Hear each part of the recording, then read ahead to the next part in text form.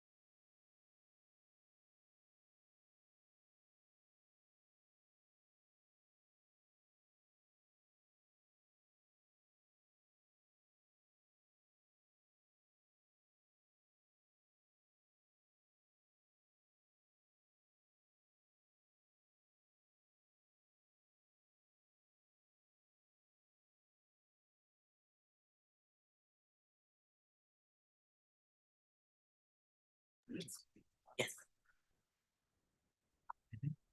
All right, everyone, we'll get started.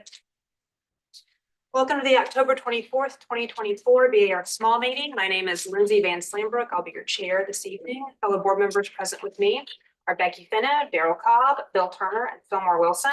City staff present are Frankie Pinto, BARS Administrator, Travis Scally, Senior Preservation Planner, and Rachel Four, Preservation Planner.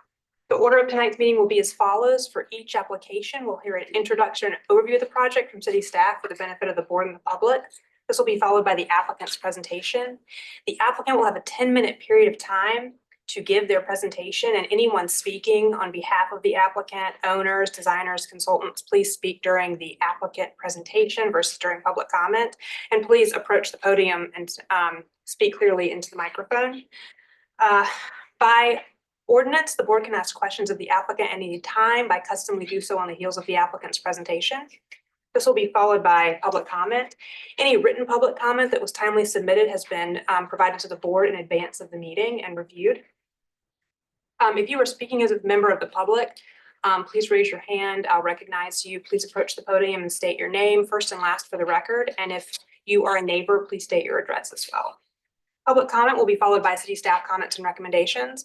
And once we've heard from the public and city staff, the applicant will have a 5-minute period of time to respond to or clarify anything raised in the public comment or the city staff comments and recommendations.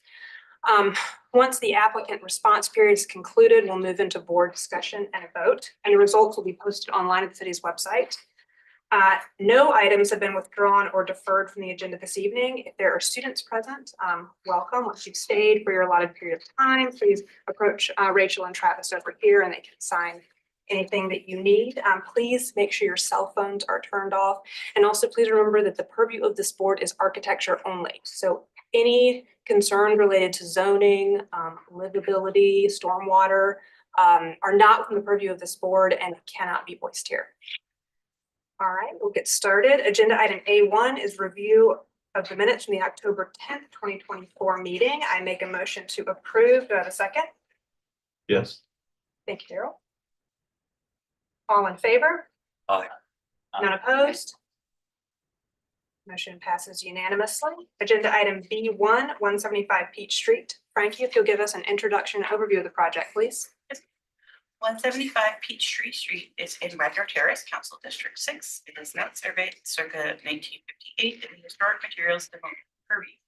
They are requesting a partial demolition of rear portion of existing structure, including rear portions of the roof.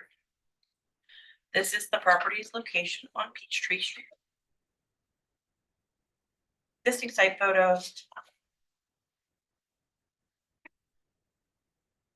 Some context of Peachtree. And I will turn it over to the applicant. Carol, I'm sorry, I forgot to put the clicker up there earlier, so if you want to use the clicker, you can also flip through for you. Okay, thank you. I'm Carol Wheeler with the Middleton Group, and I'm here with Philip Manchester, the owner. We met this morning on site and all the board members were there, which was great. And we met with city staff and representatives of historic groups, and we walked the property. We're requesting demolition or partial demolition of the rear portion of this 1958 mid-century modern residence. Next slide, please. As we walked the property, you saw that it's a kind of a uniquely shaped property. It's at the end, the termination of Peachtree Street and Devereux Street. Next slide. The property, the residence faces two streets. This is Devereux Street. You can see here the unfortunate addition of a concrete block wall that was unfinished, that was added 2019, I believe, before the owner bought the property. Here's the view from Peachtree Street and the entrance door. And this view shows a portion of the proposed demolition that's hardly visible from Peachtree Street. That's a portion of the building that encroaches into the E zone. The rear view of the property showing the portion of the building, the north elevation that encroaches into the E zone. And again, the dead end street of Peachtree Street. Next slide, please. This survey shows this dashed line which splits the property into the VE13 flood zone and the flood zone X. So a portion of the building is in the VE zone. A couple of people have asked what would need to happen to make this building compliant with flood zone regulations. Our client wants to renovate the building. This would be considered a substantial improvement. That means we would have to comply with the code and flood regulations. In our case, it would mean that we would have to elevate the structure by 4 feet, because currently it's at roughly at elevation 10, slightly below that. And with a 1 foot freeboard, we would have to elevate it 4 feet. The structure is also step on grade structure, very difficult to do that. And it would also substantially alter the appearance of this mid-century modern residence. So instead, next slide, please. We're proposing to change the rear portion of the property to get it completely out of the VE flood zone. And also adjust the floor plans to work for slide. This is a demolition plan showing the portions that we're proposing to demolish. Those are the portions that are not visible from Devereux Street and Peachtree Street. This again is the line that shows the change to the VE zone. So a portion of the property here and that infill porch, that's a non-original infill, is part of that. So we're proposing to keep these walls on Peach Street and on Devereux Street intact, and was to demolish the rear portion of that property. We've met with city staff and discussed the extent of the demolition and came to this consensus that we would gain the support from city staff for this amount of demolition. If you move to the next slide, please. It shows the roof shape of the building, again from Devereux Street and Peachtree Street. What we propose to demolish is not visible or just hardly visible here from that dead end street. This is the portion of the roof that we're proposing to demolish. And our request today is only for the demolition. Since this property is in a part of town where the BAR doesn't have purview over our proposed addition, we also can't really show what we're proposing, but it will be a 1-story addition that would be zoning compliant and subordinate to the existing structure. Next slide, please. These are the elevations again, showing the north elevation that is partially in the VE zone and the portion of the demolition showing Peachtree, where only the recessed portion of the building is seen that we're proposing to demolish, and then the west elevation where we're proposing a demolition, in addition, to get that building completely out of the VE flood zone and keep it in the X zone.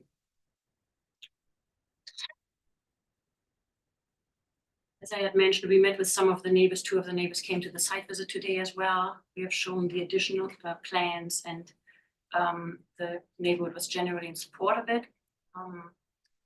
And city staff, we believe, is in support of this request, and they're happy to answer any questions that you may have. Any questions for the applicant? I don't have any. No. Thank you. All right, do we have anyone speaking?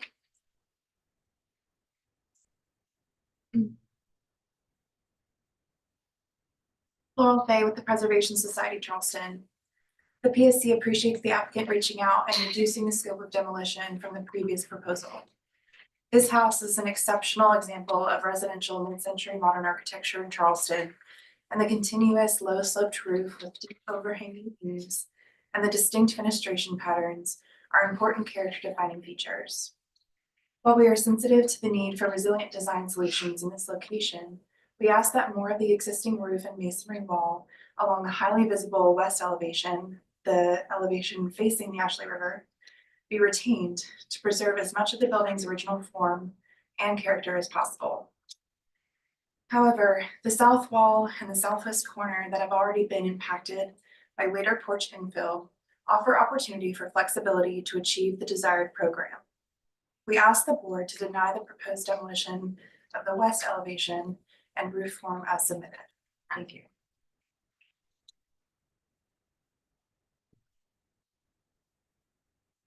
Mr. Historic Charleston Foundation. HCF has reviewed the application for partial demolition of the rear portion of the existing structure, including a portion of the roof. We appreciate the applicant reaching out, the reduction demo, and the site visit. 175 Peachtree is an example of mid-century design in Charleston, and the step-back form is a character-defining feature. It is HCF policy to not support demolition of any portion of historic structures. With limited VAR purview, we cannot consider what will be built in its place, so we ask that the applicant retain as much of the original form as possible while working with the VE flood zone restrictions. Is there anyone else speaking? Okay, Frank, if you give us city staff comments and recommendations, please.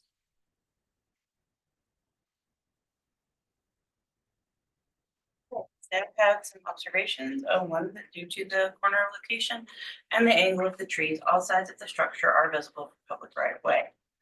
Staff would typically suggest alterations be restricted to rear of the structure as that is the least visible side. This proposal retains the two street facing facades while allowing the homeowner to expand. The southeast corner of the structure is in a floodplain, and removing that portion of the structure negates the requirement to elevate for FEMA. Staff recommendation is approval of demolition. Thank you, Frank. The applicant want to respond to or clarify anything raised in the city staff comment to the public comment? I'll just quickly respond to the public comment. First of all, thanks for your comments. We agree that the form of the building is very important for our client to be.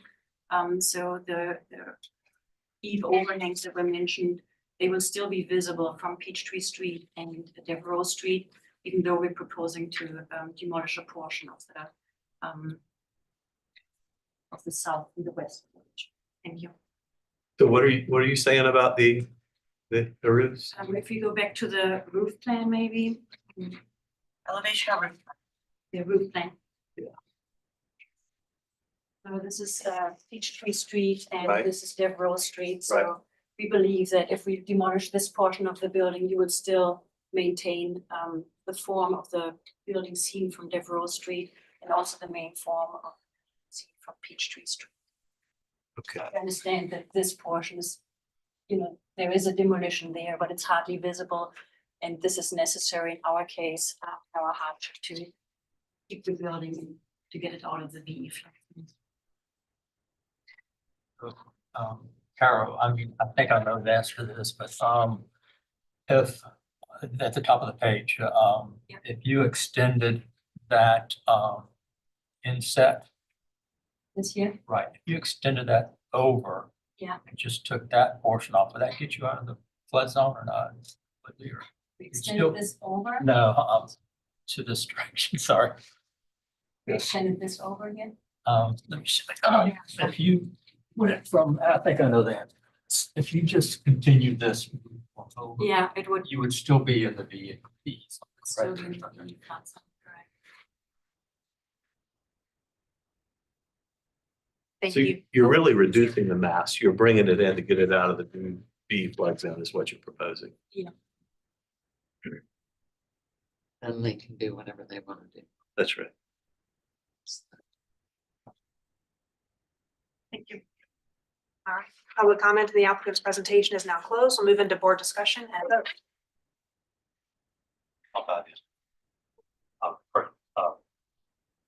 Our regular conundrum here is, of course, that we only have proof for demolition. And actually, we cannot even consider what might go back, even though in this case, architects involved would want to be sensitive. That's not part of our consideration. We have to consider it solely on the merits of the demolition request.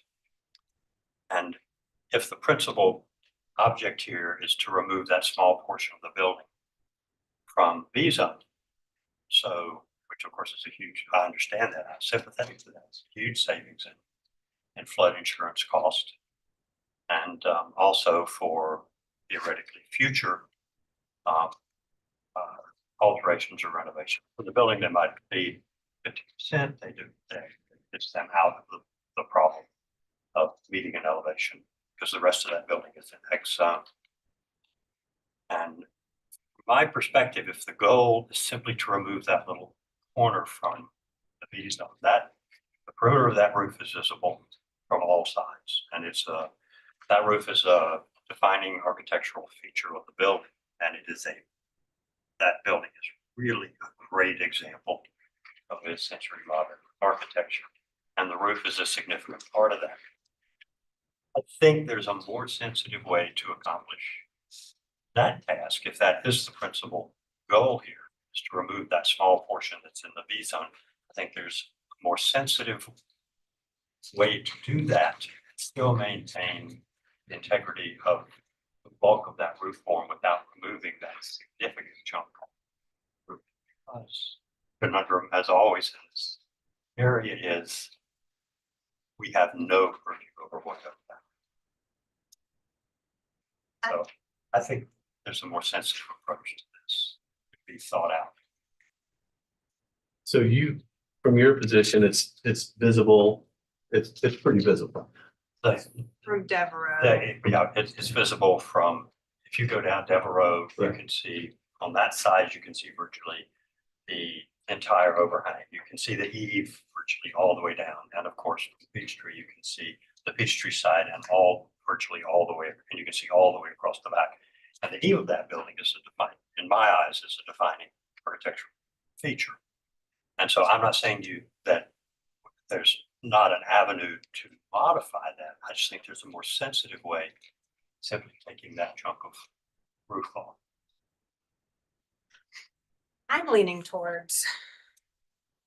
more towards approval on this one because I am sympathetic to the flood zone issue. And I'm thinking about prior decisions we've made where have approved demolition of portions of the roof, probably similar in size, talking about percentage of the roof form. And this actually makes more sense to me than those because they're typically for dormers, but we're not allowed to consider the dormers. It's clear if you cut a hole in a roof, that's what, well, hopefully someone is trying to do with it. And this makes a little more sense to me because it's at a corner of a house. So it's logically, it makes more sense to me. And I think also you still have the stepped in roof form that you're maintaining. So I'm leaning towards approval on this one. And so a lot of that is maybe based on some of our decisions over the past year. And this is a very, very significant building. I mean, if not one of the most significant building in Viking Terrace. Charleston does not possess that many examples of this quality of mid-century residential architecture. So I'm really torn with this application as to what to do.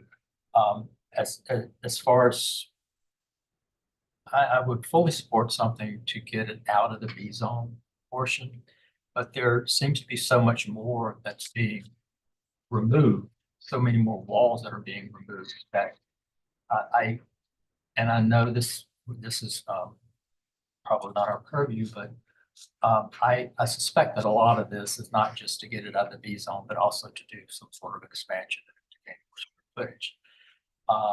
But like I said, if we were only looking at this portion of removing a portion to get it out of the B zone, I could definitely wrap my brain around that. But this building, like you said, it's got a very strong form. Part of the strong form is this roof mass. It's wide overhangs, and it is very visible. So I'm struggling. And Daryl, for your benefit, because you asked about visibility, we can't consider trees or anything covering it up there. So we have to pretend those aren't there.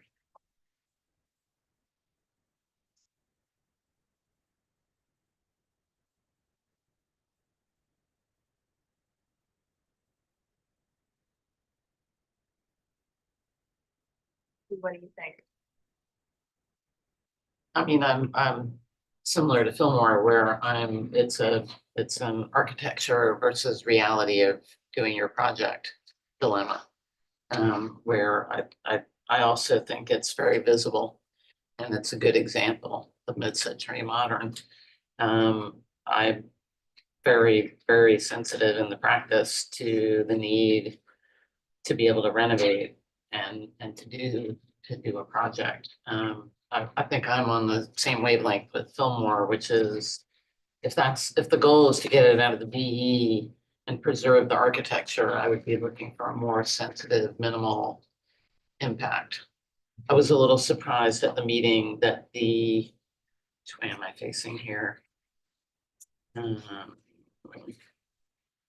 the wall, it's facing Peachtree. I was a little bit surprised at how much was being taken off. And that the full length of the wall was being taken off on that one side. So I thought it was a little bit more, it was more impactful than I would hope. I have a question. From a setback perspective, I'm assuming it can't grow any further to the left. Is that correct? There's a 9-foot setback currently, and the current building is a 16-foot I setback. see. And a zoning requires a 9-foot setback, so there is space to.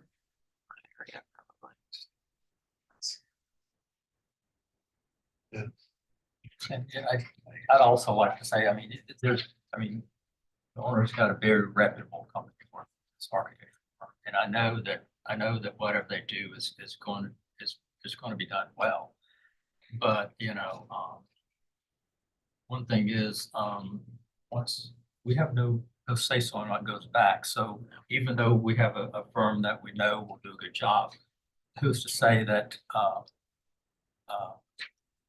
they may not always be involved? Well, I have a question for you then. With that position, are you kind of penalizing them because the board doesn't have? I wouldn't say penalize. It's just a dilemma. It's just a dilemma. These are the hardest applications we ever have because our hands are so tied up in that area. It's much easier to, in my mind, to prove a demo all or a portion south of line because we can guide what goes in place, whereas. I mean, we could approve the demo and then the walls and roof come down and nothing goes back. we might have to- I mean, I don't think it would happen, but theoretically it could. And I agree, I think that's our, certainly some level of confidence, because the people involved are on the street. Right. I think that their intention is not to do anything that's appropriate, but that really shouldn't be, technically cannot be part of our review. Right. Our mandate here is based solely on the merit of the request for demolition. We have no purview over what goes back, so we technically can't even discuss what might go back. Right. As a board. So it is all these quite often conundrums. They're difficult. Question for the board, just to give some guidance if this is moving towards a denial. Would the board be okay with the percentage of the roof being taken, if less of the walls were being taken on the areas that are outside of the flood zone? Just in an attempt to give some guidance. From my perspective, if what they're trying to do is move that corner out of the flood zone, then I think there's probably a sensitive way to do a minor modification to the roof and a lesser modification to the walls that would get the footprint of the building out of the flood zone with far less impact on the form. There'll still be some impact on it, but I'm certainly completely open to that. I understand the need I am too. to try to get that out of that corner out of the flood zone because it just impacts everything ultimately along the line. I just think there's a less impactful, more sensitive way to accomplish that goal. Now, there may be other goals here that we don't know about that have an impact, but they're not before us. I think we also lose some of the character of the house if they're required to update it. Oh, and Yeah. exactly. We would never want to. That's Yeah. why I said I could completely be behind getting it out of. So that it doesn't have to be elevated. Yes. So that That's we were- important. yeah. if we were just hearing an application, move the portion to the AV zone, I would say no problem.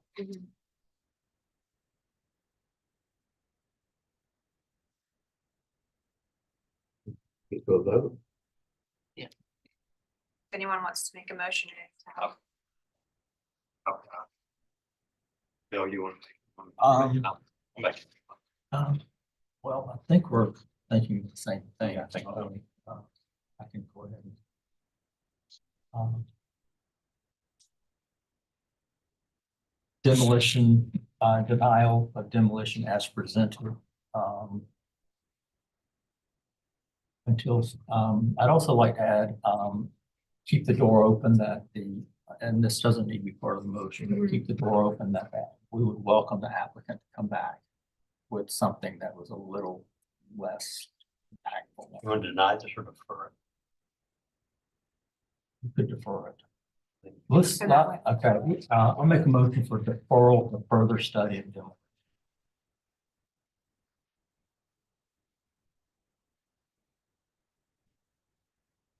Okay. We have a motion on the floor for deferral of demolition for further study. Do I have a second to Bill's motion? Yes. Okay. The motion to a vote. Becky, Yay in favor. Fillmore, Yeah, in favor. Bill, Yay in favor. Daryl. Yay. Chair votes to the majority and the motion passes unanimously. Thank you all.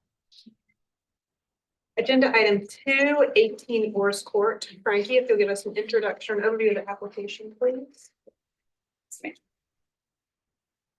18 Orrs Court, it's in West Side, Council District 6. It is not rated circa 1955 to 1957 in the historic materials demolition purview. They are requesting full demolition. This is the property's location on the Orrs Court. Existing site photos.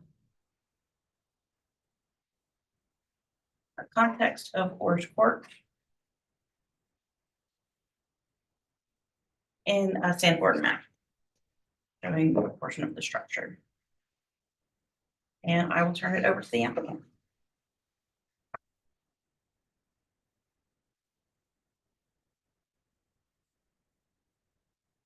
Evening, my name is Chelsea Anderson with Capital Form. I'm an architect working with the owner here to request full demolition on 18 Orrs Court. Demo was approved in 2019. It has since expired, so that's why we're coming back to the board. It was approved in 2019 via staff level because the rules were different then. It was 75 years for approval of historic materials. So it was found, which I could show the application if needed. It was found that no historic materials were on the building, so nothing older than 75 years at that time. So it was approved. So we're kind of talking about a building that should be gone, that owner was just not quick on their demolition. So we can go to the next slides to go through the survey. So the reasons for the demolition request. I don't want us to be fooled by what's listed on the tax records. I can see Frankie already updated that it's not a 1930s building. And what at quick glance might appear to be a freedman's cottage with its beautiful neighbor next door. But with further investigation through the Sanborn maps, this building does not follow with the dates of its awarded neighbor at 16 Orrs, but is instead a cheap copy from 1960s.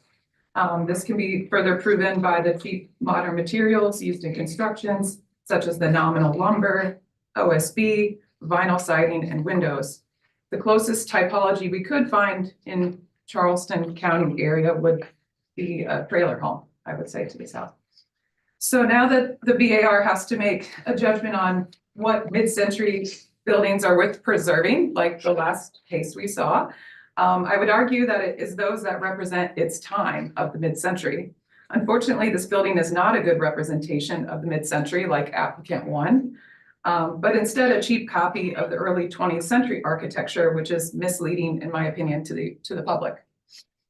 The well-represented example at 16 Orrs would be much better off standing on its own right rather than be compared to this cheap example. The argument could be made that the character defining feature of this building is its small scale. However, when it is raised to 6 feet to the minimum FEMA required height, when improvements would be made, it would be considered an additional story. In its height district, the maximum height by right would allow for an additional half story beyond that form for a total height of 2.5 stories. So once it's raised, you've got 2 stories, is what I'm saying, and then all you would be allowed is an additional half story on top of that. So if we're talking about height and scale to be protected, because this is, again, like the last application, in a district where you don't have decisions over what comes in after. And so just so we're looking at the scale, that's what we're considering. So if we go now to the survey of the property, which is on the next page.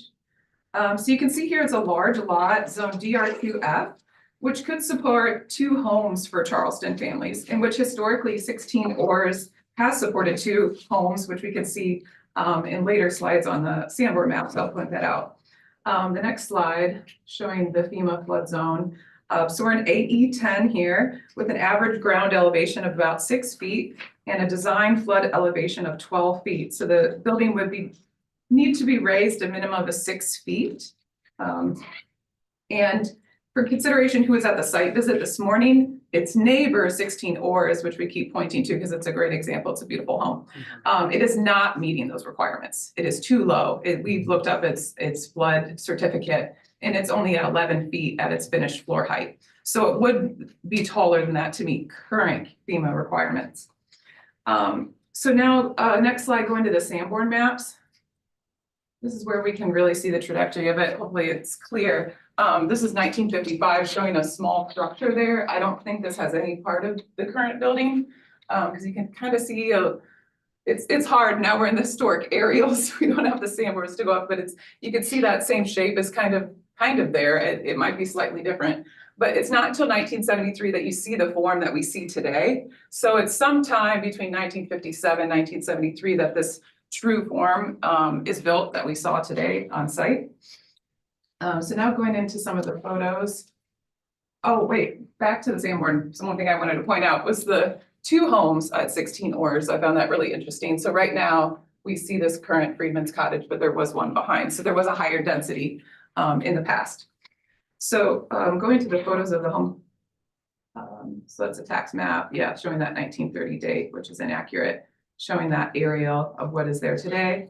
And then going into the site photos of what you all saw today. So just looking at, like I said, cheap modern materials, vinyl siding and windows. The owner opened up the walls. If you guys were able to go into the interior, we could see nominal studs, plywood, lots of mold and that kind of stuff, but nothing that appeared to be of historic material. And I'd like to read a letter.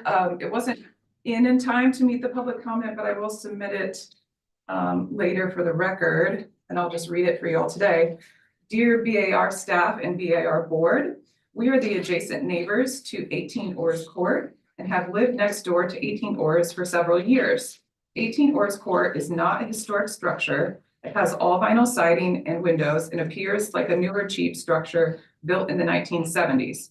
We are advocates of historic preservation. However, this structure is not that. We understand that the BAR board approved a demolition application in 2019, and it is our high hopes that the board can reinstate that today. This is coming from Kyle Dugan, 22 Oars Court owner, and Matthew Moore, 24 Oars Court owner, both signed here. So I'll submit that later. And just in conclusion, I know no decision for demolition comes easy in Charleston, but as the housing crisis continues to climb, with vacant land on the peninsula scarcely available, these hard decisions about what is worthy of being saved need to be made with sensitivity to a resilient future. In doing so, we need to plan for homes to be elevated above floodwaters and find creative housing solutions where possible to support attainable housing for Charlestonians. Thank you. Are there any questions for the applicant? No. Thank you. Do we have anyone speaking from the public?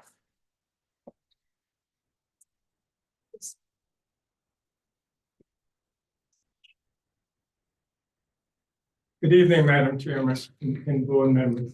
My name is Arthur Lawrence, and I live at 212 Fishburne Street.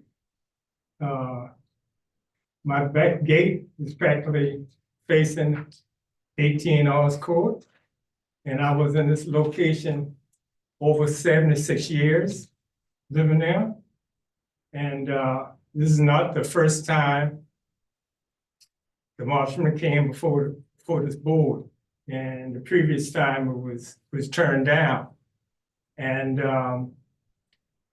the city created the neighborhood association for a reason, a big reason, that to monitor things that would happen in each community, in our community.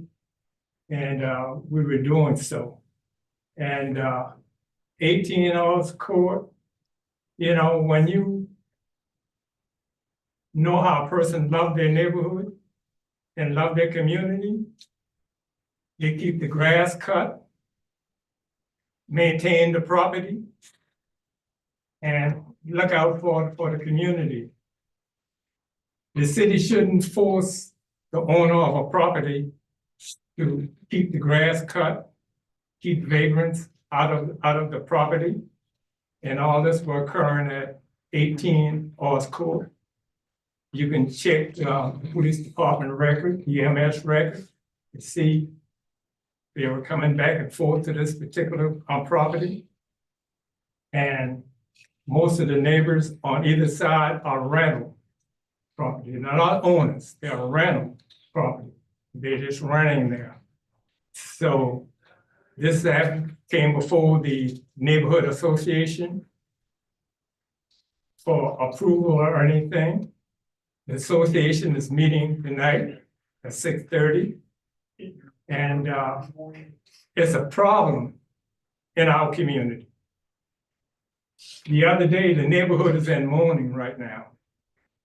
Because what happened, someone came for demolishment of 190 Lime Street. And it's a blessing that no one got killed for the demolishment of 190 Lime Street. And we went before city council the other night and tell them that they have to have stricter LOI or ordinance on people coming in and demolishing these homes with a time limit to make sure that they clean up everything that they demolished and where they tore down and all the debris removed from the site. And we hope that city council act on that and give the board more power to punish those individuals that come in and destroy the Freeman Cottage. That house on 190 Lime Street, one of Charleston jewels, one of the oldest college in the city of Charleston. The oldest. Now, when people come to demolishment, no plan showing what's gonna go there. Haven't talked to the neighborhood association. Picks different people in the community to talk to instead of talking to the long-term residents of the neighborhood. And other factors, when you give people the authority to demolish property, 174 Fishburne Street, you gave them the authority to demolish the property, and you're creating the community as a zone that someone dropped a bomb on. On the other hand, you have other property that people came before the board for demolishment about 3 or 4 months ago. And that building is still there with the eyesore in this community. We need to stop all this demolishment and have those individuals come with a true plan, what they're planning on, not the economic plan for the owner, but to make sure that the history of Charleston and the history of this community stay intact. Now, 18 Oz Court, I watched that house for over 76 years. 76 years. And the last developer wanna have a drastic plan for 18 hours code and also run all the way to Ashley Avenue. But the board and the city keep turning it down. We have a 2.5-story height for this area. And they say that, you know, if you raise it, it would be out of scope. No, you can go right across the street, across from 210 Fishburne Street, where they raised a Freeman Cottage and everything fit in the scope for the community. So we ask you to deny this demolishment and have them to come to the association and plead their case to the association and don't go ahead with this because we're sick and tired of what's happening in our community, and this will not happen any place else. I don't know why, but my community is in the center, the heart of the city of Charleston, and we should protect this neighborhood. Thank you. Thank you, Mr. Lawrence. Mr. Lawrence, just so you know, we are pursuing, investigating the demolition of 190 line. Thank you.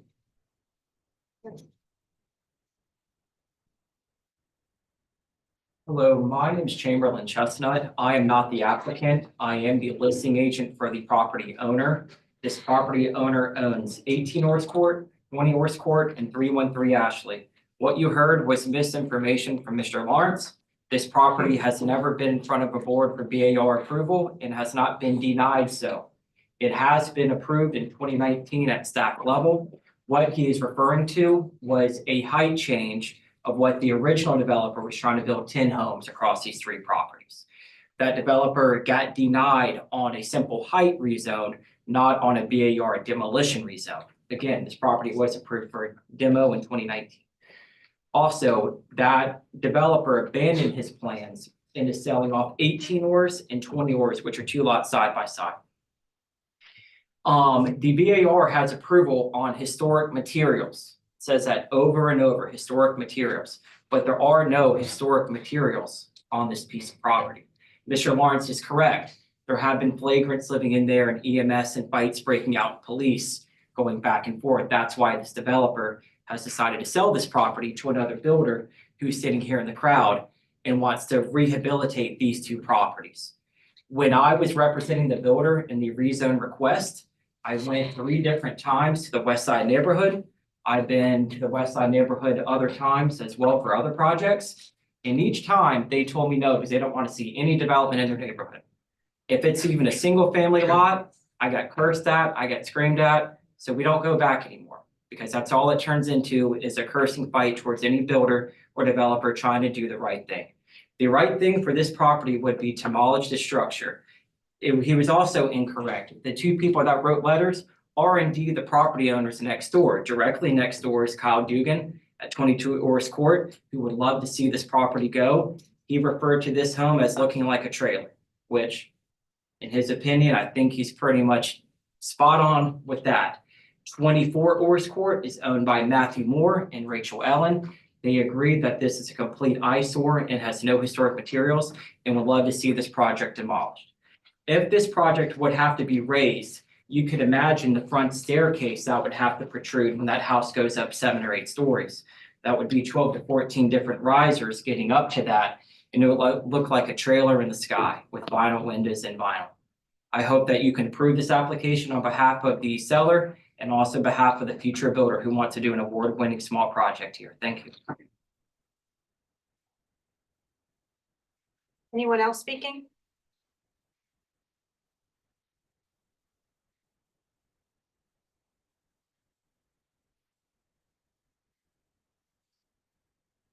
My name is Jeffrey Stas. I would be the potential builder here. To clarify, I live at 14 Dingle Street, which is in this neighborhood. And in my house, when we built, we had a historic Freeman's Cottage that we did preserve and did build behind. Respectfully to everyone, this is not a Freeman's Cottage. And we do have to be aware in our neighborhood of what we save and aware of how we save it, while also meeting demand for people who want to come and live in our neighborhood. If history just becomes age, then we don't need to have a board. If it's just 50 years makes history, then everything is saved. And there is no thought as to what constitutes history, what makes a historic material meaningful or relevant. It's as soon as it's over 50 years old, and then we just go to carbon dating. I'm looking at the materials used in there. I mean, you've got barcode printed nominal lumber. That wasn't available even in the 60s. So we're looking at mid-70s construction to the lowest possible form. I would love to save history. I have saved history. I lived with saved history. But there's a difference between an antique and a replica. And I would argue that this is not an antique, this is a replica. Thank you. Is there anyone else speaking?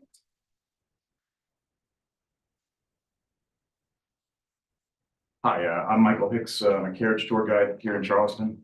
And I understand the desire to want to demolish this building. But frankly, I'm with Mr. Lawrence here that I would like some form of assurance of a clear plan. And, that we're not just going to come in here and just tear it down just because we can. That's number one. Number two is age does make it history. Change for the sake of change is unhealthy, especially for Charleston. And moreover, if at the very earliest, the building materials for this building would have been, as you said, the mid-70s, then that would mean that they are now historically protected given the 50-year historic preservation ordinance. So is asbestos. I'm not going to argue on that matter. The fact of the matter is that the argument that was presented here, I just don't find that it is sufficient enough to justify tearing this house for those reasons. Now, I find that ultimately that you're not incorrect in saying that just because it's old, means that we have to, die on the hill of saving it. But I do think that it's important that at the very least, we give greater consideration to the neighbors. Because otherwise it might just be this building today, and it could just be this building tomorrow. And then one day at a time, you'll have nothing left. I just would advise caution to the board. And personally, I would like to see a better and more solid plan. Thank you very much. Thank you. Unfortunately, you've already had the opportunity to I speak. can't have a so- rebuttal on that. You can if we can get through to the rebuttal period. Is there anyone else speaking during the public comment? Okay, Frankie, if you'll give us city staff comments and recommendations.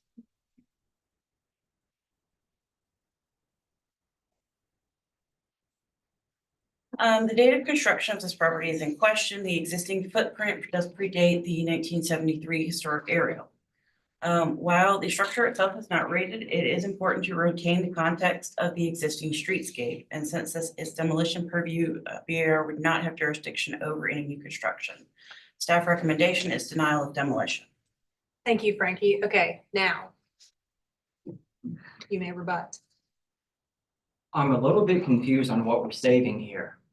We're not saving windows, we're not saving siding, we're not saving roof and soffits and corbels. What exactly is this gentleman supposed to save?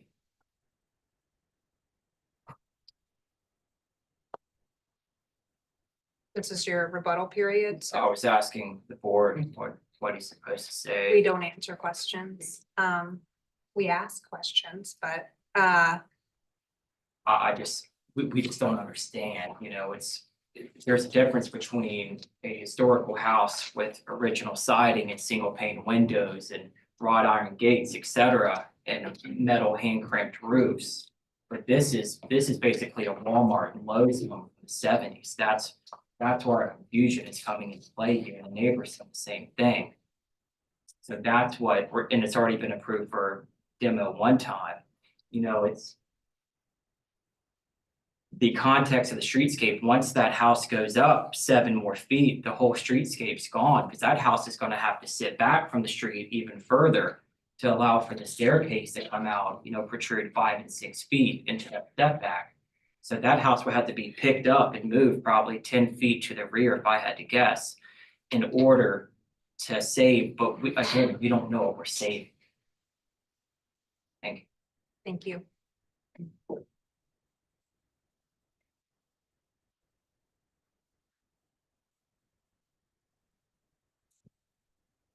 Just want to clarify a few things, just to confirm it's not a Freedman's cottage from its date and period. Also, as we've been discussing with the past 2 applications, no future plans can be considered. So as much as the neighborhood would like to be involved in that, you could get the demolition approved and somebody else could buy it. You know, these owners that currently present that plan that everyone loves in the neighborhood, they could end up selling it to someone else, and then it's already demolished, it's already gone. Somebody else can build something completely different. So the only thing we can rest our hat on is the 2.5-story height district. And that's what we can go by. And so that's what protects this streetscape. So that protects it from, you know, what I'm saying is we're already going to be elevating at 6 feet. That's a story. So the ground level is already a story, and then the building itself will be a story, and then a half story. And half story by BAR standards is that you can have 30% dormer area along a wall, and you can have a 2-foot knee wall.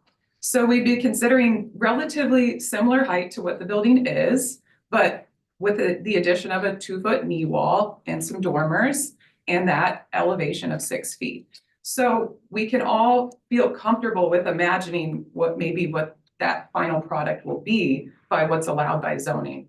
And that's all we can go off of here, because once it's demolished, that's it. It's out of the BAR's hands at that point.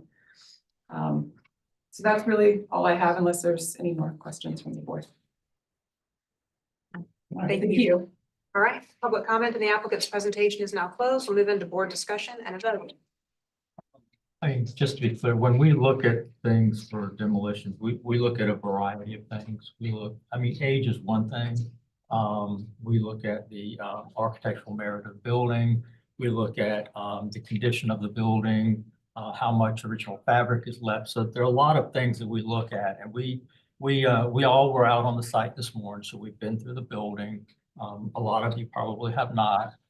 So we have a pretty good idea of what we're dealing with here. You know, I overlaid the Sanborn map on top of the survey today, and yeah, the rear portion of this building could be what's shown on that 55 Sanborn, but whether or not it is or is not, in going through that property, there's not a whole lot. If it does date back to 55, there's very little of what might have been in the 55 building left. It is mostly modern material. When you stick your head underneath, and it's not much to get under. All the floor framing. That's modern floor framing. So if there's anything historic material left on this, it's very, very little. You may have some framing if that portion at the rear is what's on the 55s, but it's just not much left there. And the windows are gone. If you peel the vinyl siding back, there's sheathing underneath. There's no siding, no windows, the doors are gone. So in my opinion, if this was once a historic building, there's not enough left. There's just very little left to it. I'm thankful for the people who spoke on behalf of preservation. I think that's really important. I grew up in Charleston.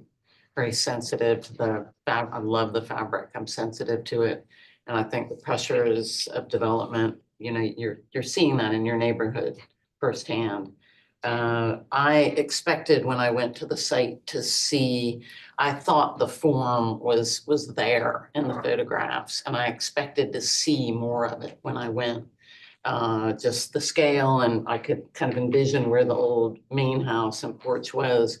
When I looked underneath, I was surprised. I expected to see the old framing and the division of the framing, and that would tell the story, and it wasn't there. I mean, none of it was there. So I was surprised, and I think there just is there's really minimal fabric. They might have reused it from some building that was there at some point, but maybe one brick pier, and I don't even know if that was old, and one girder, but very, just really no historic fabric. And I agree with what Peggy is saying, and Bill, relative to the amount of historic fabric, I'm not sure there's any left. You know, if the vinyl siding, if you'd pulled it off and there'd been early siding there, I might have had a different approach. I think maybe at the back, if that's a little older, there may be some roof sheathing boards up there that might, from looking up in the holes in the ceiling there, but that would be about it. But even if there was minimal historic material, for me, you know, one of the things that our purview there under demolition protects this form. And so if it weren't for that, you could cover a historic cottage in vinyl and say there's no visible historic material there, so we can tear it down, which is incorrect because the form's there. I agree with Betty. I looked hard to try to identify a historic form that was salvageable in that building, and I really couldn't see it. If I had been able to see it, I would have a different opinion about this, even if there was minimal historic material. But I don't think that there's an original form there, and probably if there wasn't, you know, the earliest form would have been probably from the 50s, not earlier. So it may have been a mimic of a freedman's cottage. But even that, I think that the earliest thing you might find there would be from the 50s, and even that thing was lost. So yeah. I'm struggling to find, and I'm always trying to find something that I can hang my hat on to save a small structure like this. But I'm struggling to find it with this one. I'd agree with you. When I looked under it, there were CMU piers at the front and CMU piers at the back, and there were a few brick piers here and there, but I didn't see enough. And I watched you peel the vinyl siding off. And then I walked inside and looked at the rafters. I couldn't find any historical context in there. So even though in one section there was some info with CMU, and I was kind of, hoping it was going to be cinder, but I looked at it, it's not. It's just CMU. It wasn't even cinder block, and so that would kind of give me, something back to me. I have nothing. I'm leaning towards approval of demolition. That's submitted. I'd like to make a motion. We have a Motion would be for approval of demolition as submitted.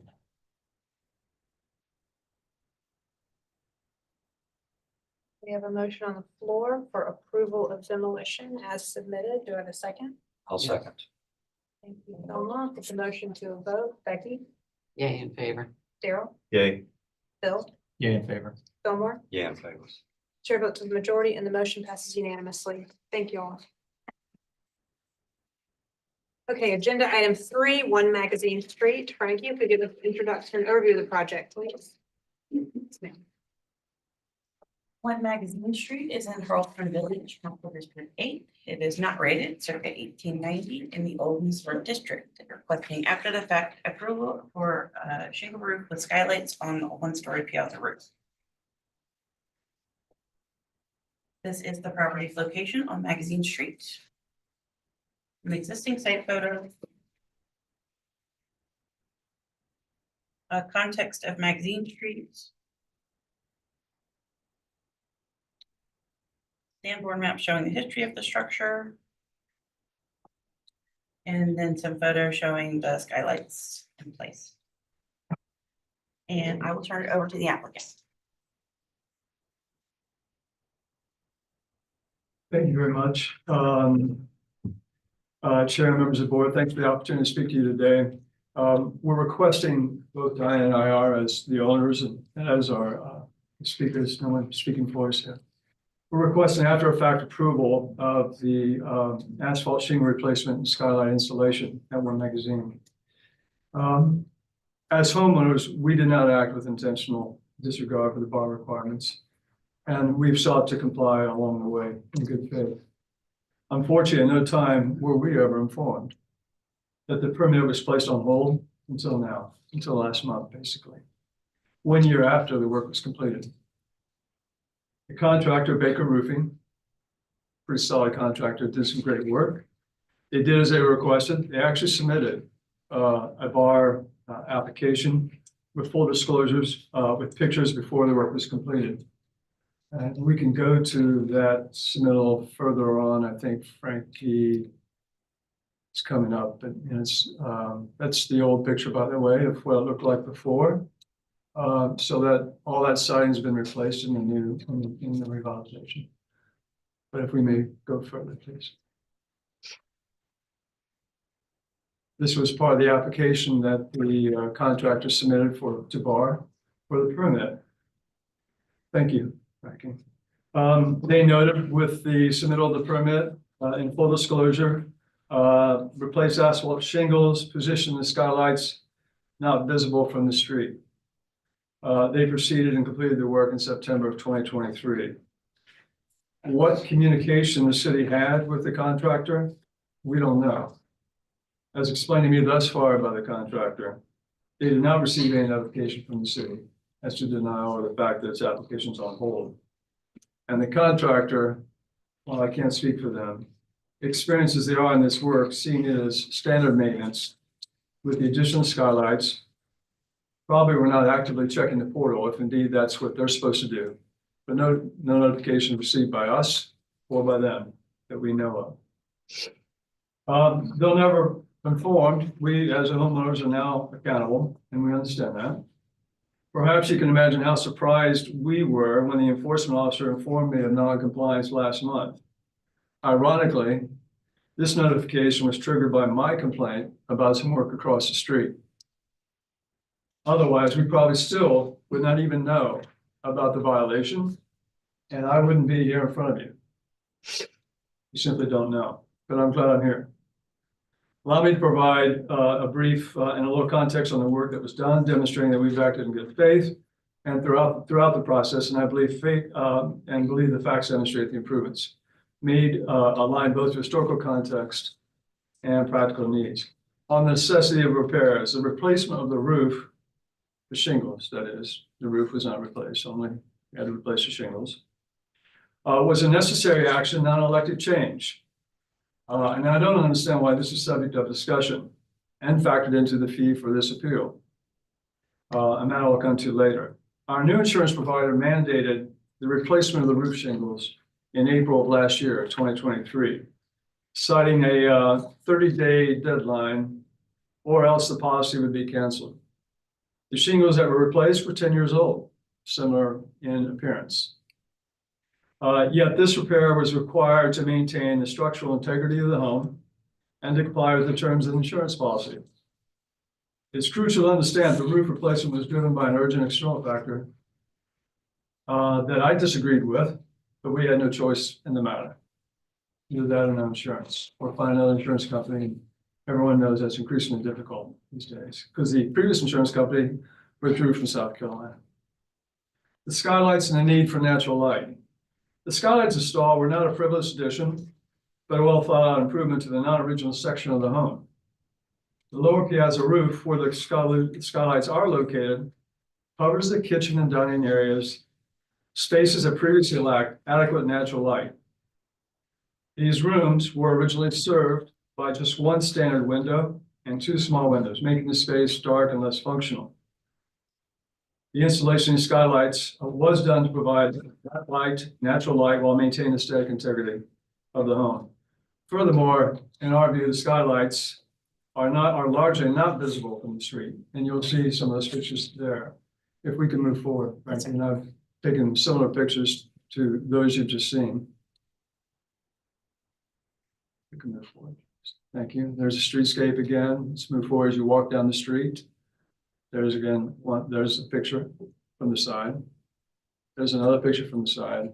I don't know how they got there so up close. And there's, I mean, that's what you see when you walk down one magazine. It's a pretty narrow street and there's a lot of pedestrian activity.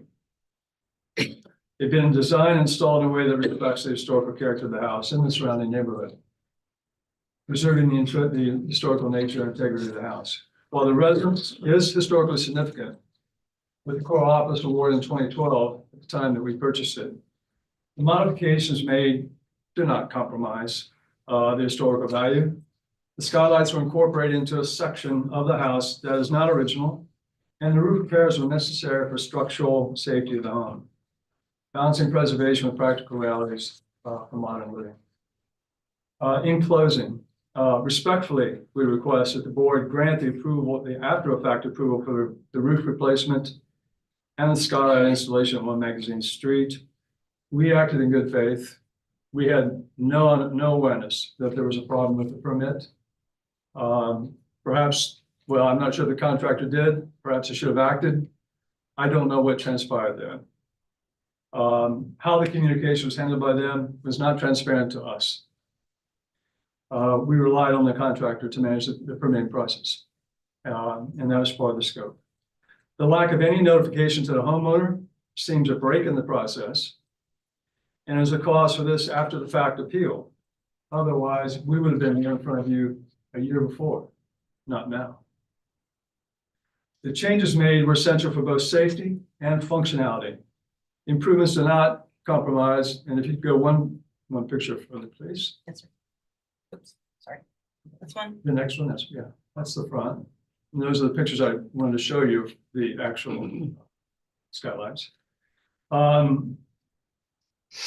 They were made for, and we now have the benefit of the current pictures. If you look at the front entrance of the street or the picture before this, please. And there's a couple other pictures as well that we've all seen already. So it's not very visible at all. You have to point it to someone for them to be able to see it. And then it's only in a very limited view. And then finally, we request reconsideration of the fee. It's been assessed on the total value of the project. So the shingle replacement and the skylight installation was closer to $11,000, over $10,000. And I'm not sure why the shingle replacement is a matter before the bar as a maintenance item. And for that reason, we've been assessed at not on, I don't know what's that issue, whether it's shingles or whether it's the skylights. It's a little confusing. And the cost of replacing the asphalt shingles should not, in our view, be included. It's standard maintenance, I think. And so we contend it's after the fact only because we have just now been informed about it. We would have been here before. I also know that there's maybe one inspector doing this for the entire city. And maybe at this time last year, I'm not sure there was even that. So I know the city has its own challenges in trying to be uniform in terms of how we see compliance. So please let me know if you have any questions. Jill, stay there. The board might have questions. Are we reviewing the shingle replacement or only reviewing the skylights? So the reason, staff had no problem with the shingles and we could have approved the shingles. The problem was the request came in as a request to re-shingle the roof and add the skylight. So we don't have a way to separate the two items. That has to be done by the applicant. Which would have been the roofing contractor. The same reason for the fee, because the original request is what was denied, we have to assess it as the entire thing because the shingles weren't pulled out and approved separately. We have no problem with the shingles. That could have been approved over the counter by staff. Okay. Any other questions for Frankie? So when the application was made, Was there communication with the roofing company about the Yes, fact that it was not being approved? Yes, sir, that is part, I do have that in staff comment, but let me clarify because I just stated in the staff observation that it was denied. They were notified via email on the day of denial. The contractor. The contractor was. We have a date, please. August 28th, last year. Yes, ma'am. Typically with this, the contractor only provides us with the contact, with their own contact information. They typically do not give us the homeowner's contact information. But we only contact the applicant. That's just the standard practice as they're our point of contact. That is more than I knew. So the skylights, Wasn't aware you didn't know. the skylights were denied, but the roof is The approved? permit was denied because of the skylight. Okay, They should have done it as a separate. They should, yes, if application. the roof, the contractor would have had to request the items separated and revise the permit in order for us to just approve the roof. understood. But since it was requested as a whole, we had to deny it as a whole. The shingles themselves are not a problem. The shingle was replacing shingle. Yes. Any other questions for Frankie or the applicant? Or applicants. Applicants, excuse me. Thank Sorry. you. All right, we'll move into public comment. Do we have anyone speaking? Thank you. Amanda Nestor, Historic Charleston Foundation. HCF has reviewed the application for after-the-fact approval for shingle roof with skylights at One Magazine. Secretary of Interior Standards states that skylights negatively impact the character of a historic structure when placed on a visible portion of the roof. We believe that the skylights are visible from the public view, and we respectfully recommend the denial of after-the-fact approval of the skylights.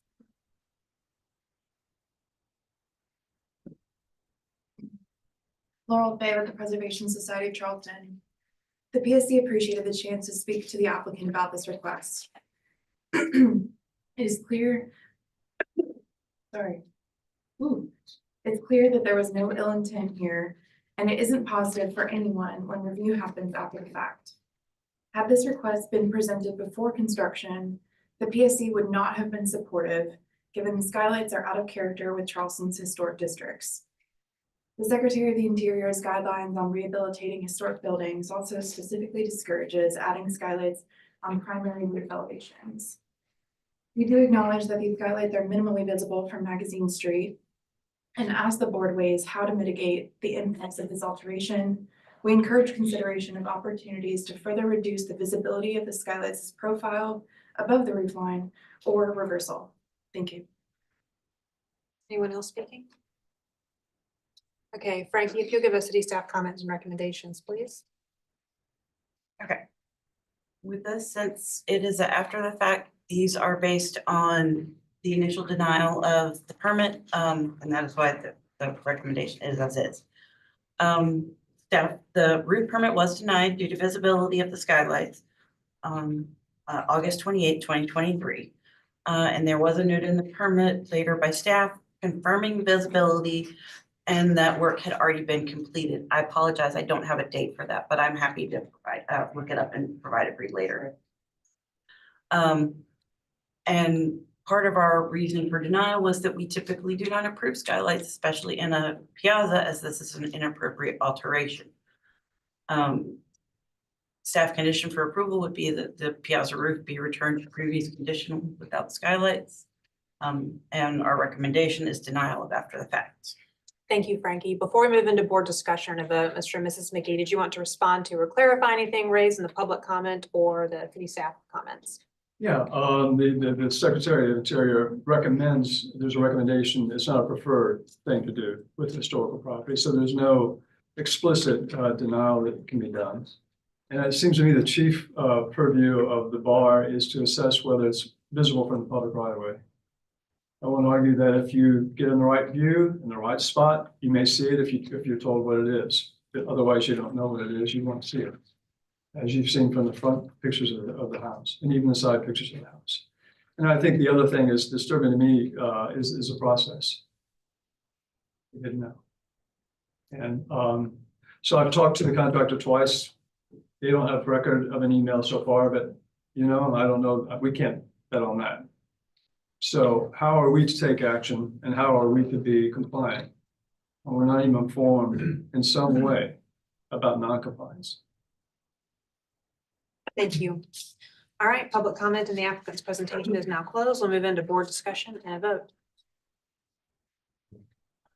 I mean, of course, we see this periodically, unfortunately, and their contractors do not do their due diligence. And then, of course, it ends up landing in the lap of the homeowner when the homeowner is continuous as an innocent bystander. However, I did go by there this morning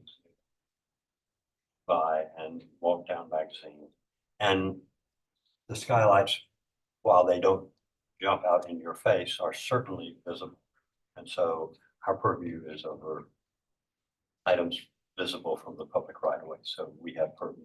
So I don't think that's a question here. I mean, that's for me, that's kind of off the table. We have purview. And I have no issue with the shingles on the roof. There were shingles before that should have been easily established at staff level. So I have no issue with that. For me, it sort of comes down to the two things. One is that we rarely approve after the fact because it sets up really, in my view, it sets some really dangerous precedent, even though honestly, every application is different. So you have to consider that.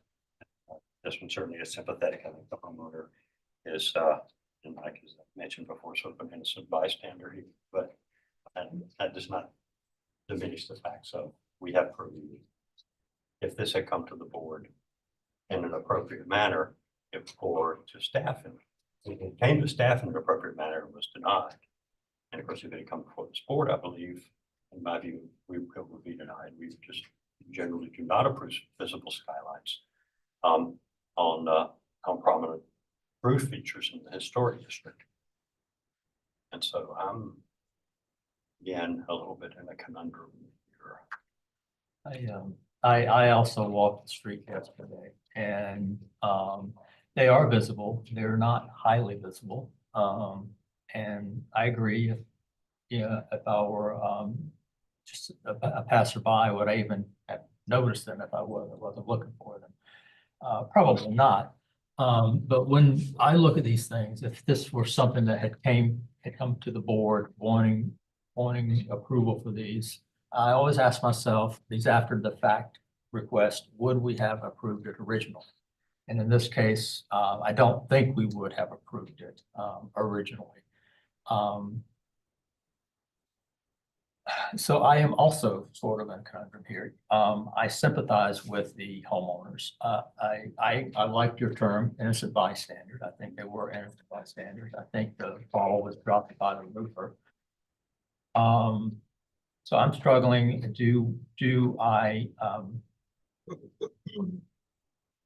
Do I oppose this and have the skylights removed in order not to set this slippery slope of precedence? And a lot of times these after the facts that come in, I oppose them simply because it's people that have come in and they've tried to, they've done it because they know that they shouldn't do it. And they say, okay, we'll just come in and give forgiveness later. This is clearly not the case here. Yeah, I don't know. I'm struggling. The precedent issue, but also they are not very visible. They're visible, but they are not very visible. It's not like they are on the side of a gabled roof or something. They're nearly flat. You can't see the lenses up them at all. I mean, you can just see the frame. You just see the frame. That's it. I think this is really hard, and I agree with you. I'm struggling, but I also realize I think there's also some precedent in terms of the applicants we see, and that these applicants are clearly different than other applicants we see that act first and act and ask for forgiveness later. So I think in a way, we would maybe not be setting a precedent. And I'm also really looking at the visibility too. A lot of those applicants that come in with after the fact, it's really visible. I'm thinking of the Henry's application a few weeks ago where it's really, really visible, and it just puts us at it. And even if it's something that perhaps we maybe would have approved, our hands are tied because it's so visible. I think this is a really hard one in general, because after the fact comes before this board and we generally deny them, but this one is so minimally visible. And I think these applicants are innocent bystanders, so. But we have had applicants that were innocent bystanders before, and admittedly, I think of 2 or 3 that the actual facts were more visible and more egregious, but in all honesty, the homeowners were pretty innocent bystanders in those too, and it was the fault of the contractor. And our approach was to deny, and then the homeowner has the option, of course, of chasing after the contractor for remuneration. But those are more visible. I don't think that we've had one. Honestly, is not a highly visible state. I don't know. I'm sympathetic to the circumstances, but they're visible and they're not appropriate. Yeah. I mean, I don't know. And I do believe that when we approve after the fact, I think it does tend to encourage asking for forgiveness. And so I am reluctant to do that. For the reason it is, we do have purview, it is visible, and it is not appropriate. It sounds like the board would have never approved this. I think, we can never say never because every, situation is different, but I think it's highly unlikely that the board The staff denied it. The staff denied it. It just, it really just, does, sort of violate our interior standards and our guidelines. So I think it would be a hard sell to get that approved.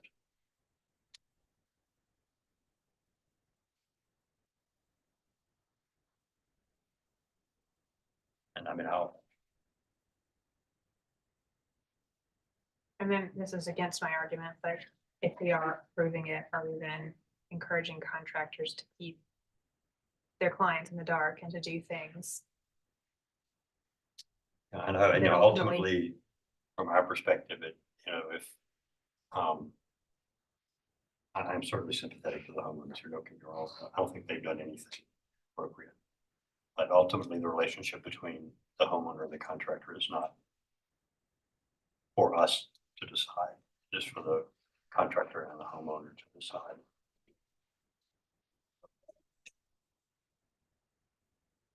I would make a motion for denial of approval of the skylights.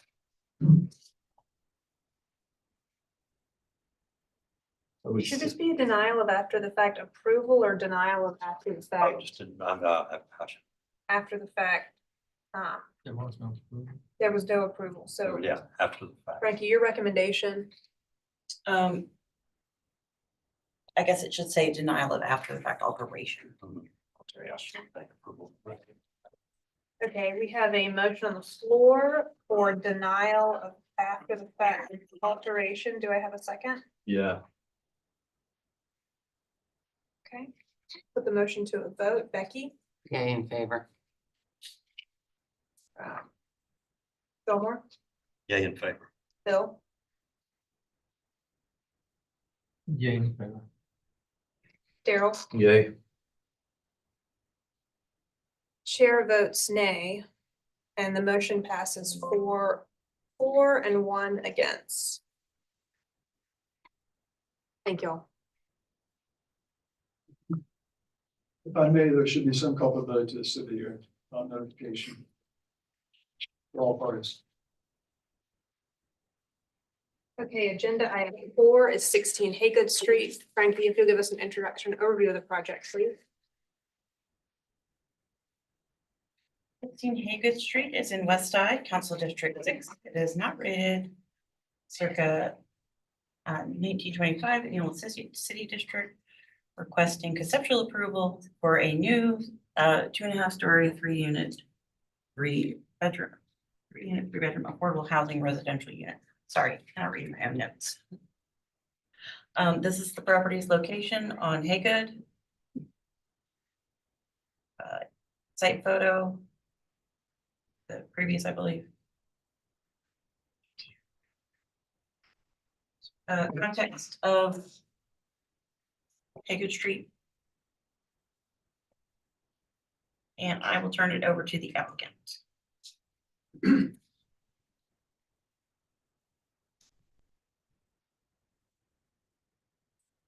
Good evening, I'm David Hill, I'm the architect for this project. And because I'm an architect, I'm gonna wave my arms around a lot. And you're gonna see these bandages. I just want to assure everybody it's not trauma. I am a platelet donor. And the vampires at Red Cross are after me all the time, so everything's okay. I donated platelets, I voted today, and I'm going for the trifecta. Maybe we can. Can we offer you some cookies? No, I raided their stash greatly, thank you. Yeah, maybe in the trifecta, we can make a little corner of downtown, make it nicer. This is a very nice project. Let's walk you through the drawings. Picture she showed originally showed a house wrapped in Tyvek. That's burned down. Yeah. And so what we have done basically is tried to follow the historic footprint of what was there. We're still within that year time frame. You may or may not know that we had to go before the BZA on this, and in doing so, we had reached out to the adjacent property owner, received that, made some adjustments to the design, and ultimately received approval for that. Partially, I'm sure, because of their support. Let's go to the next. Sorry. Street elevation. Go to the next, please. Basically, what we've done is it's a 2.5-story building that's elevated about 6 feet. So it's the exact same floor plan on the first and second elevated floors, and on the top floor, we are 1 square foot under 50% of the underlying square footage. So we have met those requirements, again, from a zoning perspective, in terms of the floor plan articulation of the project. We'll go to the next one, please. Elevations of the proposed building. One of the things we did, if you look at the front elevation, top left of this image, we pulled that sidewall of the side porch there, so that we had a 30-inch clearance from that to the immediately adjacent property, which is on the property line. We felt like that was a good move for a lot of reasons. Architecturally, it gives some access back along the side of the house, increases the constructability, and I think there's a safety issue there too. Certainly the history of the previous building burning down, staying off that property line has got to help a little bit anyway. We'll keep going, please. Or is that it? Sorry, that's the last one. Okay. A couple more points I would make about this. It is an affordable housing project. Affordable housing is very, very, very hard to do for a lot of reasons, not least of which is financial, of course. But I think this client, Mr. Halkuza, is taking an interesting approach to it. You may or may not be familiar with insulated concrete form construction. It's very durable, so that has resiliency in mind.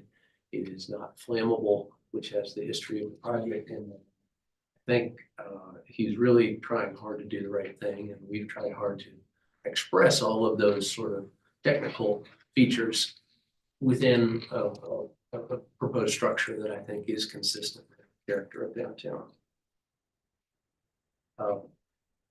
I don't know if this is the right point in the meeting to request this, but depending on how things go, we'd love to. Well, I think the design is pretty well developed. We've certainly got a lot more drawings to do. We'd love to get your feedback on this, hear if there's anything that could be further addressed, and maybe potentially work through staff if we can get through this. I think it's a good design, but it's up to y'all. We'll see what you say. Thank you. Thank you. Are there any questions for the applicant? I have one. When I look at the front elevation, what is that I'm seeing above the door, the piazza screen door? Is that some sort of a vent or a punched opening? It's a case opening. Okay. Any other questions? I have one. I'm a little. I guess I'm looking at the site photo of the building to the right. And then the elevation, the street elevation. I guess I'm trying to figure out how your eve height is the same as that eve height, as that building looks fairly low in the photograph. I don't know if you can speak to that. Oh, On the streetscape, yeah, we might have to go back to the streetscape to address that. it looks like the eve is similar, but then in the site photos, the building actually looks fairly low, maybe.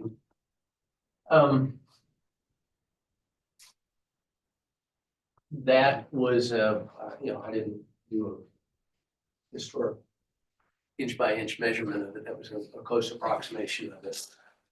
I don't think our goal was necessarily to try to replicate the eve height in the new building. If that's slightly misrepresented as being a little bit too tall. That's a fault of measurement. But it is within the height parameters that are there, that have been established for that property. And since it is elevated 6 feet, it's hard to accommodate all the programmatic elements and also match the building next door, which is not elevated. Any other questions? And my comment earlier, I was confused at the photo. We reviewed this property for demolition a few years ago. So I did not know that it had burned down. So I wondered what is this doing here? So, is there anyone speaking for the public?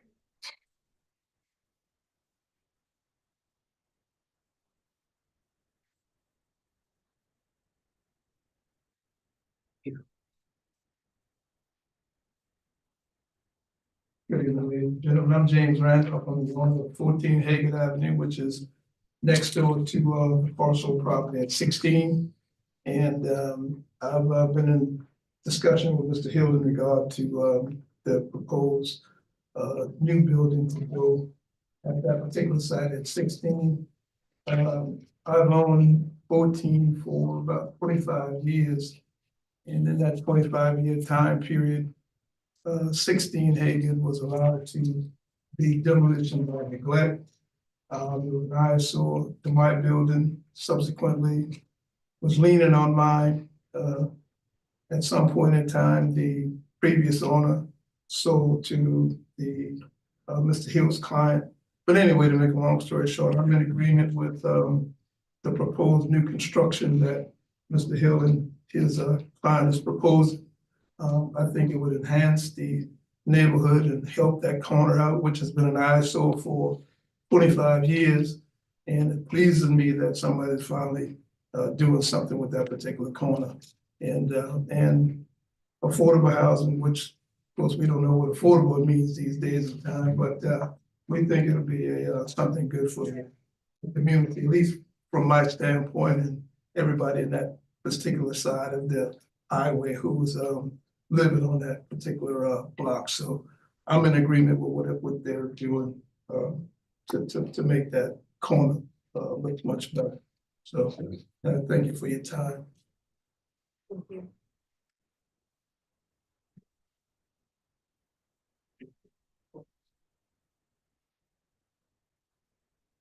Again, good evening.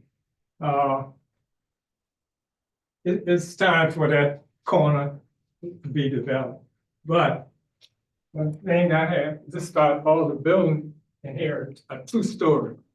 And the way how you have the roof is constructed, it overshadow all these other houses. And it almost looked like this is a three-story building instead of two and a half story. And you know, and the other concern is about parking. Now, where the people that rent the apartment, where they're gonna park. And, because you know, right there, there's a problem with parking in that particular area. And the only concern is, like I alluded to, the three-story, change it from three-story instead of two and a half story. Someone mentioned about how the facade had looked overhanging the side. I think you probably have to go back and look at that.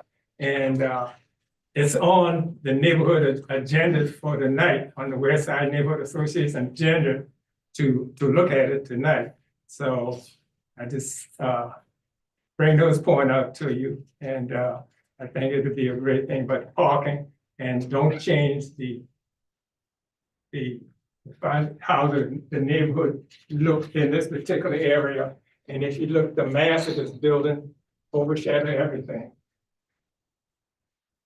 Thank you, Mr. Lawrence. Anyone else?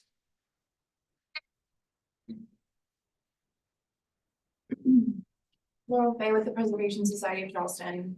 The PSC appreciates the applicant reaching out to us on this proposal. We would like to start by lamenting the loss of the previously existing historic building lost to fire earlier this year, following the denial of demolition in 2023. The existing photos provided are outdated, and moving forward, we ask the applicant to provide clearer documentation of existing site conditions for the benefit of the public. The PSC appreciates that the proposed design honors the footprint and single house form of the building that previously occupied the site, and feels this design is starting in a good place. However, the dormers add considerable height and mass that should be eliminated or reduced to more sensitively relate to the small scale streetscape. We also encourage creative solutions to break up the expanse of the tall piazza screen. Adding a couple of exterior steps in front of the piazza screen, as well as a piazza door hood, could improve this feature's perceived height, proportions, and details. Thank you.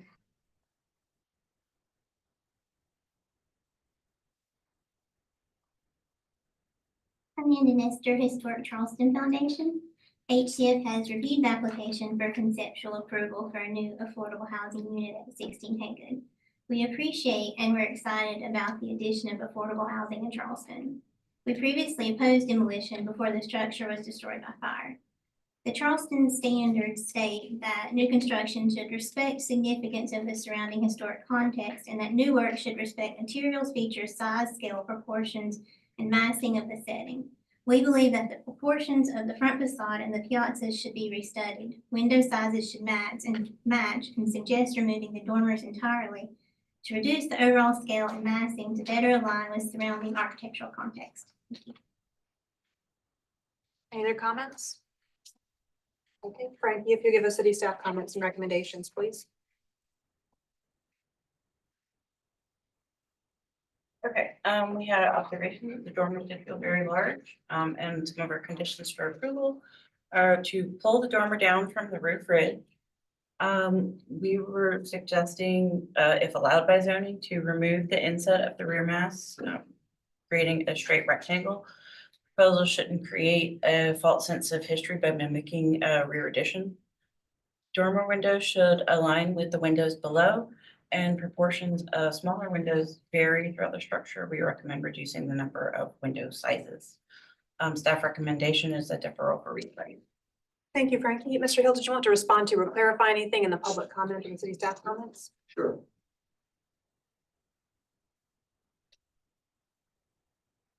So there is not a requirement for parking. That's what it's on. We didn't make that rule. There just isn't that requirement.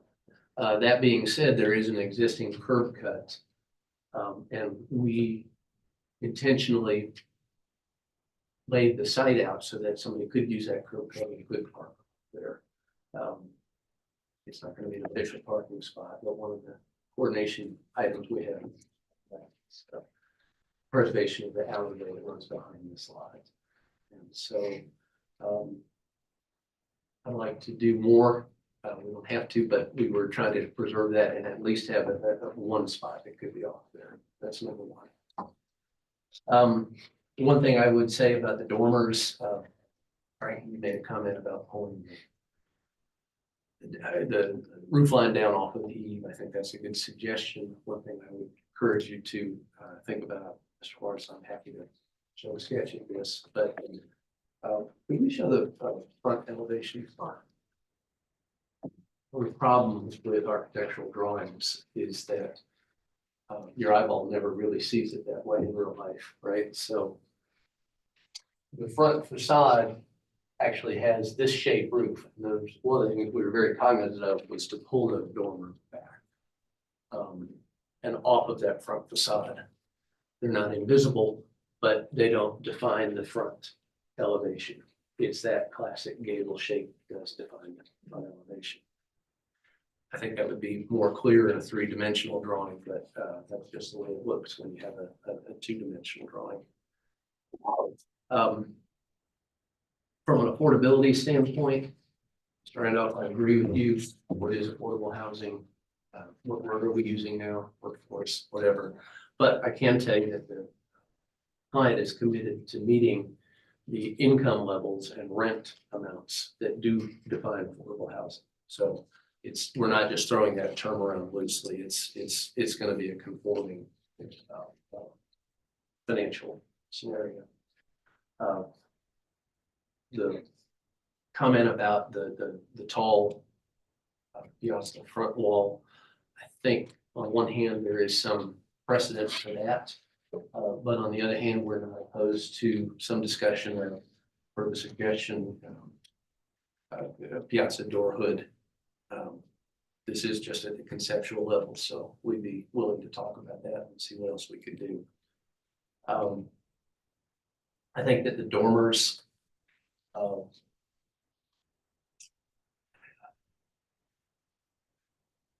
if you're going, this is a fairly small footprint, okay? To have an internal stairway that goes all the way up would have really severely limited the utility of these as functional and desirable apartments, which is really, from an affordable housing standpoint, I think we're building it well and trying to provide a gracious floor plan. And I think that would be limited with an internal stairway. So our resolution was to bring the stairs up on the porch on the piazza itself. And to get up to that top half-story level, we've got to get up there. We've got some roof that kind of blends in around that and some railings. To us, that seemed like the right solution. These pulled back dormers to give us a place to have a front door that you can access from that porch. Again, we're not opposed to making tweaks to the design and rethinking some things. I think there was one more comment about the step back on the rear portion, which I thought was kind of a nice architectural treatment, but if there's another way to look at that and keep it more in a consistent shape on the floor plan, I think that is easily doable also. So any and all of these things can be worked out. We would just love to do so directly with staff and because we had, we initially applied for BZA approval back in August, and it took us months to get on the agenda. So we'd like to work with folks, but we'd like to find a time efficient way of doing just that, if possible. Thank you. Thank you. All right, public comment in the applicant's presentation is now closed. We'll move into board discussion and a vote. Question for Frank. Frank, is our housing department in any way involved in this? What makes this affordable housing? I honestly did not check about involvement from the housing department. I completely forgot, so I do apologize for that. It's a great question. Can you answer that? Well, we met with them and they said, well, this was from back when it was going before zoning. So we don't really have a say-so in that, but if you want to do affordable housing, you have to commit to these income levels and you have to commit to these rent levels. And so the property owner has agreed to do just that. But that's what defines affordable housing. But there's no city money. I'm sorry. There's no city money in it. No, there's no city, money. It's a Okay. private development. Okay. And one of the reasons we had to go back through, I mean, he could have done a luxury single family home and flipped it and made a bunch of money, but he was committed to doing affordable housing. And that's what triggered the ability to do 3 bedrooms. That was the defining, you could have done one unit with 3 bedrooms, or we chose to do 3 units with 1 bedroom each. And that's how we approached that. And the reason it had to go before BZA for approval was that we were, I want to say 46 square feet short on the lot size to get that 3rd bedroom, and they considered it and deemed it worthy of that. So. Whose requirements are you meeting in order are you getting tax credits or something by calling it affordable housing? I mean, you talked about being able to get the extra 3 bedrooms. I mean, I don't guess I'm following. That was a zoning requirement. Okay. So once you establish this as an affordable housing project, then they've got this table that says, well, if you have so many square feet on the lot, you can have 1 bedroom. So you can have 2, so many you can have 3. Okay. And we were 46 square feet short of the 3 level. Okay. Now, once you, for the zoning ordinance, I think only 1 or maybe 2 of the units had to be affordable. But once you get a variance on that, all of them have to be affordable. So Okay. all 3 of them are committed. to that. Okay, so it is tied to the city in a way. It's tied to the city in that way. Okay, got it. Money, but. You'll have to record a set of covenants on the property to keep it affordable. Well, I guess we were waiting to see how, but if that becomes a requirement, I can certainly talk to the owners out here to see. So I can't speak for what he has or hasn't done yet, but I know that's his intention. And his intention is to hold on to it too.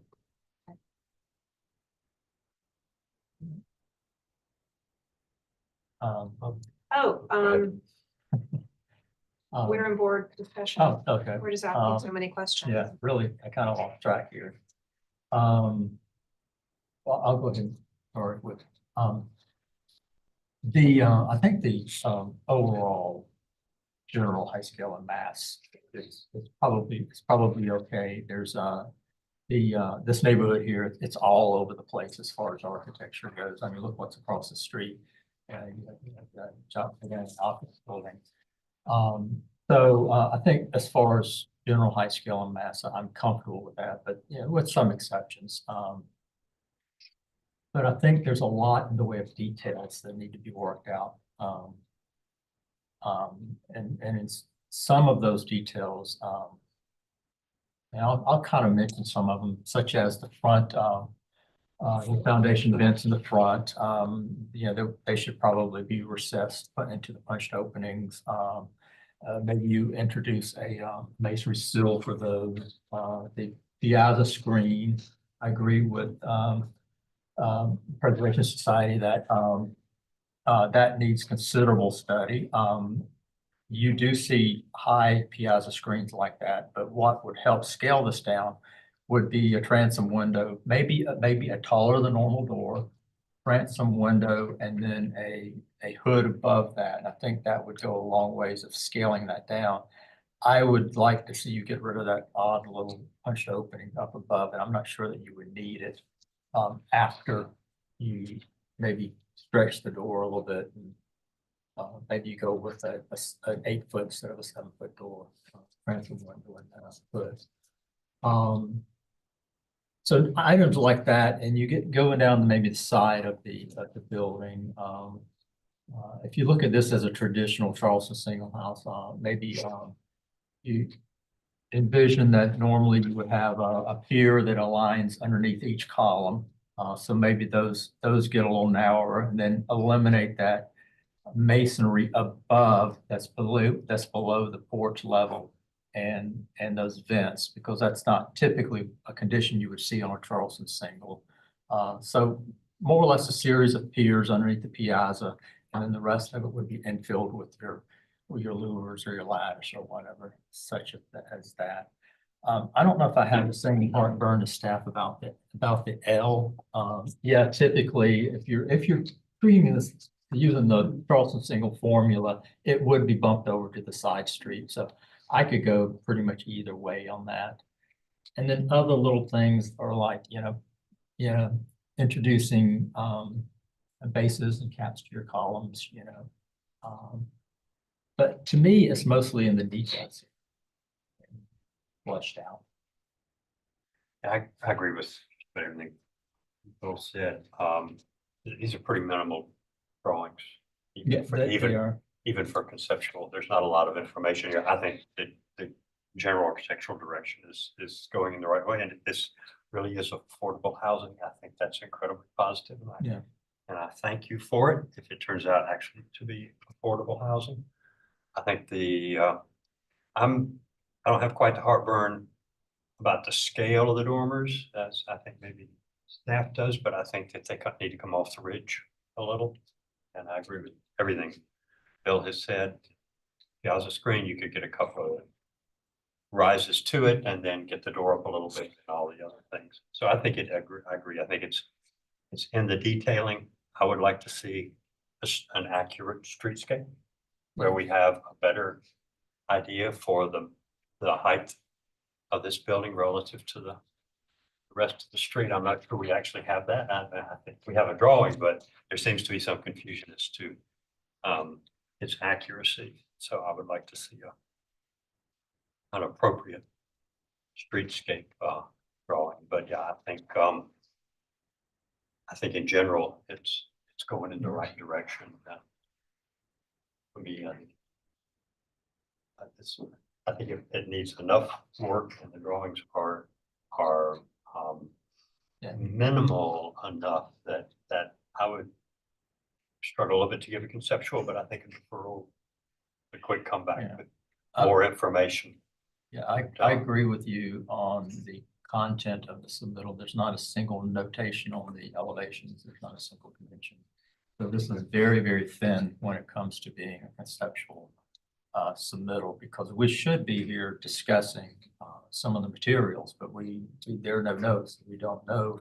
We can only make assumptions on the materials. And I also agree with you on the dormers. I'm fine with the dormers, the scale of them, but I do think that they need to come off that ridge a little bit, and maybe they come down to the point of that L, the ridge of that L. Maybe you just match up that. And the L, the setback in the back. I don't think anyone would mistake this for an old building. No, not at all. This is a building. I don't think it would. I don't really have. I kind of think it breaks up the mass down the side. Have you, I'd like to ask you a question. Have you given any thought? Is this to be wood siding, or you think of a cementitious siding? We're looking at composite siding. Okay. Windows, have you got any thoughts on? I guess, I'm sorry. A clad window? What we would love to do is clad. Yeah. Yeah, those are some of the things that should be on the drawings.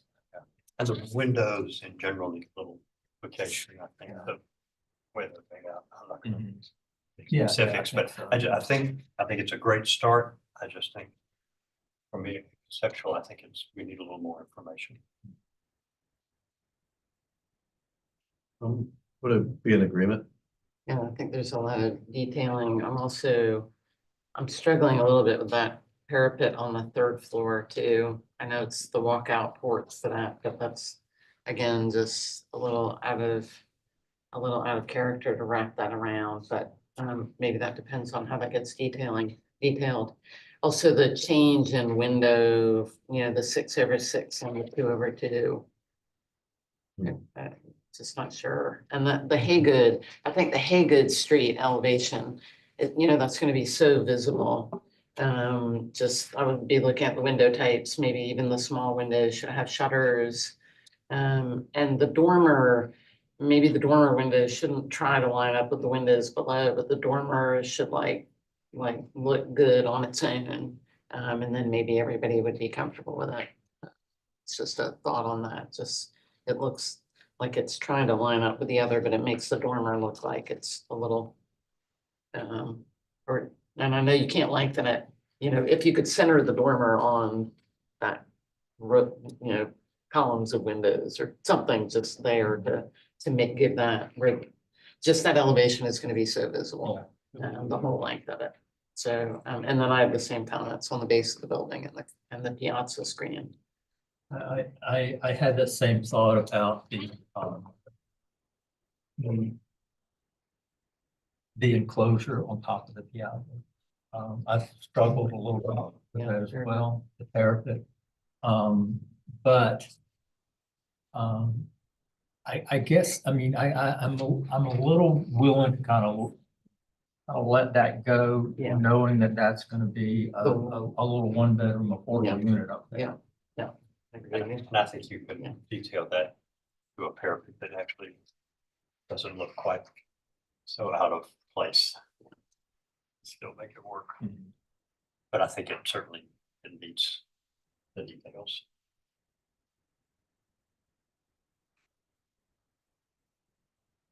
We have some consensus.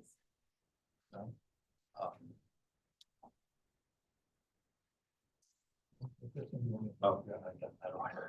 I would say,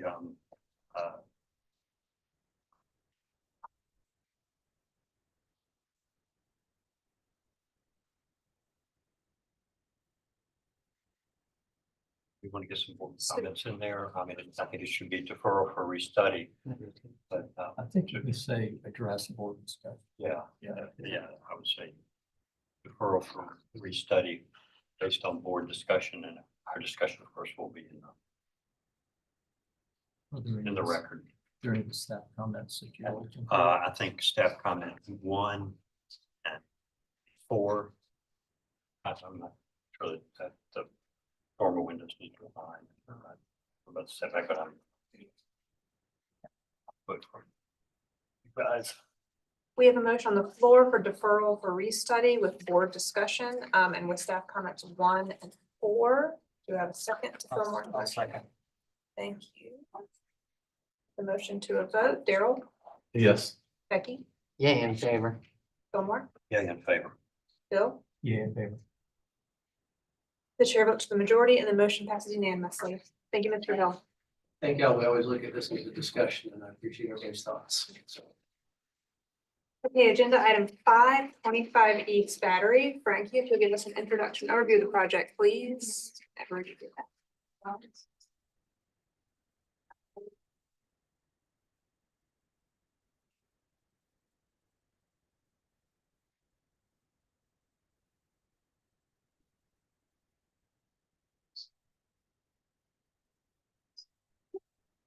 My apologies.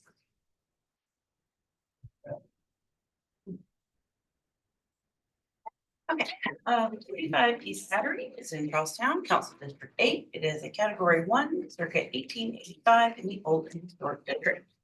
Requesting final approval for alterations to a portion of yard, new brick path, bluestone patios, a water fountain, post, pedestrian gate, I cannot talk, I apologize, and new landscape in modified area. This is the location on East Battery. Some existing site photos.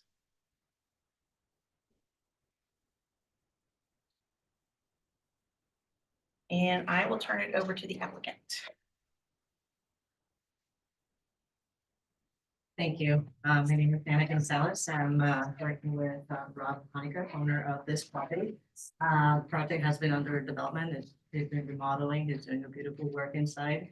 And he already did some work outside and it was already approved. I believe it was part of the architectural submittal at some point. I'm not sure when.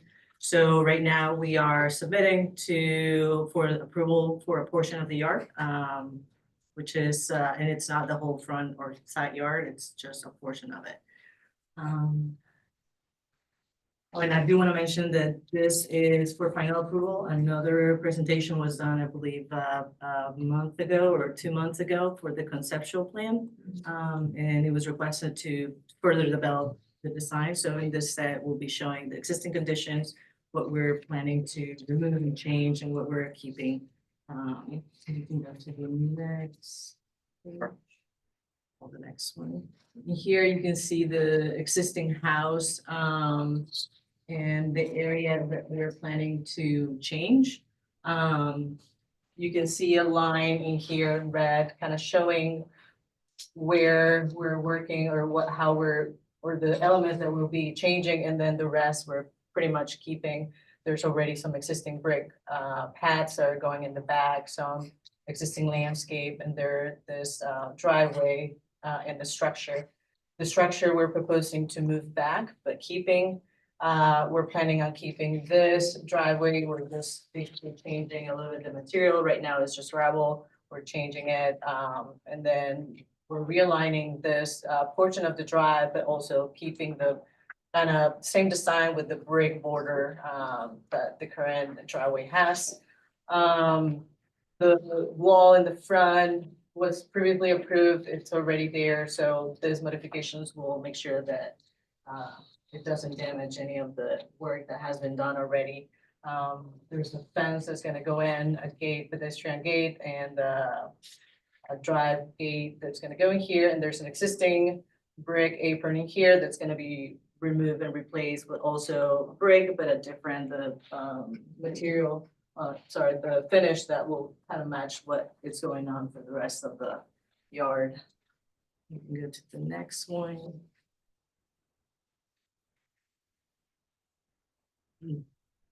This plan shows. This plan shows what we're proposing.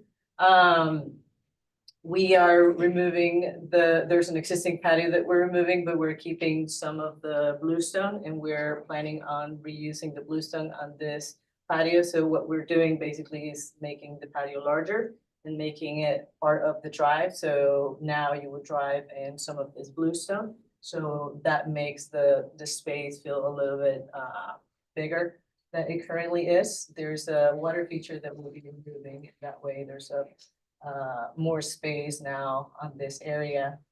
And then we're also adding another bluestone patio back here. Kind of the same design language, just a smaller scale, and creating the paths that connect to the back and to the house, matching the existing brick or the brick that was used here, which was the old Carolina brick, Savannah gray, kind of following the same details with the pattern of the brick, the sizes of the paths, the materials that are being used in the site. You can go next. Oh, sorry. And here we're proposing a new water feature. There's an existing one here that we're planning to remove, and we're proposing to add a different water feature on this area, kind of more in the middle of this whole space. Go to the next one. These are two sheets. There's one in the next one. We're showing kind of the details of what we're proposing for the yard. You can see here the brick, the pattern of the brick. There's a photo of the existing, sorry, my feet, of the existing path, the brick that it's been used, following the same pattern. And this showing the gravel driveway, having the border around with the shell surface for the drive.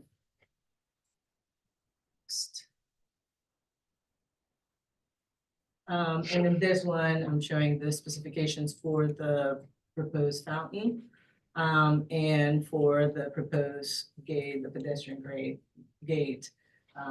There's an approved fence and approved gate for the driveway.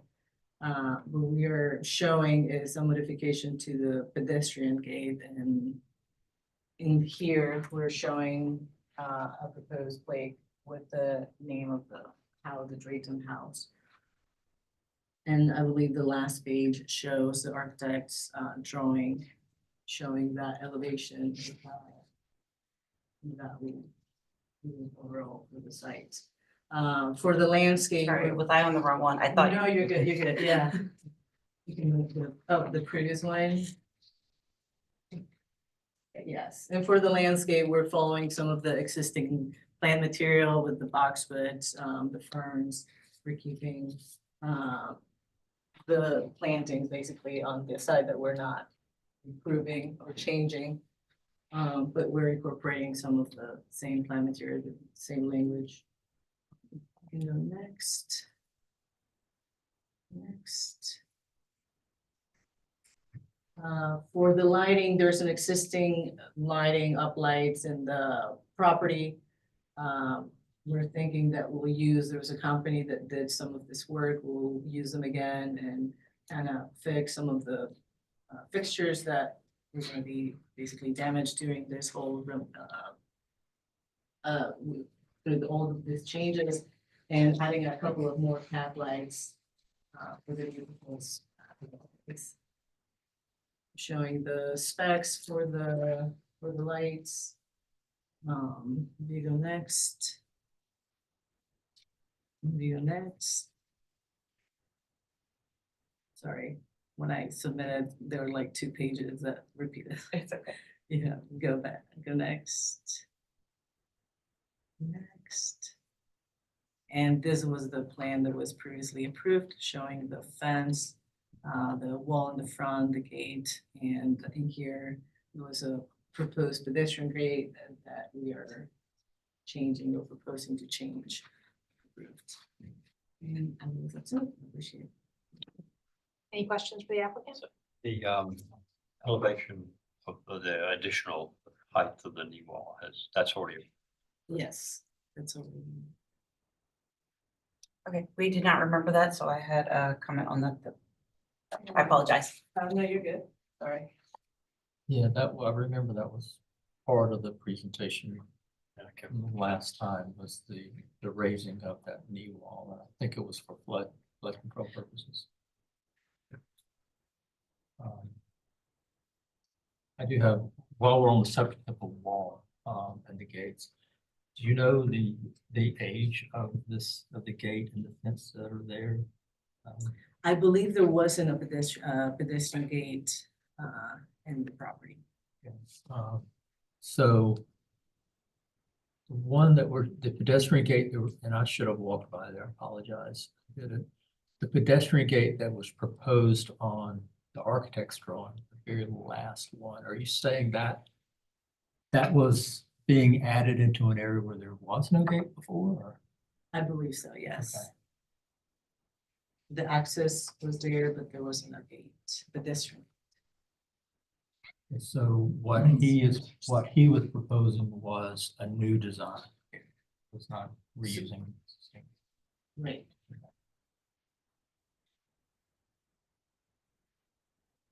Any other questions? Okay, thank you. Do we have anyone speaking?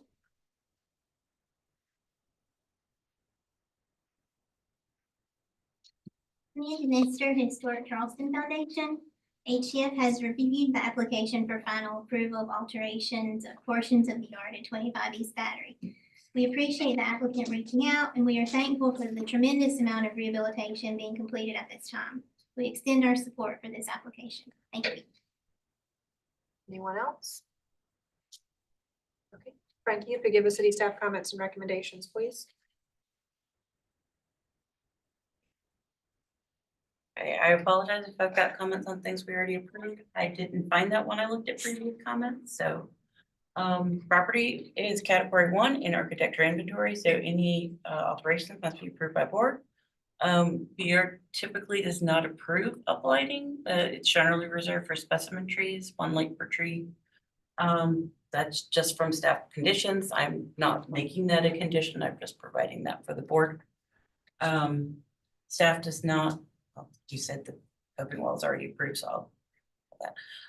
And did we approve the alterations to the pickets previously? I remember a different project where we did, but I don't. These things run together because we looked at the one down the street. They did, and I was referencing that in that we did approve that in another location. Yeah. We looked at several wall alterations in that area. I can think of, I think 3 of them where they were that were raising Yeah. walls and. They were raising the wall and changing the pickets so that they had a bottom rail instead of penetrating in the brick. We Where they didn't were have at a the bottom. comment on that. It was just an observation. We had approved it, and if that was being done, we wanted to. Anyway, we were requesting construction details for the coping wall alteration and primarily the alteration to the ironwork. If it's being changed to the bottom rail. For that reason, we were recommending preliminary approval. We are also fine with the staff approval and we can sign off on that. Construction detail within the permit. Thank you. Did you want to respond to or clarify anything? Well, public comments are in support, but staff comments? No, I think I'm good. I can just circle back with the owner about the wall. I wasn't part of that original submittal, so. We can also pull the results and let you know. The previous results I found were the ones from last month. Where they got a conceptual for the hardscaping. Those are the ones that- Yeah. All with the architectural drawings, the only one. Thank you. All right, public comment in the applicant's presentation is now closed. We'll move into board discussion and a vote. Wasn't in the last meeting of last month. I think it was last meeting. Was it last meeting? No, it was September 12th. Yeah. It was the first September. The first meeting is. Oh, yeah. We're here for the last meeting. I think you were here from, we had two hardscape alterations for category one. I think it's the first meeting, I was here for the. I I didn't remember the wall though, but it's fine. Yeah, if you could go back and. Record and check that. I will make sure confirm, everyone's- either way, we didn't have an issue with it, as I've stated, we've approved it in other locations along these batteries, so. I guess I'll start out. First of all, I want to say thank you for a well-organized submittal and a complete submittal. This project was well received at the meeting for the hardscape conceptual level, and I think it's come together very nicely. I think it'll be a handsome addition to the street. I like everything about it, except for I do have some issues with the gate. I think, in my opinion, it's a little overdone. It could be simplified a little bit. But that's really my only concern at all. I think the rest of it is well done.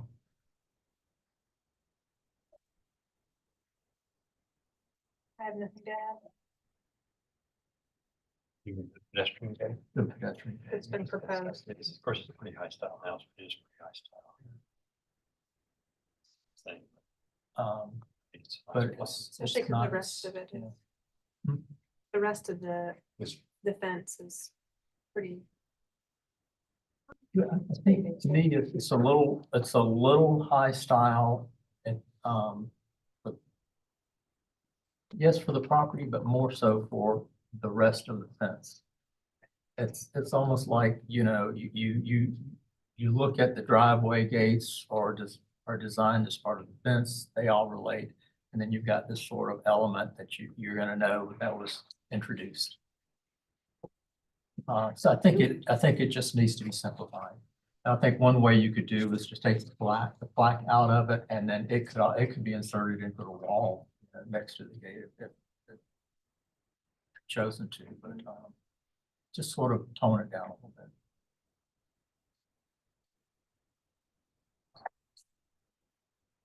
So would you want to see it back or? All's good. Did you want to make a motion? I don't know what anybody else said. I'll make a motion for final approval, addressing board discussions, and that would include the design of the gate and Frankie verifying the approval of the wall alterations, and with final review by staff for permit drawings.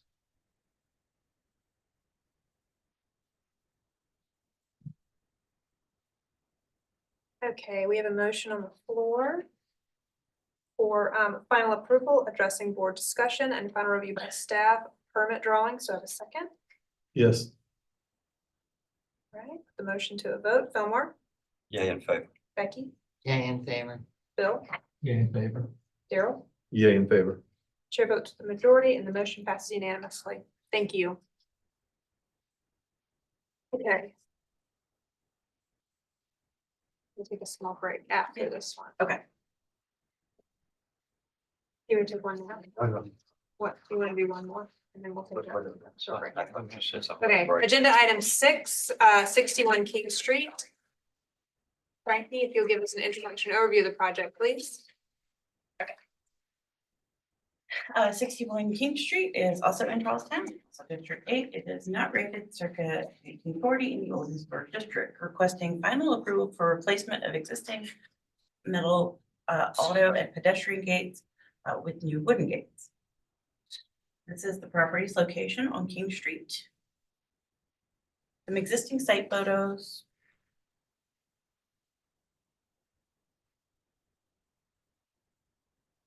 Some context of King Street.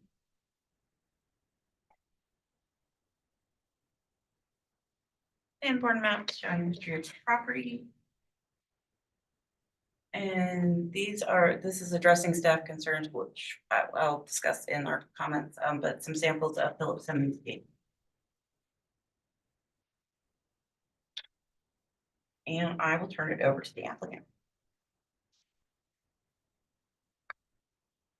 Hi, my name is Katie Duncan. I'm the landscape designer for 61 King Street.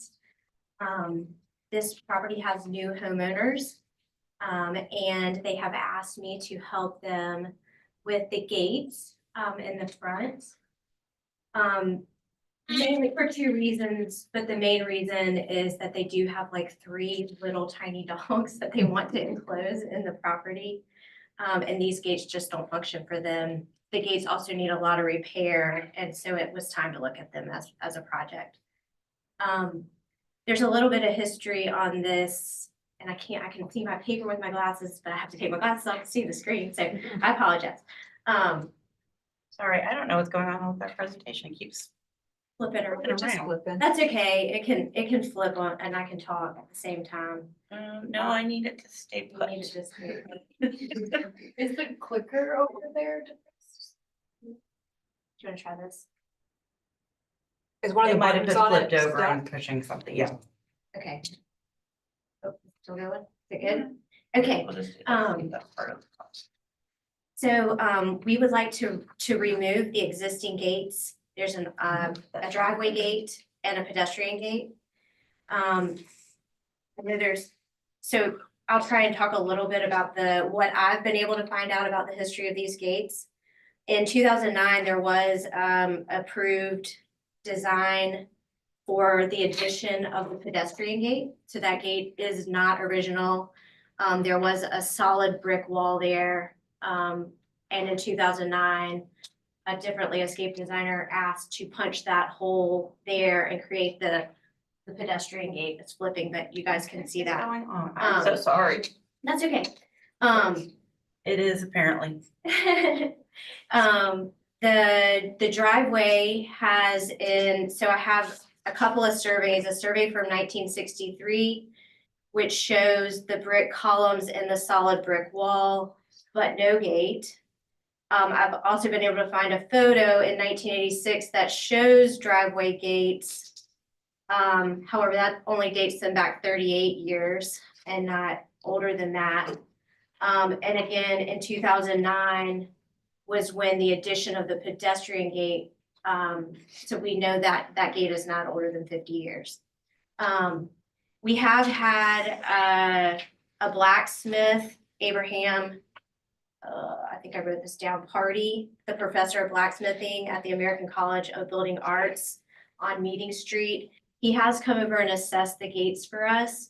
His quote is in there. I can read it to you, but basically based on the rust that he saw and the primary construction, which he said was electric welding, he said he'd be willing to assert that it is in fact steel and not true wrought iron.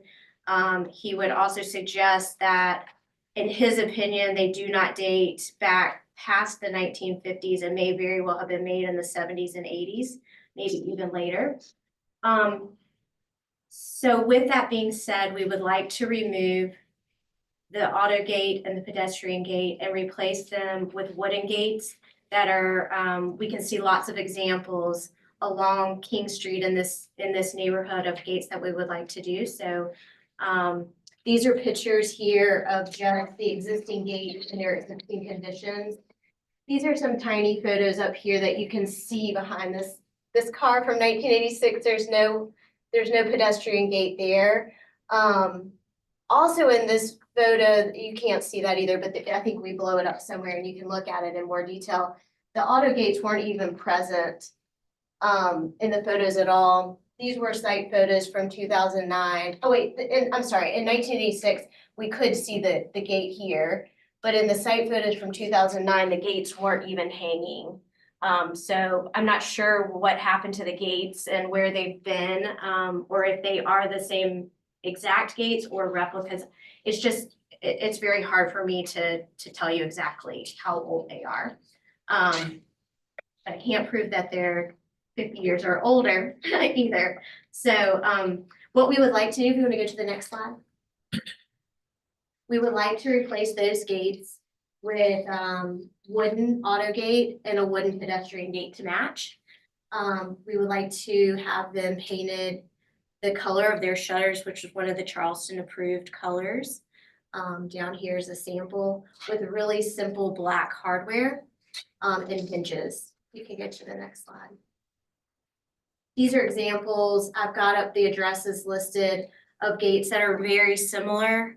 What I find interesting, especially, I think there's one on King Street, just down the street, another on King Street, but most of these pictures all have brick columns, very similar in size and scale to our project, with gates, very similar designs and colors to what we're proposing. You can go to the next slide.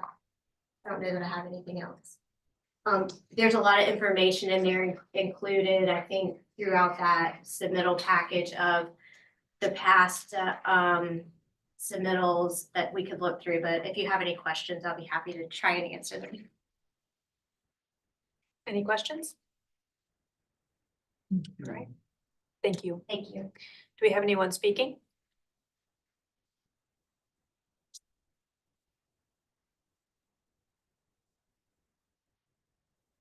Yeah, Mike Hicks, carriage tour guide, in Charleston.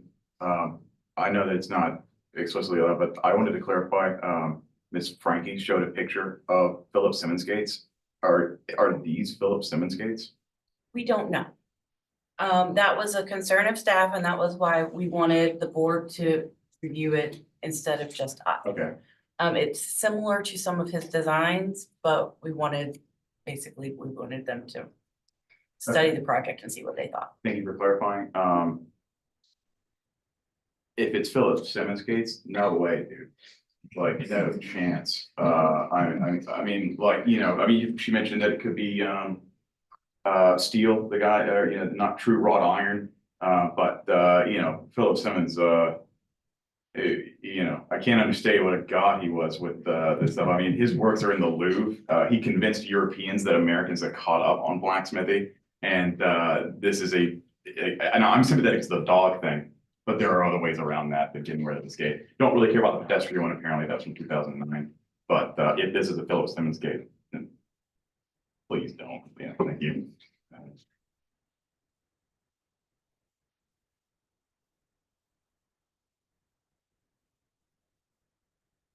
Laurel Fay with the Preservation Society of Charleston.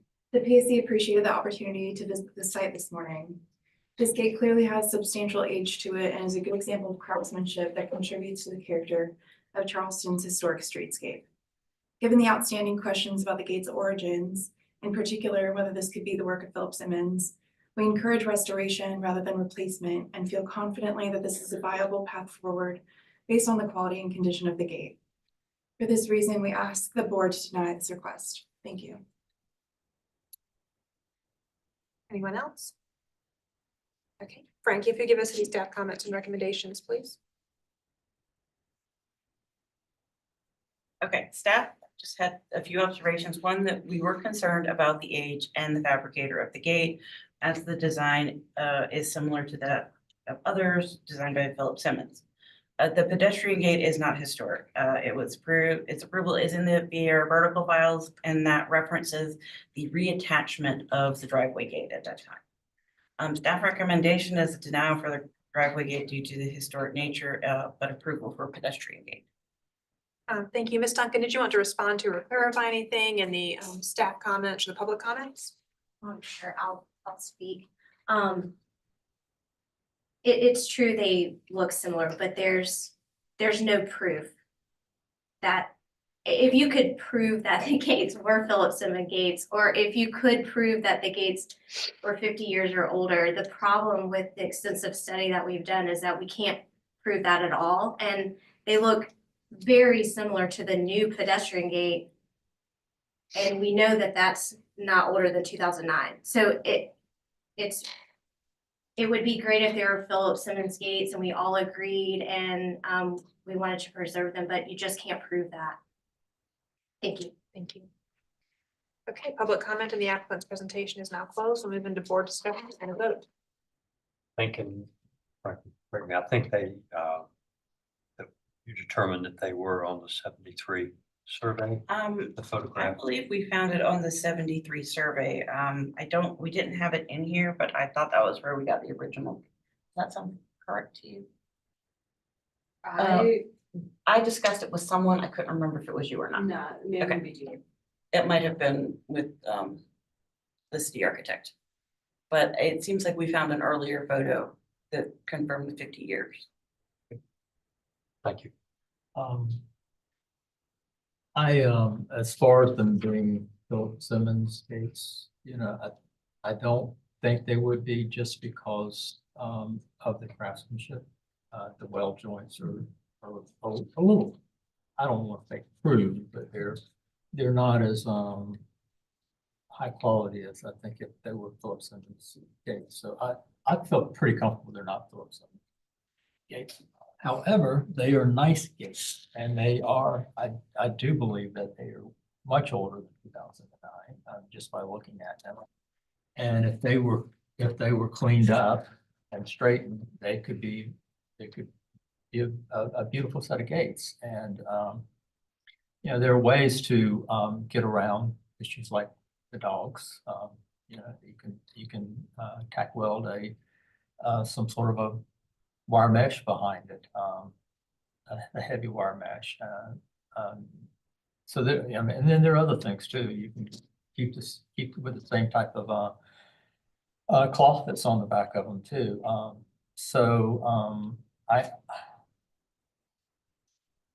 This kind of gets back to I have heartburn when people, and I'm not singling out these folks. I'm talking in general terms, where we see so many things end up in dumpsters just because they don't suit someone's personal taste at the moment. And once something is gone, it's gone. You don't get it back. And so I'm always leery of approving something that, in my opinion, has obviously got a good bit of age to it, just to replace it with something new, just to suit someone's taste. That's just not good preservation. So I lean towards requiring the keeping the driveway gates. I agree with Bill that I think these are probably not Philip Simmons gates. They're reasonably nice gates and a little aged, but I agree with Bill. I think that the workmanship in them probably leads me to think they're not Philip Simmons gates. Doesn't mean they're not, but that's just the way I'm leaning. However, I also agree that I think that if the information we have is correct, they are over 50 years old. And while wood gates are not inappropriate for that part of town, you see them on parts of King Street and on Meeting Street. I put wooden gates on 18th century houses on Meeting Street. So they're not inappropriate. I think we should be cautious about walling off our streetscape visually. And I think the more of the more open iron slash steel gates that do have sort of meet a general concept of age, and walling them off with solid gates, I think has a deleterious effect on our streetscapes. And so I'm a little disinclined to just say it's okay to toss these and put up wooden gates there. Yeah, I agree with you. I mean, I'm okay with the pedestrian gate. That's Oh, yeah. clearly new. The driveway gate, I think is contributing to the streetscape and is. Yeah, and I have similar gates on the columns at my house, and I have small dogs. And they have a steel, Mesh or no, something. not a mesh, no bars in an X pattern just along the bottom. So that the dogs can squeeze through the bars. It's pretty easy, any good blacksmith can do it. And those gates are certainly prepared.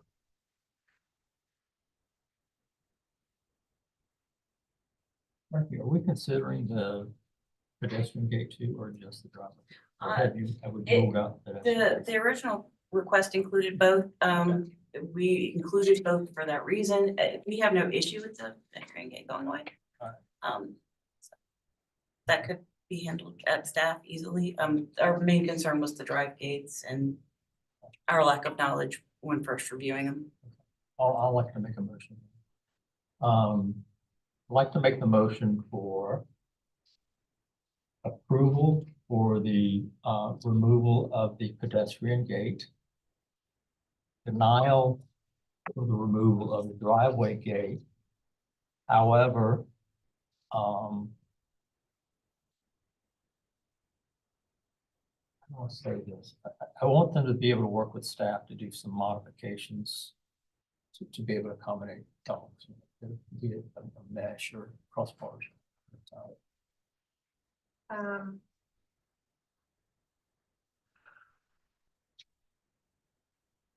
just gonna say applicant to work with staff, a preservation plan for the existing gate, that way.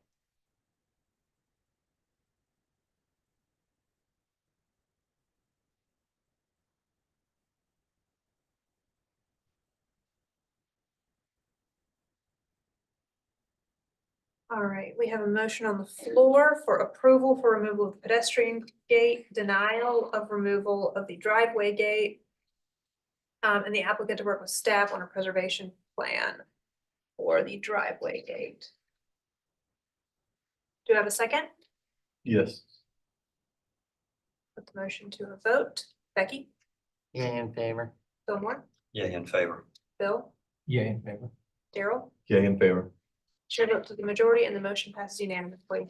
Thank you, Ms. Duncan. Can I ask one thing about all this?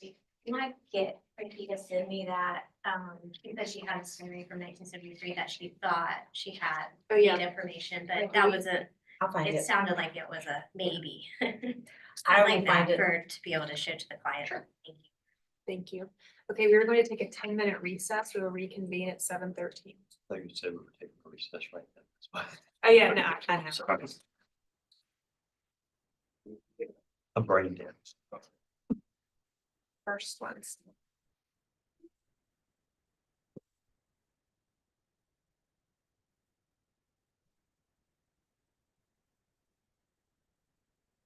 Yeah, like in the last meeting.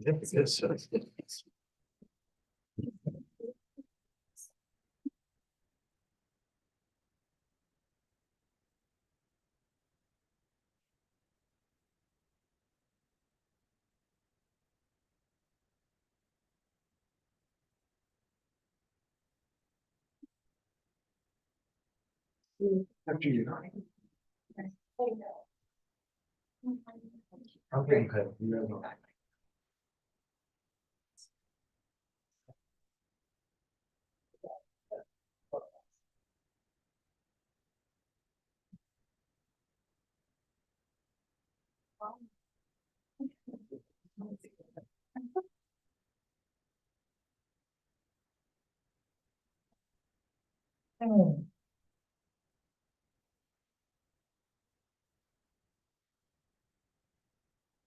guys have to bring meeting? We alternate, so, me and my colleague. I see it, yeah, I think there's a couple other. Yeah, it's like once a month or so, but the board members are here every time. Maybe one nights sometimes. Which one are you here for? Next. You're next. That's first day break. Oh, yeah. That happens like almost every. Yeah, I time. know, right? It's The like- next person's like, what's? Yeah. Well, is it for anyone thing? Mhm. Well, if it makes you feel better, neither of us are commenting on I know, well, they, it. your problem Hopefully it last does. the first initial time, they were like, yeah, we're all for it because it's hideous. Yeah. It's like there's the no ugliest room for building temperature. storefront on King Street. I work for the city too. Oh, yeah. And it's like, the last time, we were gonna do a double door kind of thing, and it's like. So now we came back with another, like, I travel King Street. Yeah. And I see. I just need to move it over. And it's hideous now. And it got put in there like in the nineties. Mhm. And the owner of the building, he bought that building in 92, 93 or something like that, for like $45,000. Oh, no. That must be nice. Nothing. After Hugo, it sat empty. Then he got it in the nineties and like just did everything half-assed, put that crappy storefront in there and he's made a mint on it. So much The post Hugo. the building's caught on fire, like now that we're in there doing renovating, the building's caught on fire. And I called him, like, do you know this building caught on fire? He's like, yeah, that happened in the early 2000s, like, that's all the burnt wood. This is insane. So This is so I've agreed to upgrade all the electrical. I'm putting on new HVAC and I'm doing the storefront out of my pocket. So I could get this space because there's nothing else, you know, it's just King Street and this guy's not gonna put a dime into it. So I hope mine is short, sweet, so I can roll. I hope so too. I think we're all kind of getting that.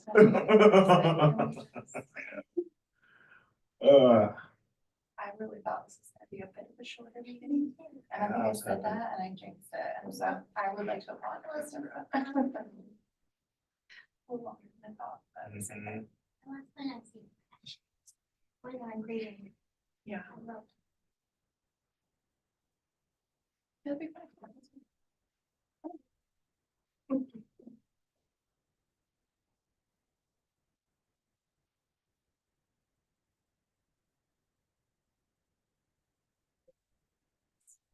Yeah, I think some of them are. Chit chat. They're like being supported. They probably don't want to.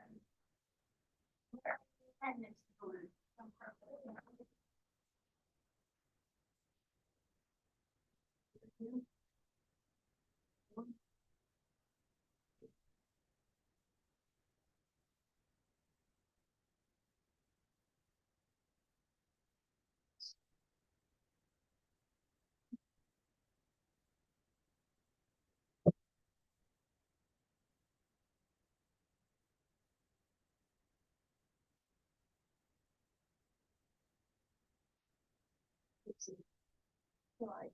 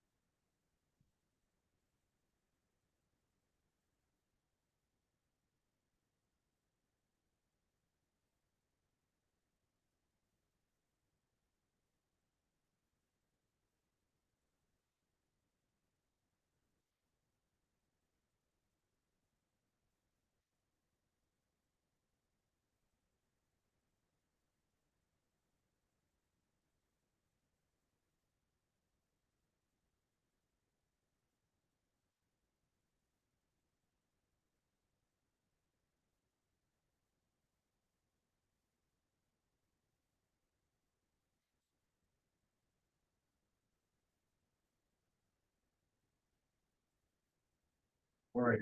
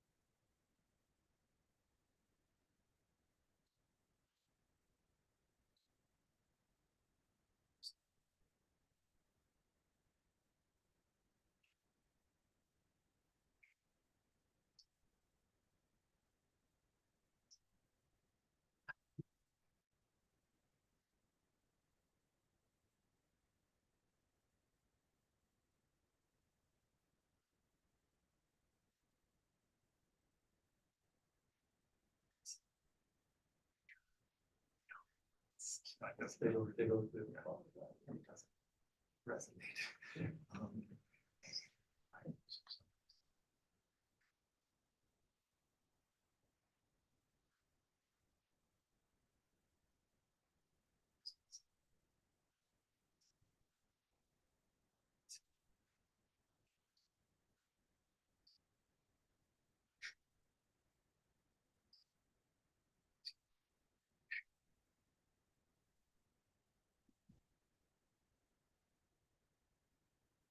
Very goodness.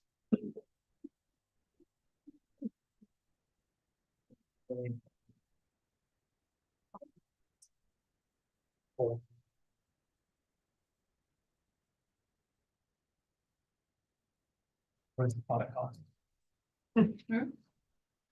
Where's the product cost? Copy. I was gonna go quicker, I get my coffee. I won't make that mistake again. Are you ready? All right, agenda item 7, 481 King Street. Frank, you could give us an introduction overview of the project, please. 481 King Street is in Red Cliff Borough, Council District 4. It is a category 4, circa 1852 to 1872 in the Old Historic District, requesting conceptual / preliminary approval for storefront alterations. This is the property's location on King Street. Existing site photos. Some context of King Street. And Sandmore map showing the structure. And I will turn it over to the applicant.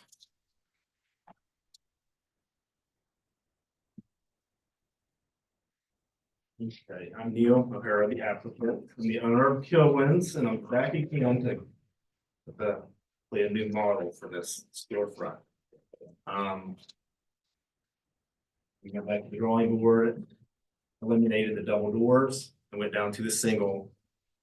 But I think the bar had recommended last time. And I. Worth it. Oh, sorry, it's been acting up today. So I think everybody's in agreement that this building does need an upfit for the storefront. I don't think there's any question there, but I can with it too, yeah. Is one of the buttons depressed on the, I think so. oh, it's just They're both clicking. Halloween's near. So. We will try it, but if we get possessed again, I'm unplugging everything. Okay, if you want to click through it, you can go ahead, Neil. Yeah. Okay, so there's the existing. Told you. It just doesn't like anything today. I think the comments that we had last time was to revisit the storefront layout, which we did. So see what you gotta think about that, and also. This is just for a storefront. I'm not doing anything with the signage and awnings right now, but we did. All of that stuff. And by the way, we've all got the presentation in front of us. So if you've got it in front of you and you tell us the pages, we can. Yeah, I'm just, well, that's what I respond that. Really, I just kind of want, well, 8200, it shows you what was previously proposed with the double doors and only one single operating door. Versus the new one with just the single, we pushed it over to the left, so we had the storefront windows for our storefront. This is a very narrow space, and we just need some storefront frontage there and to accommodate all the stuff we have going on inside. Kind of it, with the storefront, we have the detail of treated lumber. It's all gonna be all trimmed out with wood with the paneling. That was recommended. So kind of don't know what else to say about it. So A201 is the previous and A202 is your simplified revised. Yes. So we're looking at A202. Yep. There it is. Briefly. Yes. Oh, sorry, did you want the previous first? I don't think we need to look at it. Are there any questions for the applicant? Okay, thank you. All right. Do we have anyone speaking? Okay, Frankie, if you'll give us any staff comments and recommendations, please. Okay, we just had a couple observations. I'm going intend to further revise signage and reduce numbers so we can review it as staff. Storefront doors have been reduced per previous motion, or restudied per previous motion. And the second floor awnings have been eliminated and graphics removed from the first floor awning. Recommendation is a conceptual approval of a final review by staff of permit documents. Thank you, Frankie. Did you want to respond to anything in these staff comments? Thank you. Public comment in the applicant's presentation is now closed. We'll move into board discussion and a vote. I think all of the board's concerns have been addressed. I agree. There too. And the signage is not in this, correct? No, sir. Well, we spoke prior to the meeting and he's going to revise the signage and most likely reduce it to 2 signs so that it can be reviewed by staff. Okay, that's fine.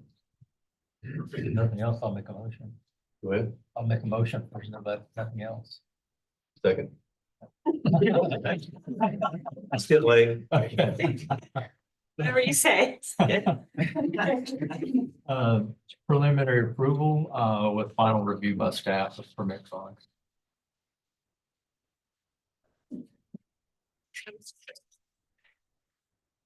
Were there any staff comments? Just No, okay, just acknowledge what was addressed. so you're saying preliminary approval? With final review by staff. I think he was asking for preliminary. That's what I was looking. Is that for preliminary? Okay, so we're doing preliminary. Yeah. Okay, I just wanted to clarify that. My typing is a reflex of copy paste. Okay, we have a motion on the floor for preliminary approval with final review by staff permit documents. Do I have a second to Bill's motion? Daryl? Yes. Okay. I'll put the motion to a vote. Becky? Yay in favor. Fillmore? Yay in favor. Bill? Yeah, in favor. Daryl? Yay. Chair votes to the majority and the motion passes unanimously. Thank you. Okay, agenda item 832 Linwood Boulevard. Give us an introduction, please. 32 is in Charlestown. It's District 8. The prior structure was not surveyed circa 1927, but it is in the old historic district. They are requesting conceptual / preliminary approval for a new single-family residence. This is the property's location on Linwood.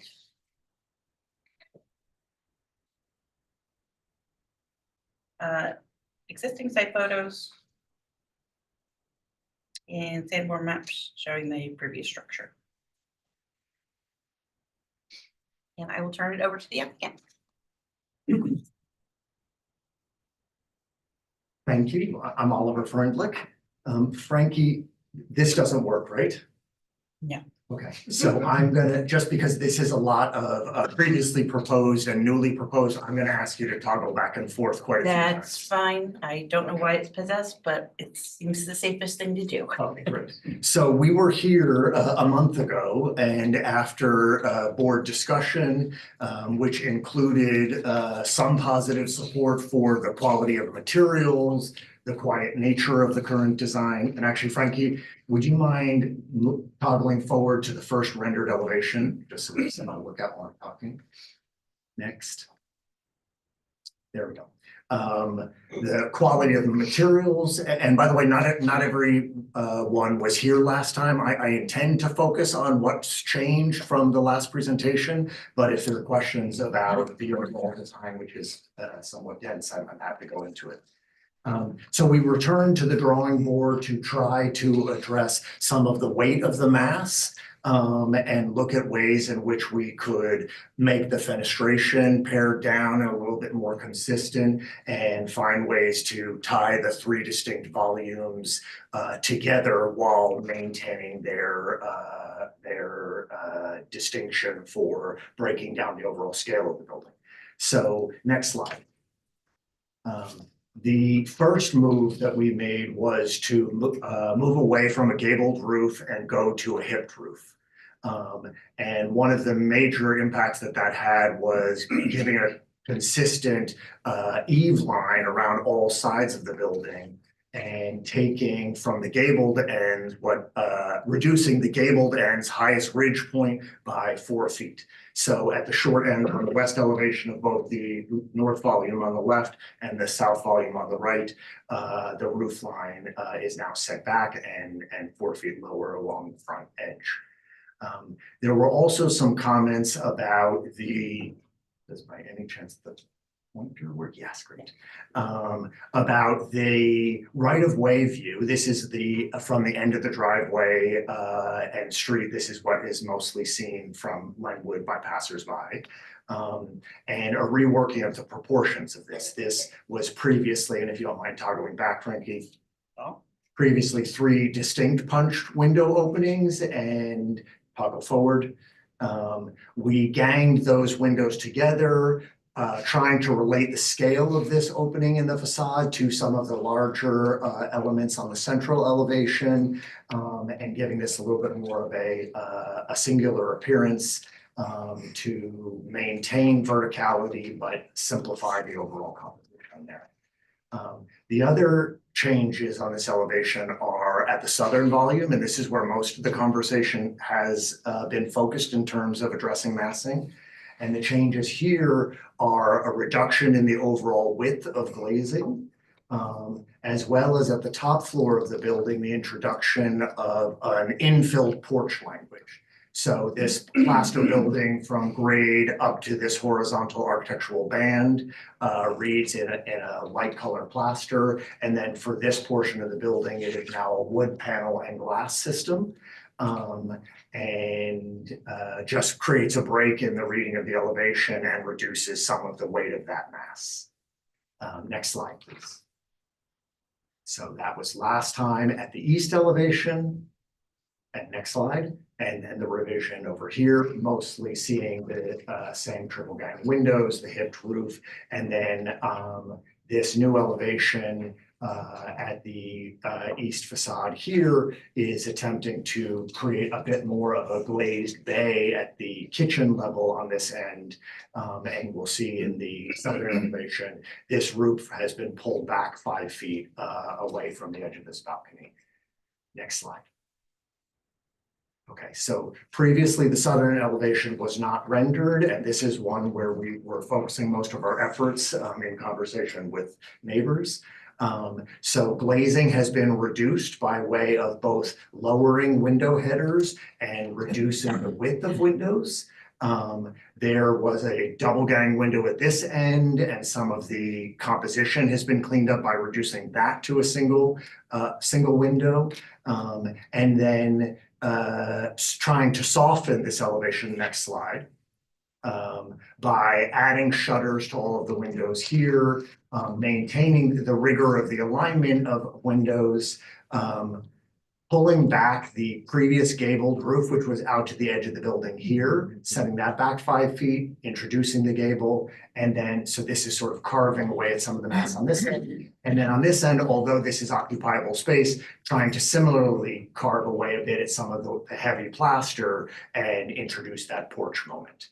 I just wanted to point out that these moments with the shutters closed are not windows, actually. They're infill moments, but an attempt to ornament the facade in a rational rhythm. One other nuance is that the building previously, and Frankie, would you mind just toggling back? Previously was articulated all the way out to the end of this face, and now forward again. And so we not only pulled the roof line back there, but are stepping this facade a little bit in order to try to articulate this remaining portion of that floor as a bay and attempting to reduce the overall length of this. Okay, next slide. These are the images which are still relevant previously presented, which are about materiality and elements of Charleston street life that we're interested in. Next slide. And then these are a few additions that illustrate some hipped roofs. This hipped roof has a plaster cornice, and that's actually something that we're illustrating on our new proposal, sort of planting the roof rather than sitting lightly on the building, settling it into the overall sort of sculptural presence of the building. This Oliver Messel image is about that rear kitchen facade on the east, and a wood system with a glazing system beyond it, and then some infill porch language. The rest of it, Frankie, I think we could toggle through fairly quickly just so you can see the compare and contrasts. Previously street elevation, keep going. Okay, and now we're gonna do the renderings. And you could just march through these just to get the before and after sense. That one I think is, would you mind going back to that one and back and forth for 1 second? That's where I feel like the gabled roofs have their biggest impact, bringing that E line down. Next. Cruising. The rest of these I just want to. Plans are just updated for accuracy of where windows are. There's no plan changes really.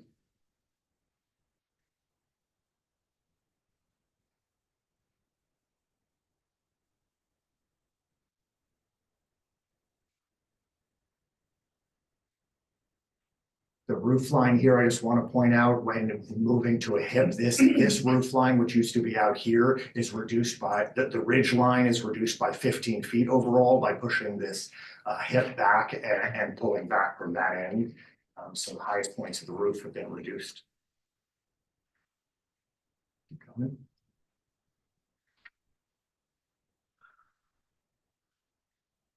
Just one more that I will point out if you get there.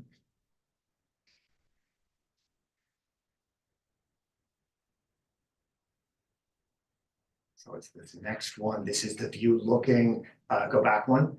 Section through the middle of the building looking to the south volume. So you're getting the previous articulation of the south volume, and then next, the best view of sort of that infill porch moment there and the pulling back of that facade at that end. I think I'll leave it there. The only other thing I'll say is that all of these considerations and sort of architectural techniques were deployed to try to address the comments without unraveling the good design work and programming and layout that's been done to date. Thank you. Any questions for the applicant? The construction is principally stucco on brick veneer on frame, or stucco on frame on a system? Stucco on brick veneer. Okay, so it's principally stucco on a brick. Correct, yeah. Have you gotten into the point yet, and this may be premature, about your stucco floor lines and that sort of stuff? I haven't, and that was a note last time, and it is definitely something we will document and are going to get into and talking about a lot internally, but didn't quite get to that level in order to try to get back here in 1 month's time. If I'm cognizant of this serious aesthetic issue. I know we're not reviewing for zoning, but I can't tell on the site plan. There's side setbacks of 3 and 9, but I assume there's a total of 15. It's it is 3. The setbacks are 9 on the west and south, and 3 and 3 on east and north. But probably a total of 15. You probably need a little bit more on one or the other. Oh, yes, sorry. Yes, we are set back more than 9 on the southern side. The southern boundary, which is the one under most scrutiny right now, is the lot line that we're pushed furthest away from. At 10, we're over 10 feet at one corner and over 13 feet at the other corner. Okay. Along the south side. Sorry. Any other questions? So there's going to be some very interesting water control issues on that roof system. The 2 crickets. It's. Thank you. Do we have anyone speaking?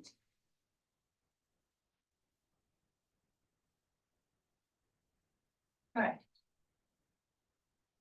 Hi, I like to be called the South Side neighbor. but I'll go by Virginia King and I live at 30 Linwood. I'm a little old school, so I just will show you. This is my view into 32, the south side elevation of what you're seeing, 32 Linwood.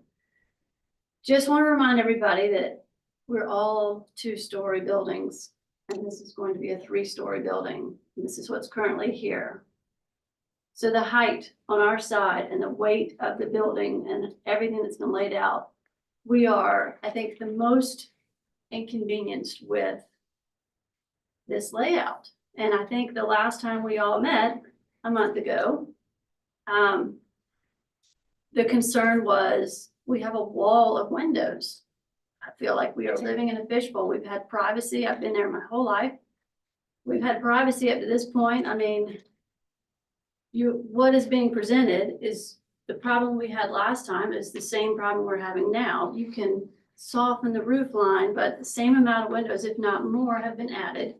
You can put shutters there, but the shutters aren't going to be closed. I mean, if anything, I would recommend Bahama shutters, something to give us a little bit of privacy. And I don't love the idea of having 3 stories right next to our fence line. I know it's 9-foot setback and y'all are doing what you can to not be right up on us, but you're on us. And we are the ones, I think my biggest heartburn is you've got the garage setting.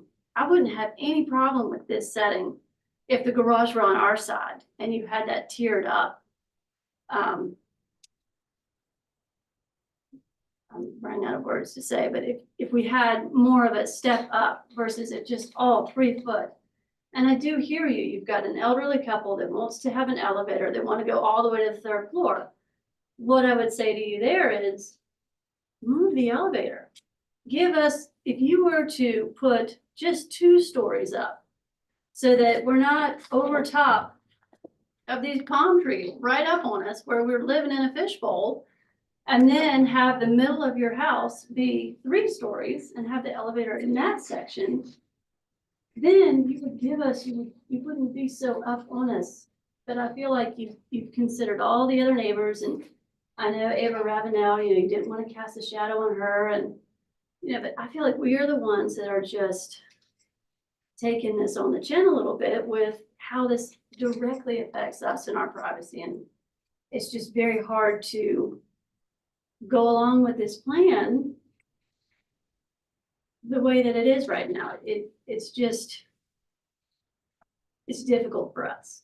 And, we mentioned how much square footage was there last time. The building pre-existing is what, around 29, 28. And then I think the board was mentioning that you could take a little square footage out. I don't know that you have. You just soften the roof line and redesign some windows, but that's it. So I would say cut some square footage out, and my recommendation would be take the 3rd floor out of this massive wall that you have up against us. You took that out. That would make us all so much happier, and just concentrated on the height in the middle section of the buildings. But I mean, I think that's my biggest beef with this is that there's still a wall of windows. You're the same amount, maybe you add a little bit more, and maybe you scrunched them and made them narrow and put shutters on the side, but it doesn't change our overall feeling of what we're worried about, which is once you put this up, it's up. We have to live there. We are the ones that are directly affected by this. And I understand you want to hide the cars and you want to not have so much where people walking by can see, but this is totally in our face, in our front yard. It's not even the back of our house, it's the front yard. And so that's why I'm having a hard time going along with and approving and being comfortable with this plan, is I just don't think enough has been done to put us into consideration, and that's just tough. So that's what I would like to say. Thank you. Is there anything else speaking?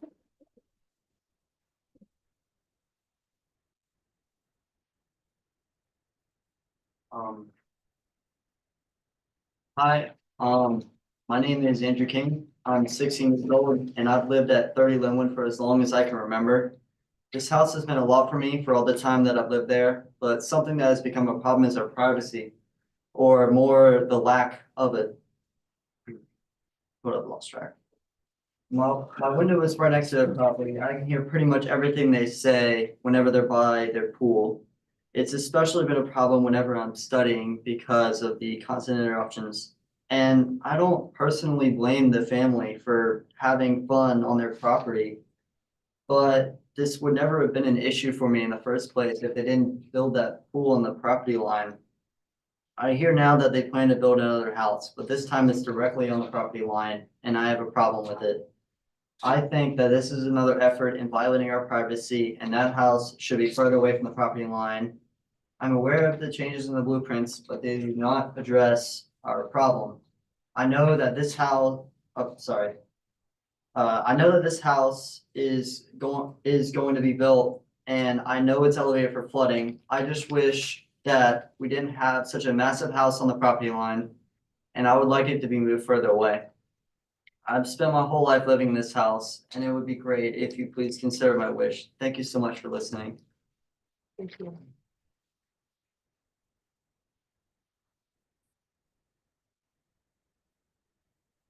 It's public speaking at schools paying off.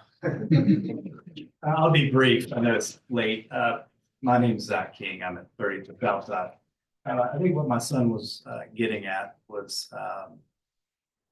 the house that he's referring to is part of this family compound, and that's what it is. 9 Gibbs is right on the same fence line.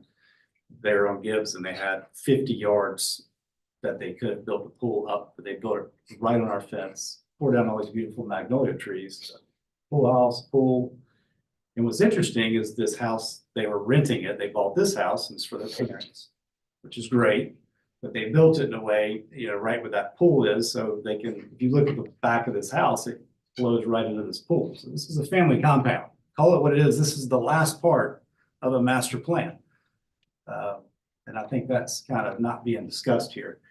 And Andrew's right. Our privacy it's criminal of what's happened in this house. We sit in our den and you can hear every word. We've lived there for 15 years. My wife grew up in this house. It's not the same. We know this house should be built. And I'd like to remind, not this particular house, but an elevated house. We have flooding, 30 Linwood floods. One day when we sell the house, somebody's probably going to have the same issue. And I want to remind the board, when we went through the demo process, when we were allowing a 100-year-old house to be torn down, and I understand with flooding that's going to happen more and more. I think it's important for the board to understand that we need to put houses back that blend in, because it's going to happen more and more in today's world. This is not blending in. Can you go to DM 101? Sorry, I'll be quick on that. It's okay. It's just computer issues. Here's one of the first ones. DM 101. At the very beginning. Yeah, I think it's right at the beginning. Sorry, guys. Yes, at the very, very beginning.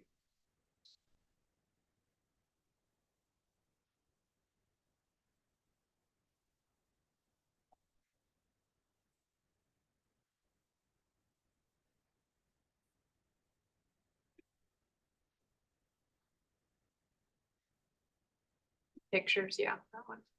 I think it's back, yeah, right here. So what my wife was referring to when she was mentioning when we passed the demo, when the demo permit passed, the board said we put something back that was tasteful for the neighbors. And then last month, Oliver came and met with the neighbors, us, and we were promised, not promised, but and it was also, there was going to be a reconsideration of the scale of the mass on the southern side. I think what my wife was referring to is the way that this tiers.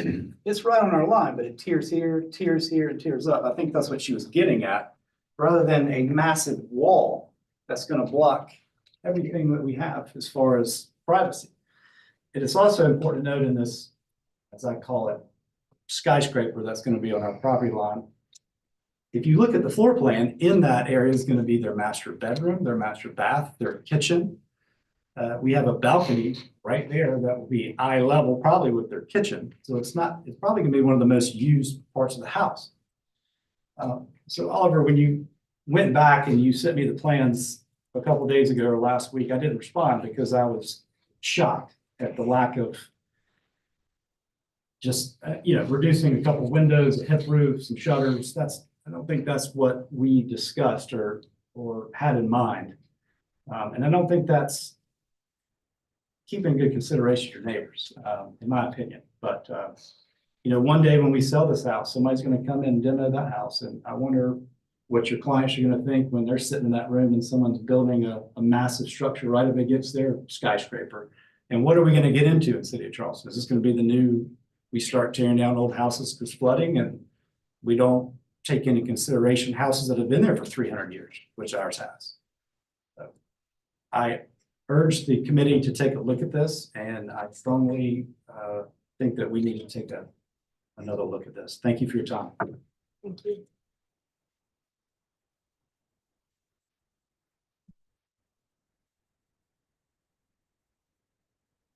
I'm Brett Dunaway. I live right in front of the house at 34 Linwoods. And I can't do any more than what the Kings have already described.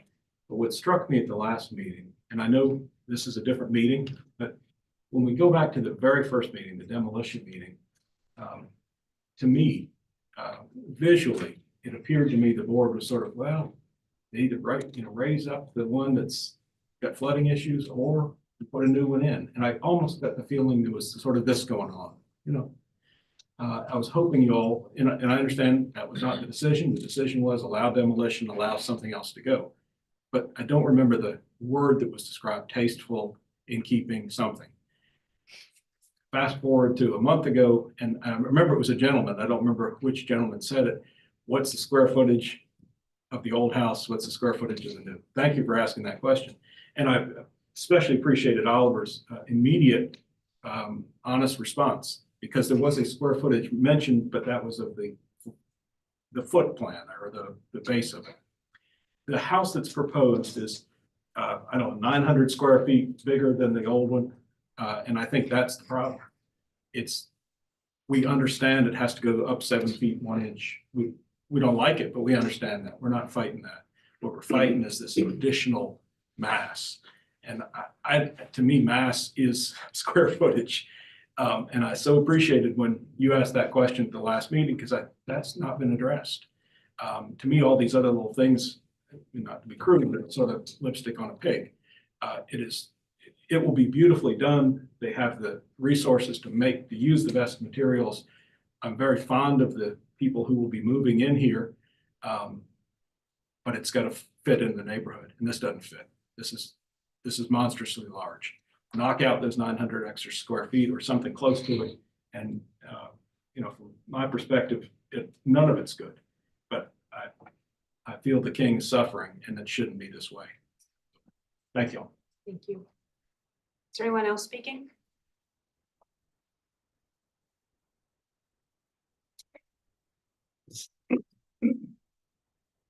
Mike Hicks, carriage tour guide here in Charleston, and I was here a month ago when the previous plan was proposed. And I just want to reiterate that the stucco over brick, awesome. And overall, it's a fabulous design. There's no question of that. I mean, if it were literally anywhere else, it would be, probably fine.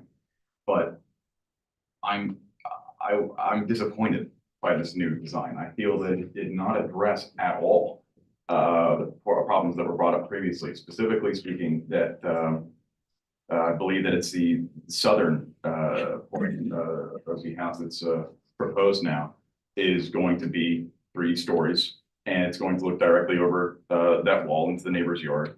And I said before that obviously privacy must be taken into consideration, but also more prominently what I said before was that this is a nice quiet part of Charleston.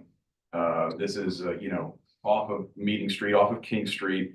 It's day and night compared to just a few blocks over, and this is going to fundamentally change that. It will also change the direction that the neighborhood is going to go in. And I just don't feel that this new proposal has adequately addressed the issues that were taken with it last time. So I might humbly advise to the board that if, you know, last time it was deferred for reservations that the board had, that these same reservations are still here in place with this new design. And I think that it deserves another look. I find that frankly, I don't think this is good enough, but thank you. Anyone else? Amanda Nemster, Historic Charleston Foundation. We reviewed the application for a new single-family residence at 32 Linwood. We appreciate the improvements to the proposed design. We believe the massing is still too large based on the surrounding neighborhood context and should continue to be restudied, and respectfully recommend deferral of this application. Thank you.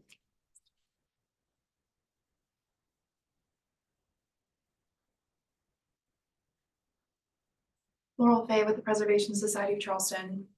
The PSC appreciates the applicant's restudy of the southernmost mast and the change to the hipped roof. The change to a hipped roof form is a step in the right direction.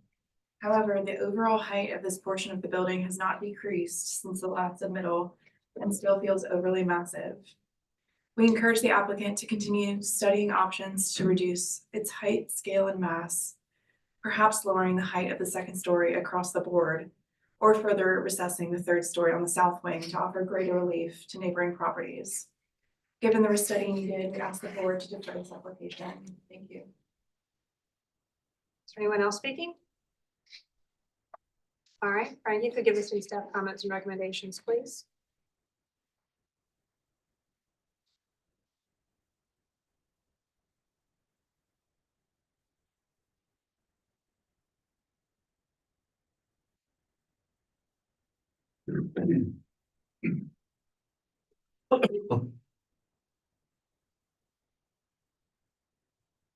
Okay, staff had a few observations. One, that the south side mass has been restudied. Becky brought up the zoning concern to us earlier. I did try to confirm that with zoning. They are not certain that the setback requirements have been met. Yes, there is a 3 foot and 9 foot side setback, but the side setbacks also have to add up to be 15 feet, and they couldn't confirm that that was done. So one of our conditions is to address the zoning setback issue. Staff encouraged further simplification of fenestration and reducing number of window types for the previous board motion, and also confirming with zoning that the setback has been addressed for a preliminary submittal. Our recommendation is a conceptual approval with board and staff conditions. Thank you, Frankie. Mr. Thornley, did you want to respond to or clarify anything in the public comment or the city staff comments and recommendations? I'm in a rock and hard place. I have a lot of constituents. Number one is my client. Number two is the VAR, and number three are the neighbors. And I don't disagree that you are inconvenienced by this project the most. I see that. That's not something I'm trying to ignore. However, this southern volume is situated on the site to be out of the purview and jurisdictional view of the street and straight up the driveway. And so on this, and Frankie, would you mind putting us on a site plan just so we can have that? Sure. So the view corridor at the north side of the yeah, that's good. Sorry, Yeah, okay. that's great. That's good. Just to say that, you know, the mass of the building is strategically tucked back here. And the part that I'm hearing about reducing the mass and eliminating square footage to the building would be a substantial decrease to the desired program of the client's wishes. We this 15-foot zoning issue that was brought up, we'll definitely get to the bottom of, but we are proposing a compliant condition that meets zoning and have been working very hard to modulate a, yes, big building on a tight interior lot. And the windows that are along the southern facade of this building that look into the yard of the King's house, I feel like having windows with shutters that has a residential look and quality to it is better than having a blank wall. There were previous comments about our windows that had louvers on them that weren't actually windows.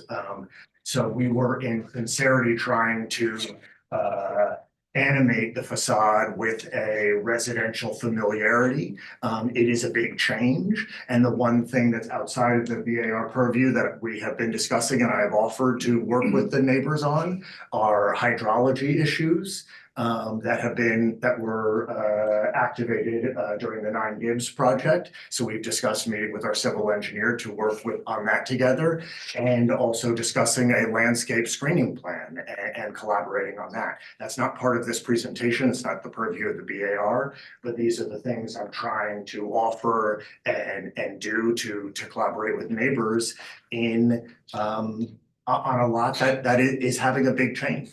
And with a project that's being built to the highest level of execution with the finest materials possible. And it is a big change, and I know that is disruptive, but we're trying to do that with as much integrity as possible. Thank you. All right, public comment and the applicant's presentation is now closed. I'm leaving the board discussion and vote. I guess I will start out.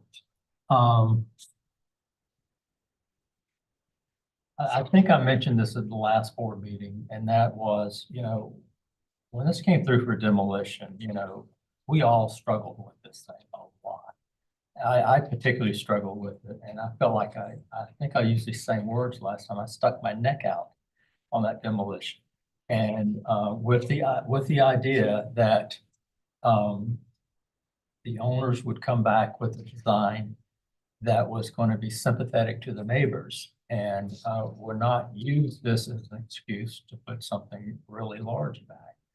It was my understanding during the demolition that their desire was to more or less create a house that was not going to flood, At the last meeting, the motion was a deferral based on resetting the overall mass, particularly to the south side, And, there was a mention of refining some fenestration. Fenestration has come a long ways. The ground floor looks much, much better, much more inviting. I think the roof form works much, much better. But in my mind, the south pod, as I might call it, of the 3 pods, it's still out of scale. It's too tall, and I'll go ahead and put out right now. I think the top floor needs to come off. That's how I felt the last time, and that's how I still feel now. Like I said, and a lot of these feelings are based on going all the way back to the demolition application. I just don't think that this has been followed through with the intentions that I came away from that meeting with. Understand? I don't think any of you were here. The demo? You were here for the demo. I was here for the demo, Yeah. and of course, to speak to that, I can't speak to what has occurred since then with the new building, but at the demo, we did struggle with it, and the feeling was that we would reluctantly approve the demo because the board would have control over what went back. And that what went back would be sensitive to the neighborhood and architectural direction and height, scale, and mass. And so, of course, seeing these, but now, it was time since I was not here for the previous discussion. I feel a little awkward, sort of passing judgment on them. But if I have to pass judgment and cast a vote, I think the height scale, I think the general architectural direction at a conceptual level is attractive. I think the differentiation in the masses of the parts of the building is a positive way to deal with it. I think overall, particularly on facing the building on the right-hand side, we haven't really got the directions quite sorted out yet. The 3-story massing on the right-hand side, I think is too tall. I think the building overall is a little too tall. I think the center mass can be taller. I think it can, but I think there are ways to bring even that down a little bit, which would make it a little more in line with the height of the buildings, the rest of the buildings in the neighborhood. And so I think it is, from my thoughts about the demolition, the height scale and mass of this building do not meet what we intended at that point when we approved the demolition.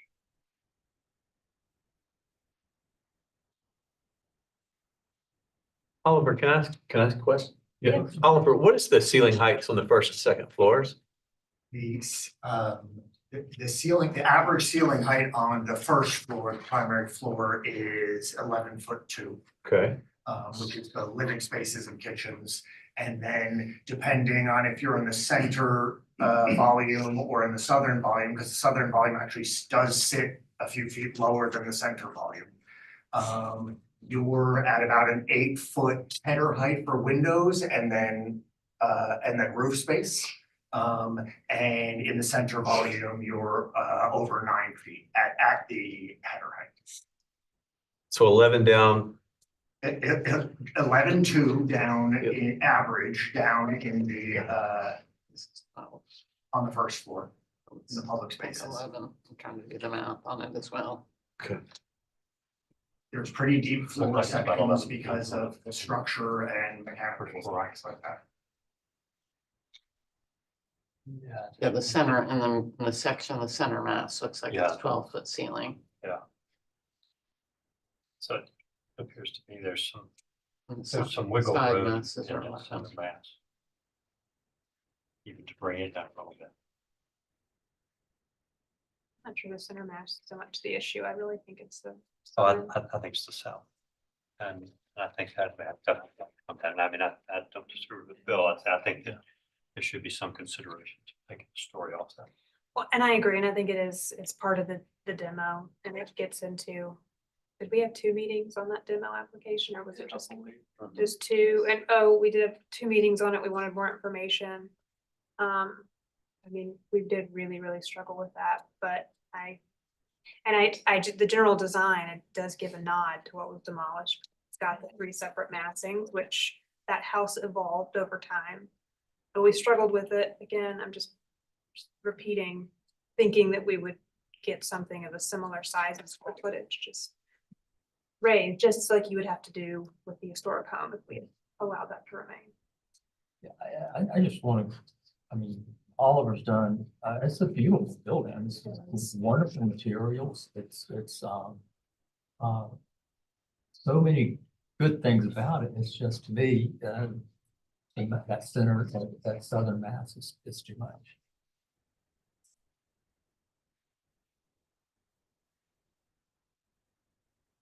I struggle with the mass, the height and mass as well.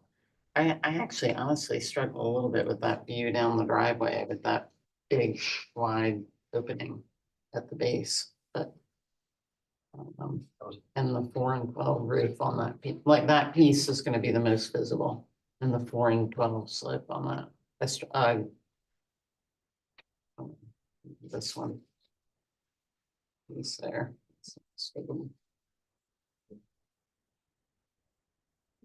It's a masonry wall. Facing the street. Yeah, But that's, I mean. That seems out of scale with the neighborhood to me. I'm sorry. So we're done. Time to go home. See if I can get this back up. Any comment on the architecture? Yeah. I'm struggling. It was a beautiful presentation and the drawings are absolutely beautiful. And the design is just impeccable, but the mass of it's gonna dominate that area, is my opinion. So, and the board's gonna struggle with this for the next 50 years because all these buildings, including my building, has to get raised. And we're gonna have to figure out ways to reduce the mass.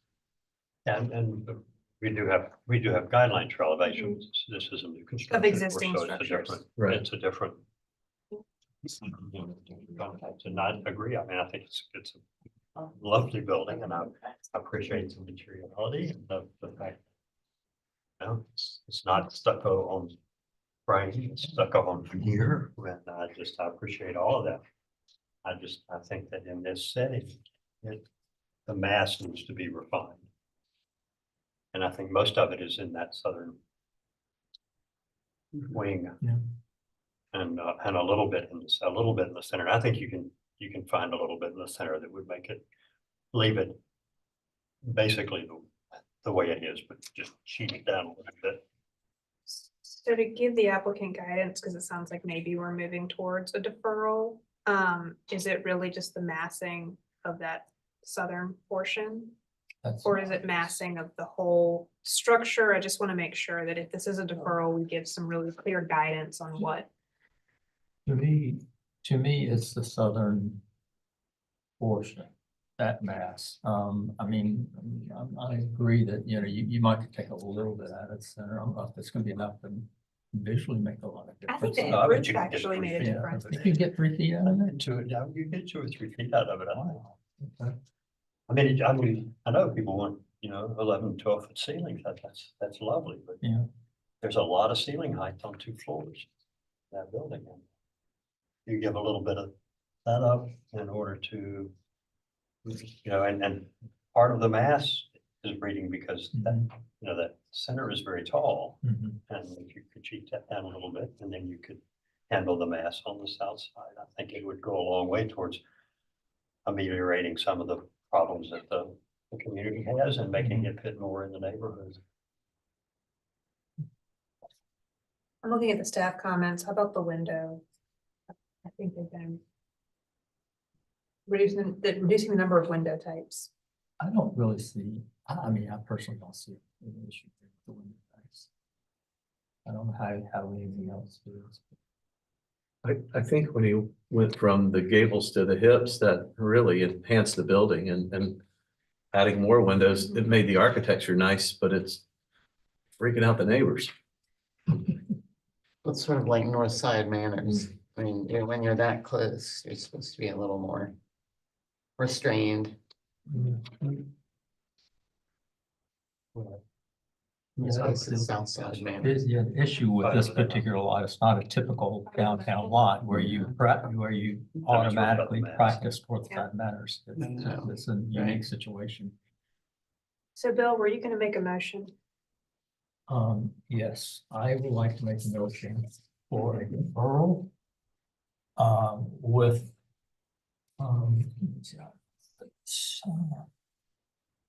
Restudy overall mass, especially along with the south side. And it's basically the same motion that was last time, other than minus the fenestration. And staff condition 2. Yes. Okay. We have a motion on the floor for deferral, to restudy the overall mass, particularly the south side, and staff condition 2. Do I have a second to Bill's motion? Yes. Thank you, Daryl. Put the motion to a vote. Fillmore, Yeah, in favor. Becky, Yeah, in favor. Bill, Yeah, in favor. Daryl. Yay in favor.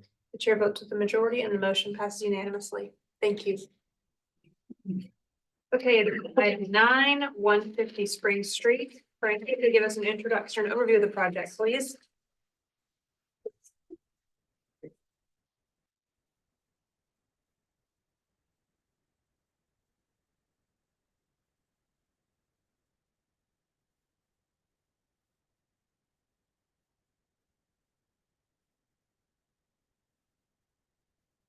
One fifty Spring Street is in Canberra, Ellioburg, Council District 6. It is a category 4 circuit 1872 in the Old City District, requesting conceptual approval for a new ADU at rear property.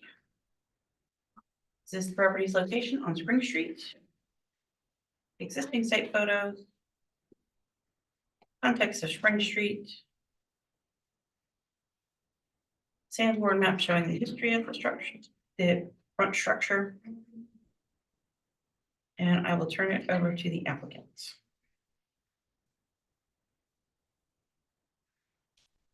Joel Adrian, Coastal Creek. Thank you for your time, and Frankie. We were here last month, and I think we actually received the conceptual approval with conditions. And I think Julia was the one who said that she wanted to see the project again after the changes were made, and then she didn't show up. She actually hit her term limit in January, but we didn't get new board members approved by council until So you'll have to wait till she's back, So just a couple weeks we're gonna ago. put this project on hold until, thanks for canceling it. That's settled. But I did submit for a preliminary request for. approval. I'm sorry, you did, and I had the previous comments in here. I think I copied and pasted from the last time. That's fine. I'm sorry. So if we could, there were probably 4 or 5 major points that the board had raised about as far as concern. One, the main one I think was unanimous about the previous version had a rooftop deck on the front that kind of took away from the architecture and really kind of tried to combine 2 different styles into one, and it wasn't successful. There was some returns down the right-hand side, left-hand side of the front hip roof of the porch. Window scale, massing, size, and then green space. So if we can go through the plans, the first part I think is all just a bunch of kind of the same stuff. The shape of the house pretty much has not changed on the lot. The location is the same, and it really does meet all the zoning, the 9, 3 plus the 15. And so if we'll go through next slide. So this is our very high-end landscape plan for y'all. But at least it defines our driveway. So we're looking at doing some brick runners. We have some crushed granite stone kind of in there. And then once we get behind the existing structure, then it'll just turn into to crushed stone. There are some patches of green that we have there that we can't plant. So I think that was really just to make sure that, and we did reduce the parking spot width. Those spaces were initially 13 feet. We did pull 2 feet out of them. And we re-ran that auto turn, and we're not crashing into buildings or other cars and can still drive out. So our next drawings or pages, that's just some of the context. We'll keep flipping through, maybe until we really kind of get to those elevation sheets. So we'll just keep cycling through. And floor plans. Previous proposed, so there was a slight change in the floor plan, second floor from the previous on the left-hand side to the current proposed.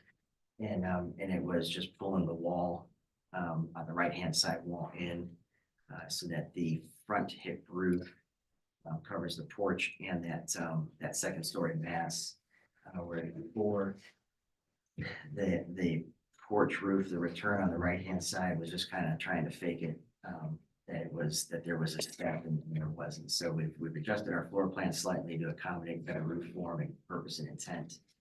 Next sheet just goes to the 3rd floor to see that the large rooftop deck has been altered and removed. I did try to reduce it in size, and it was still unsuccessful. And so we just removed it from the project altogether. And now we'll get, I think, some recommendation for maybe building sections, recycle through roof plan. Forget the roof. Simplified roof plan, hip roof on the lower portion, gable roof on the taller with the dormers. Next sheet, building section, next sheet. Here we go. So previous elevation on the left, proposed on the right. Window sizes you see on the left, the windows were similar first floor to second floor. So we've adjusted our first floors are taller, second floor remained the same from the previous submittal. Changed some column heights to try to allow those porches to reduce as they go from first floor to second floor. Next sheet, please.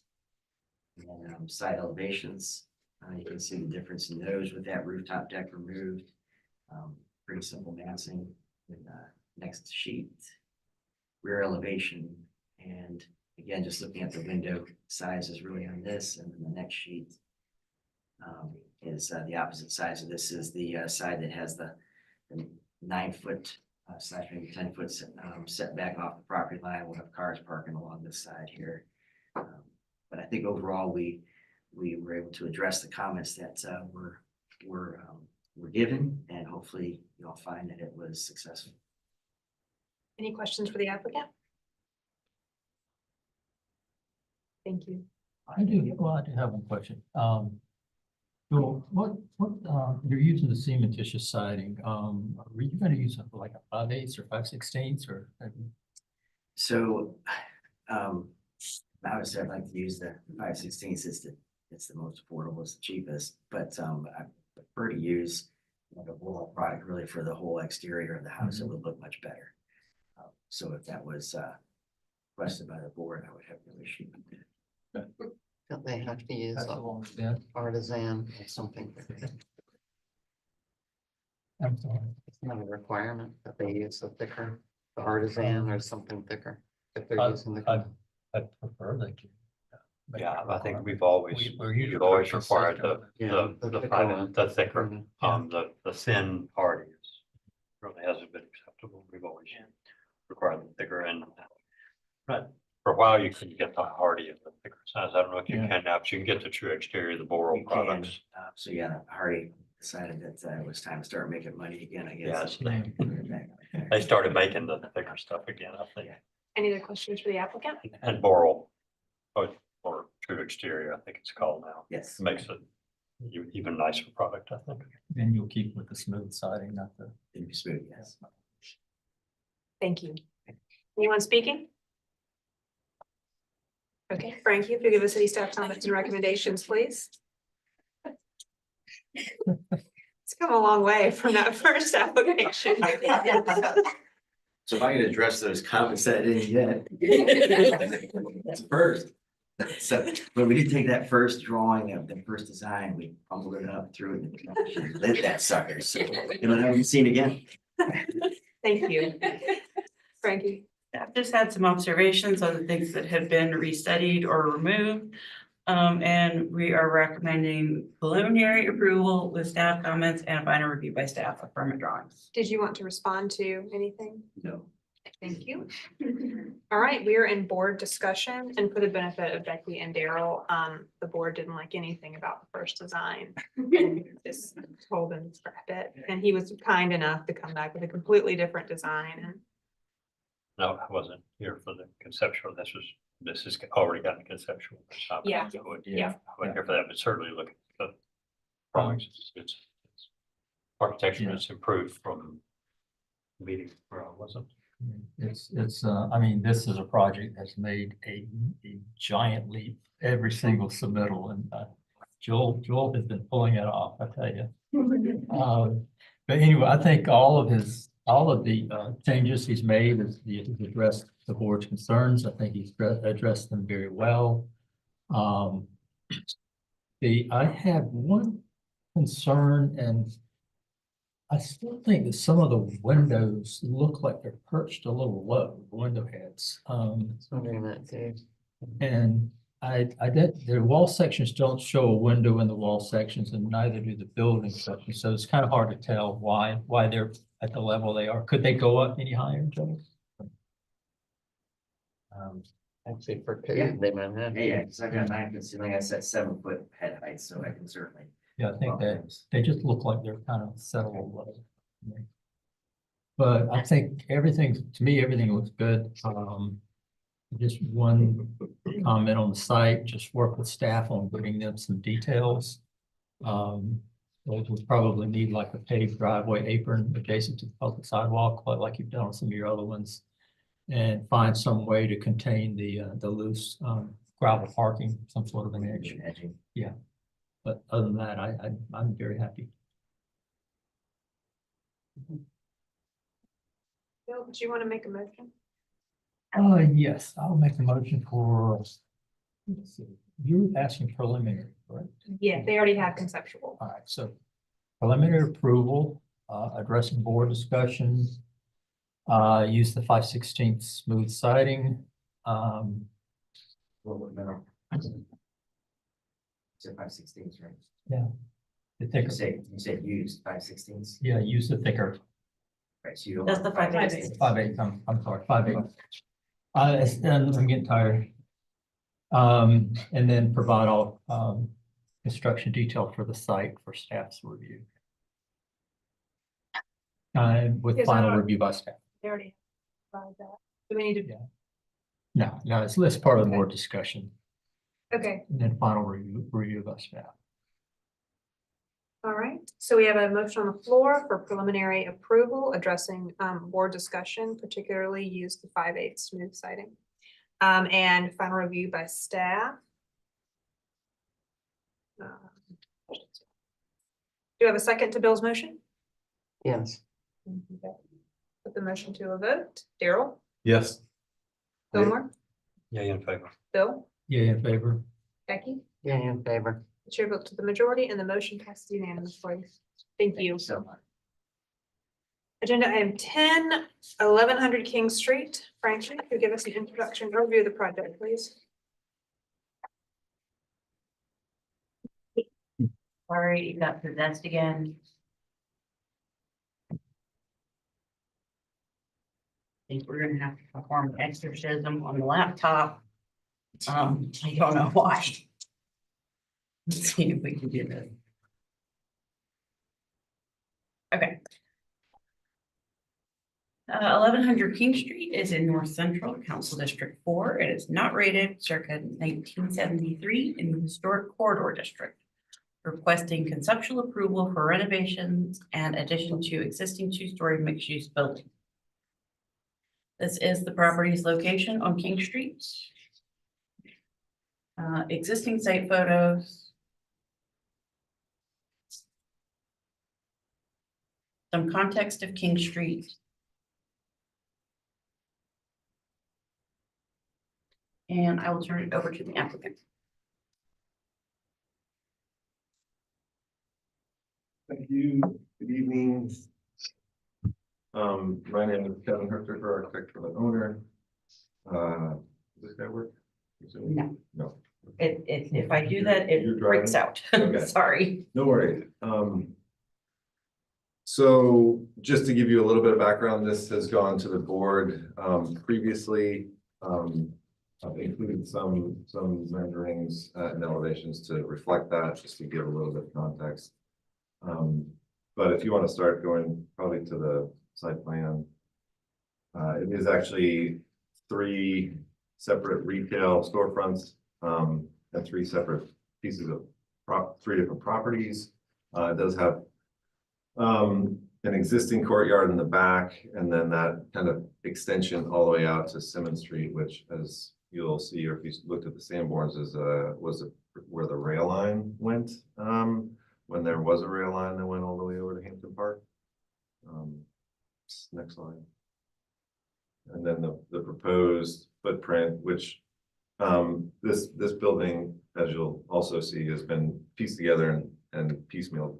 I don't know how many times over the years, but we're using that extension that goes out to Simmons Street as a parking for the site. Next slide. And this is just the survey of one of those pieces. And that's the Ellen Bright Hall piece, which is the latest addition to the existing structures. Next slide. Just some zoning info, site location. Next slide. So this is the Sanborn map from 29, I believe. There's nothing on the site. You can see the rail line the site outlined in the red dashed. Next slide. And then here we have, so somewhere between 29 and 44, the first building was put on site. It's just a 1.5 story shop essentially, and the rail line was still in use. Next slide. And then I think this is 51.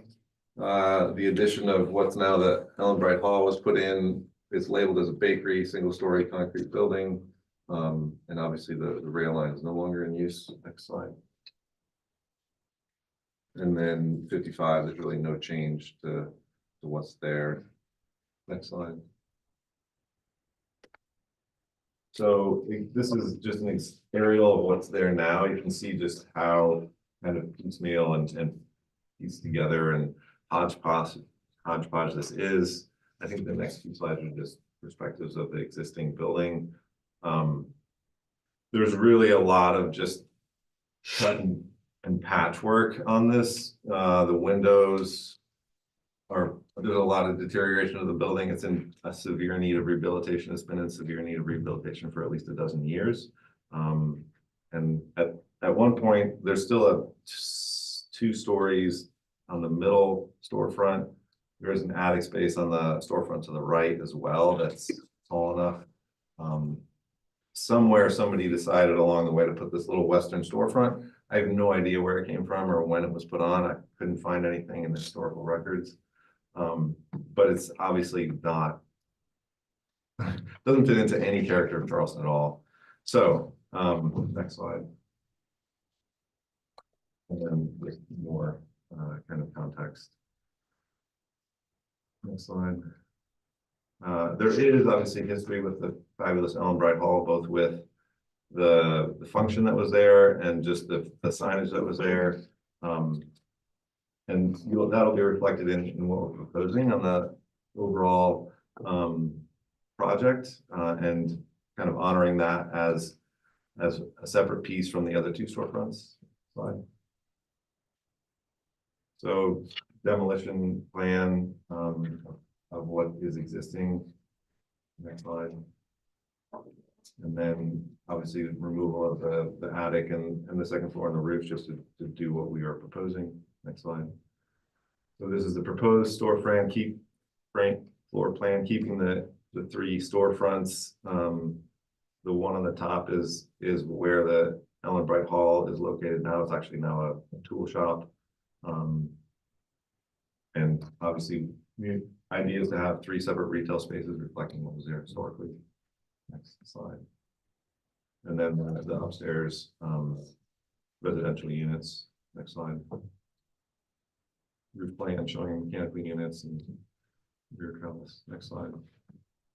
So what we've done is try to recreate, and this is by no means this, there's lots of room for interpretation, but just come up with some sort of narrative of what we think was there over the years based on Sanborn maps and what we've got now. So the top one is somewhere in the 40s, just the 2 storefront next to the rail line. The bottom one is somewhere along the line. A bakery came along and added that storefront on the left. Next slide. And then some sort of upper story was added with a facade, and then somehow the modification to the facade to make it as wonky as it is. I guess one of the things I want to look at is just how disproportionate the windows and doors and facade and everything on this are. There's the scale and context of what is there now is so out of whack with most of whatever you see in Charleston. It's jarring, honestly, when I look at it. So next slide. So backing up to what was proposed years ago, I just giving you a little bit of context. The top in all of these next 4 are what's existing. The bottom is what's previously submitted, and so this is the first iteration. This was deferred, and it has essentially, we can go to the next slide. This was the next iteration, which was a more Art Deco stucco So on the two right storefronts, this was deferred as well. Next slide. And then we went back to a more traditional wood facade and wood storefront, and that was approved in 2018 with a single story stucco building where the Ellen Bright Hall was. Next slide. And then this was approved as well with a different client with a two-story piece in 2018 over the Ellen Bright Hall. And so now we get to next slide, the current proposed, which is pretty close to what was previously approved. Wood storefront, painted wood facade, double hung 2/2 wood windows on the right two storefronts, and then on the left stucco with a glass storefront, balcony above that with a recessed facade on the second story on the left side.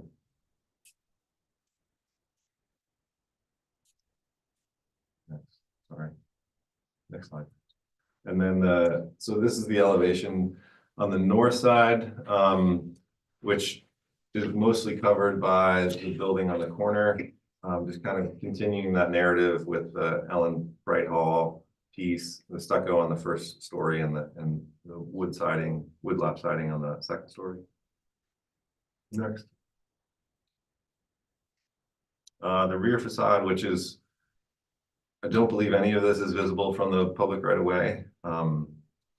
But just kind of going along with the idea of having the two-story wood frame or wood storefront building on the left side of this drawing, having one kind of narrative aesthetically, and then the stucco on the right, the two-story on the right having stucco and wood lap siding. Next slide. And then the small little piece that you see on the south facade on King Street. Next slide. Next. So just context, it's I'm sure you've been to this part of Upper King or Upper King. There's a lot of different types of buildings. There's a lot of different aesthetics. There's a lot of different pieces and parts. The mosque is to the right. There's a kind of a very more traditional Charleston building on the corner to the left, and then you've got lots of other things further afield. In terms of height and scale, we're no larger, honestly, than what's there currently or what's on either side. And then just some details for both types of storefront. This would be on the stucco with the last storefront, just to kind of have something that fits with that clean and simple facade. Next slide. You've got a minute left. Okay. And then the wood storefront with more traditional detailing. Next slide. With details for brackets and corner trim and window trim. Next slide. I think that's probably it. Any questions for the applicant? I'm just one. Your drawings call out for a rough stucco. Is that just enough texture to distinguish it from the smoother, slicker stuff around the entry to the hall? Okay. Yeah. You're not talking about something really heavy, are you? No, it would be the finish like a parge coat. Okay. Like not a trowel finish. Okay. I'm curious, the building to the south, which obscures I think it's the south wall. How much space do you have between your building and that building? That's a good question. There is some, I don't, that's the mosque right there. Yeah. I don't know off the top of my head. Yeah. Okay. I just wonder how, it's interesting how you will ultimately treat that wall, the exterior of that wall. It looks like there's very little access there. Enough for a fence. Little tiny fence. You see how that, okay, here you got a picture. There's a little space. Little space. Any other questions? Thank you. Do we have anyone speaking?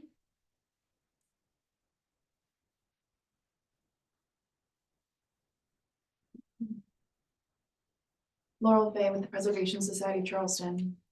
The PSC appreciates the documentation provided and efforts made to understand this building's evolution. While this building has undergone changes over time, the existing stepped parapet and sloped roof lines, as well as the fenestration patterns, are very similar to the presumed 1945 form. These are character-defining features of this building that has become iconic in the North Central neighborhood due to its unique architecture and community-serving use as the fabulous Ellen Bright Hall. This proposal involves a significant scope of demolition, obliterates the historic character of this mid-century building, and creates a false sense of history with a design that is entirely conjectural and reads more like a turn of the 20th century commercial structure. It is in the community's best interest to see this building in use, and we would be in favor of rehabilitation that respects the form and character of this building and is architecturally compatible with the North Central neighborhood. We also encourage the applicant to restore the hand-painted lettering for the fabulous Ellen Bright Hall, as was contemplated in earlier submittals, as this vernacular signage type is rapidly disappearing. We also understand the applicant has not yet met with the North Central Neighborhood Association, and we feel that that would be beneficial to both the applicant and the community as this project progresses.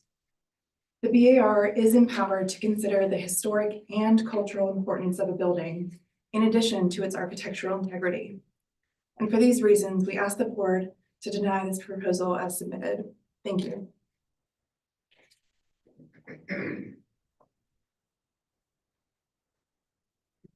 The Nestor Historic Charleston Foundation, HCF has reviewed the request for conceptual approval of renovations and addition at 1100 King Street. We're excited to see rehabilitation in North Central. We recommend restudy of the facade to maintain the distinctive form of the sloped roof. We also recommend reapplying the hand lettering that identified the building as the fabulous Ellen Bright Hall, which does have cultural significance to the community. Thank you. Thank you. Is there anyone else speaking? All right, Frankie, if you give city staff comments and recommendations, please. We have noted that it had previously been submitted in 2016 and 2018. The first floor north elevation is lacking detail, and we're somewhat confused about what is being shown versus what is existing. As Bill was stating, we don't typically approve rough stucco, but we were thinking much textured, like I'm assuming you were. Proposed balcony on King Street is inappropriate for the applicant's information. We just denied a balcony next door at 1104. In Rutledge, Yeah, last meeting. last meeting or meeting before. Yeah, It was a meeting. Staff is somewhat confused by the drawing set, not the storefront, just the side details. We're a little confused as to what is actually being altered. Though we do appreciate the details of the proposed storefront, we're recommending a deferral for restudy. Thank you, Frankie. Mr. Herter, did you want to respond to or clarify anything in the city staff comments or the public comments? Yeah, if you don't mind.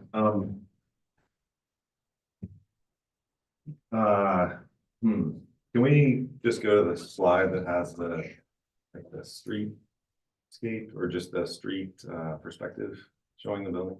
The elevation? No, the actual picture.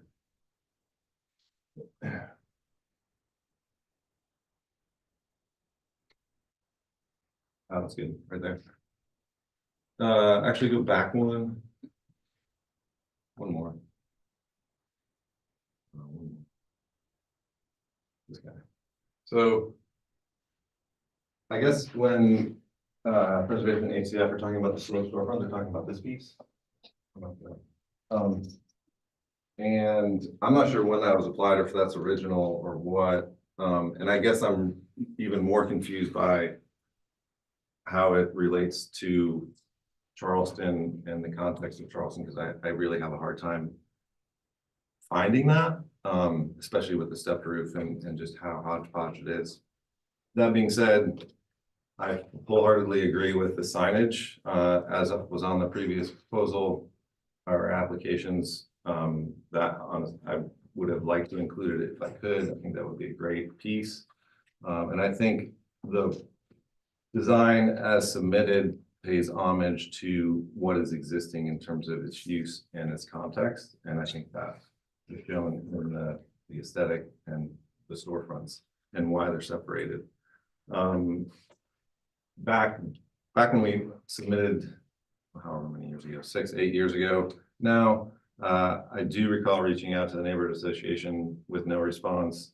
It is unfortunate that we didn't actually get to communicate with preservation and the HCF. I think that is warranted and needed, and that was an oversight on our part, so I apologize. And happy to do that moving forward. But all in all, what is proposed is not out of context with both on the historic looking 2-story wood frame building is not out of context with what other buildings are in that area of town. So thank you. Thank you. All right, public comment and the applicant's presentation is now closed. We'll move into board discussion and a vote.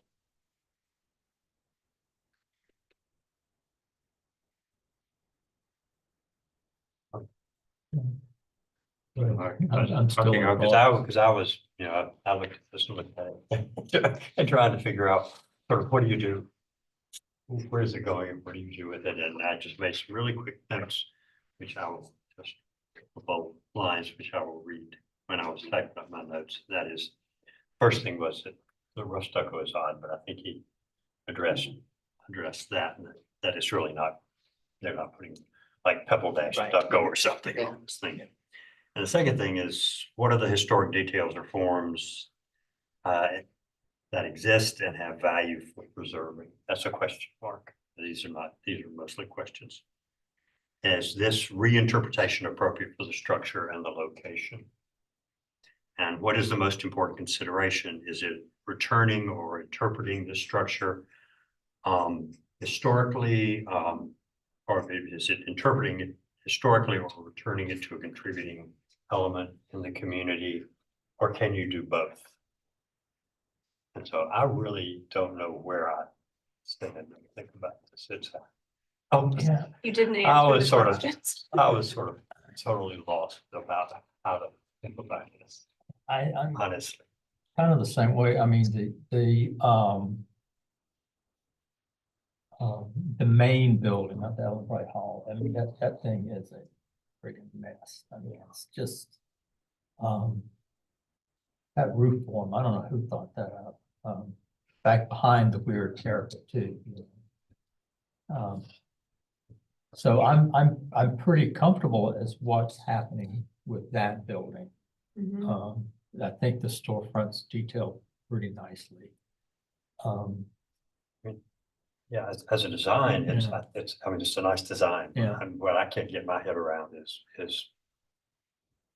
Is it? what's appropriate. Exactly, because I don't know that necessarily what pre-existed, even what we see here, was ever meant to be anything Right. other than a throw together building, you know. I'm struggling to find context to put this. Right, yeah. So because of that, because I really don't know that the larger building was ever really meant to. So bizarre was ever really meant to be anything all that special. I don't know that there's really something that you would go back to, you know, if that's what you mean. The Ellen Bright Hall, which seems to be the more important structure that people are referencing. Are there any historical references to that, you know, available as to what it may have looked like before, or if it ever did look anything different than sort of a lean-to structure, or I don't know.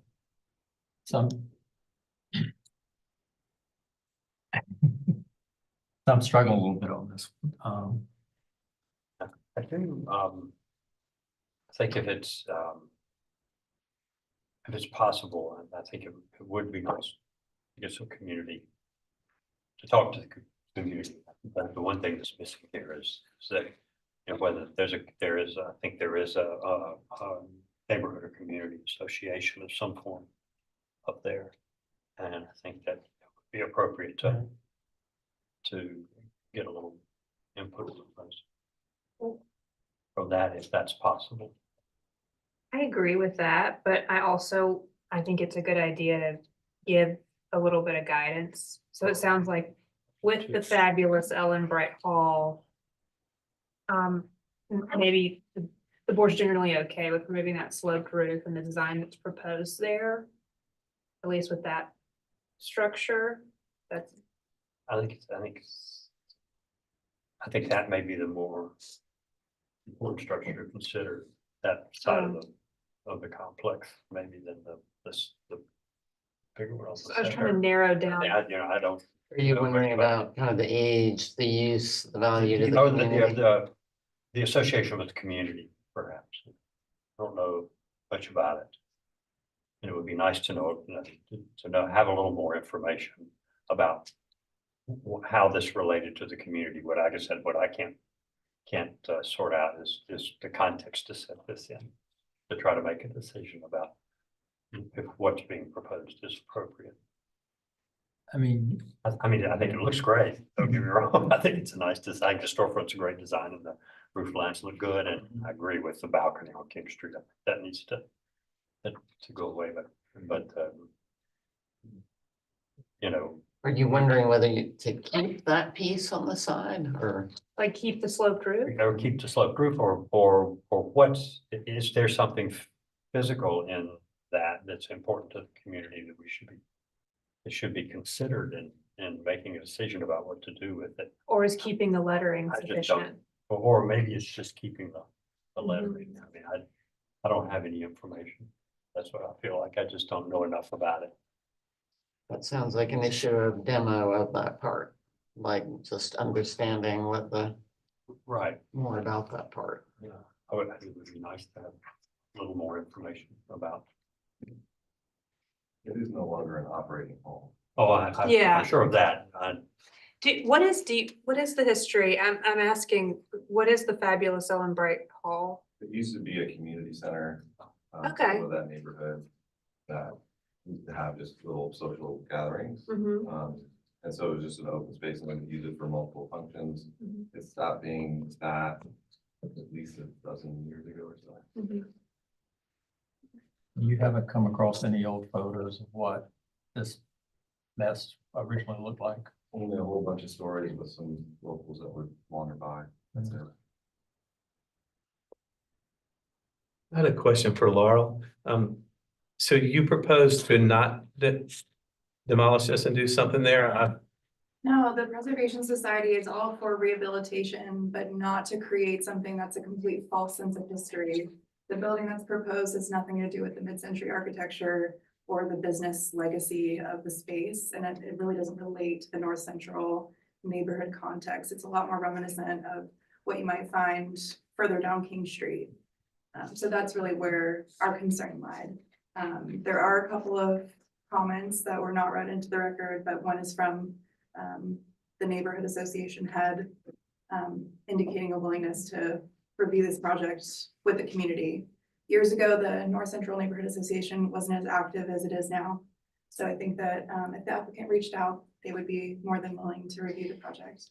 Yeah, so there's in the public comments, and there's nothing, there was one negative one, but that one, it was pretty much, the comment was, we'd really like to see the project. So I mean, I think maybe it's a deferral, just to get the go ahead. Is the society's mostly concerned about the Ellen Bright Hall side or the whole thing? The whole thing, I think the haircut is the character defining feature. It's, you know, a modest vernacular structure, but it's a legacy African-American business in North Central. Yeah. So what's being proposed, you think is more kind of too high style? Is what you're. Right, it's just kind of what you would see at the turn of the 20th century, not really reading as if of its time to us. A lot of it is about stripping its character. And so I think maybe it would be helpful to hear from the neighborhood what aspects they consider to be the character of that building. So I have another question. So and I'm new to the board, so you don't propose that the architect play off any of the existing features of the building. You just think this might be too high style for that area. Is that good wording or? Yeah, we're open to reinterpretation of the existing character defining elements in a new design. So like a parapet, storefront element, sloped roofs, you know, elements that are harkening back to the mid-century time period of this original building.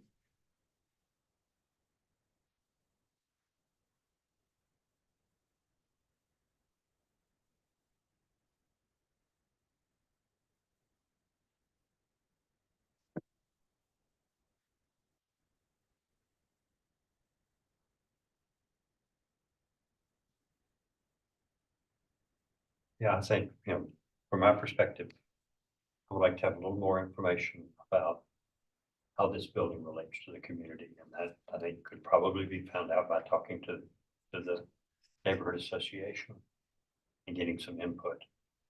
And Having Kevin Eberly write a report. Kevin Eberly can write a report. yeah. Right. And because I think it's difficult to give guidance when, I really don't have any sense other than, I go by that building every day. And I look at it, know what it looks like. So beyond that, I don't have a good sense of what that building, Means. it's a 1940s, cobbled up commercial building. But I think it probably has more meaning in community than that, or at least we ought to find out if it does before we just say, okay, it's all right to make it look like this. To entirely change the character Yeah. of it. I just feel like I don't have enough information. I think that could be provided. And that's one thing that's part of our demo purview is historical significance. Right. So if there is some historical significance to the surrounding community, I think the design is great, but now that these potential concerns have been raised about cultural significance, I agree. So you want, and just so I understand, you want the architect to go talk to people in the neighborhood and see what they want or see what was there? I think take his plan to the neighborhood association. That's a pretty standard process, I think. And then that information gets to the board. We have that information. We have a better idea of the context of what this building is supposed to be.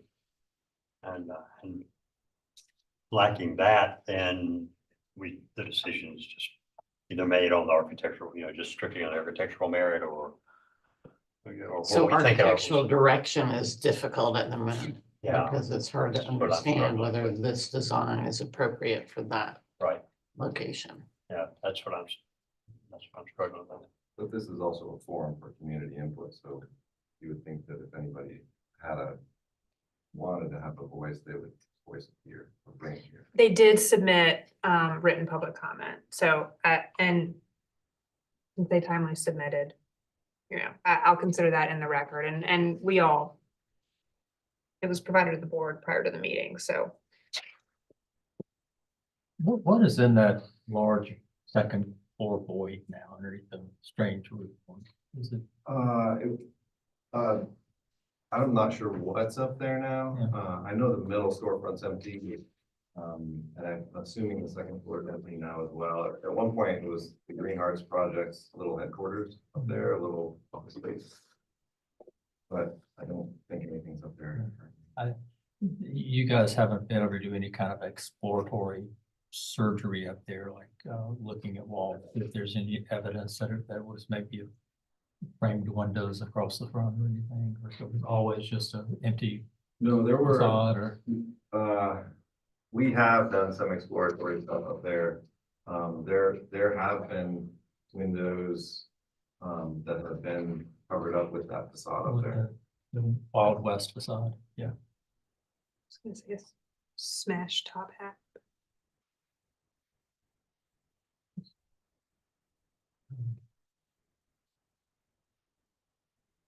So, I mean,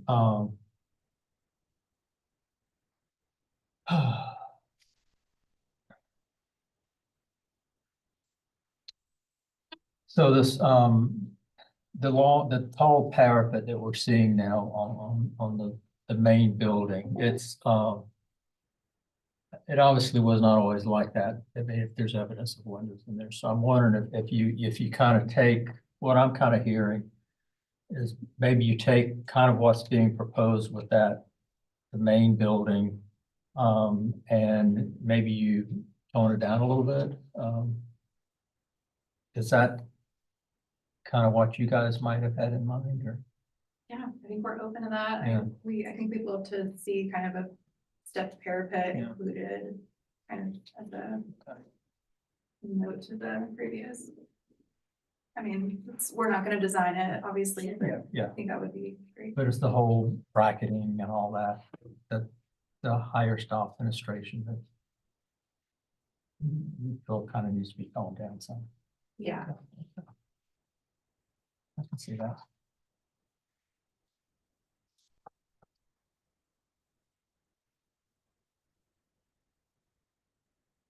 Does anyone want to take a stab at a motion? So, One more.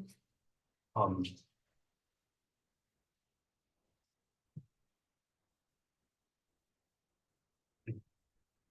I'll have a stab at it.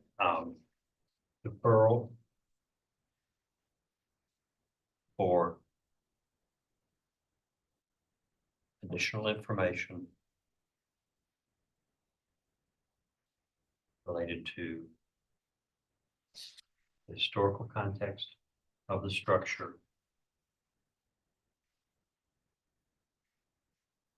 and neighborhood association input.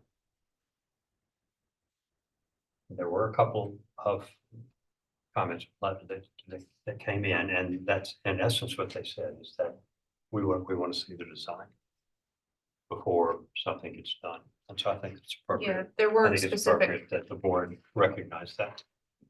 there weren't specific comments as to the architecture. It was more a statement of cultural significance. So Right, that they were concerned that they didn't want design that was going to strip it. strip it of that context. And so Mhm. I think it's important we have that information. Okay, we have a motion on the floor for deferral for additional information related to the historical context of the structure and neighborhood association input. Do I have a second? I'll second. Put the motion to a vote. Becky? Yay in favor. Daryl? No. Fillmore? Yay in favor. Bill? Yeah, in favor. The chair votes with the majority and the motion passes 4 in favor and 1 against. Thank you. We are on the 11th and final item. 128 Romney Street. Frankie, you'll give us an introduction overview for the project, please.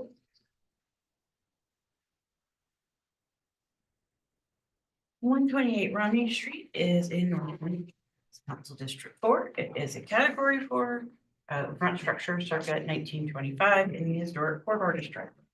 Requesting conceptual approval for a new single-family residence at the rear of the existing property. This is the property's location on Romney Street. Existing site photos. Some context of Romney Street. And Sanborn map showing the history of the front structure. And I will turn it over to the applicant. Thank you. I'm Ashley Jennings. I'm architect on the project, and with me tonight is Heidi Brown, my client. This is right around the corner from Bright Hall, so same neighborhood. We got caught by surprise. We didn't realize this area was in the DNR jurisdiction, so that you're seeing tonight is pretty developed.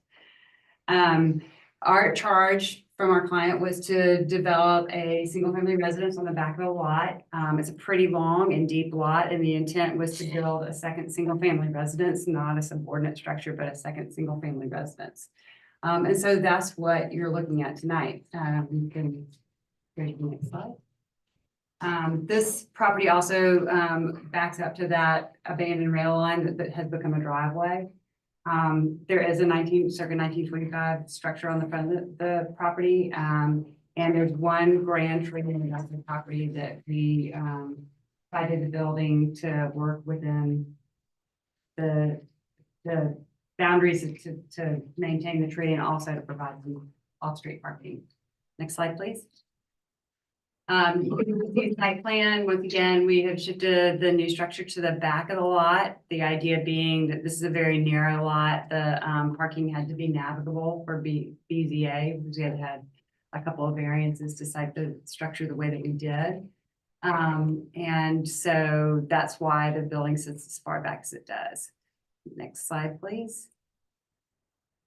These are some streetscapes. As you can see, this section of Romney Street is really diverse. You have you've got 3 structures here that are craftsman style structures. You have a couple of Freeman cottages down here, and then across the street, you've got some newer development, as you can see here. This part of Romney Street is struggling right now. There's some burned buildings, there's some vacant lots. But the intent here is to create a new single-family residence. Next slide, please. This is a floor plan of the first floors. Next slide, please. Second floor plan. Next slide, please. Attic plan. The intent is not to occupy the attic. It's just an attic, but you've got an HVAC and some other stuff up there right now. Next slide, please. Roof plan. Next slide, please. Elevations. Once again, a little bit of reference to a craftsman style structure, a simpler type of craftsman style structure. Next slide, please.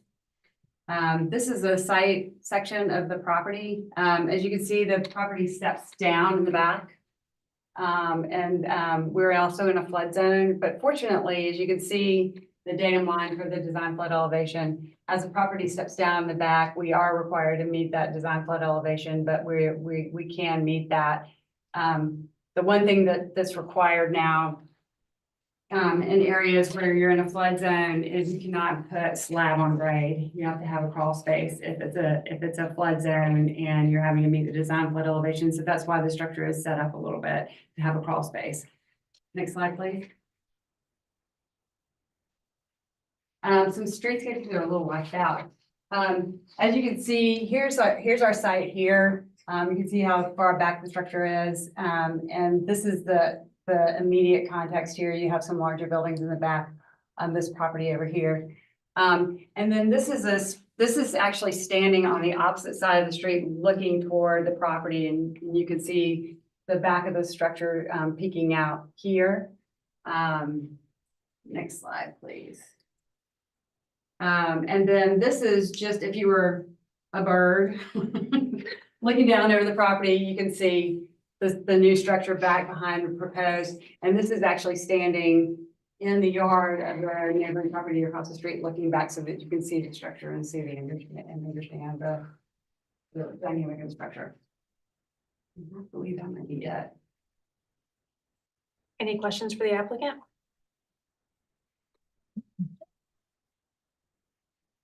Thank you. Do we have anyone speaking?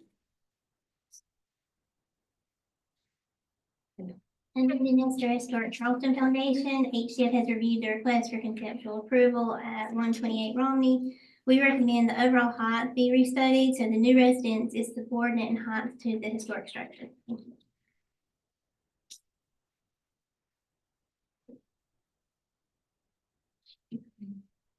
Laurel Bay with Preservation Society of Charleston.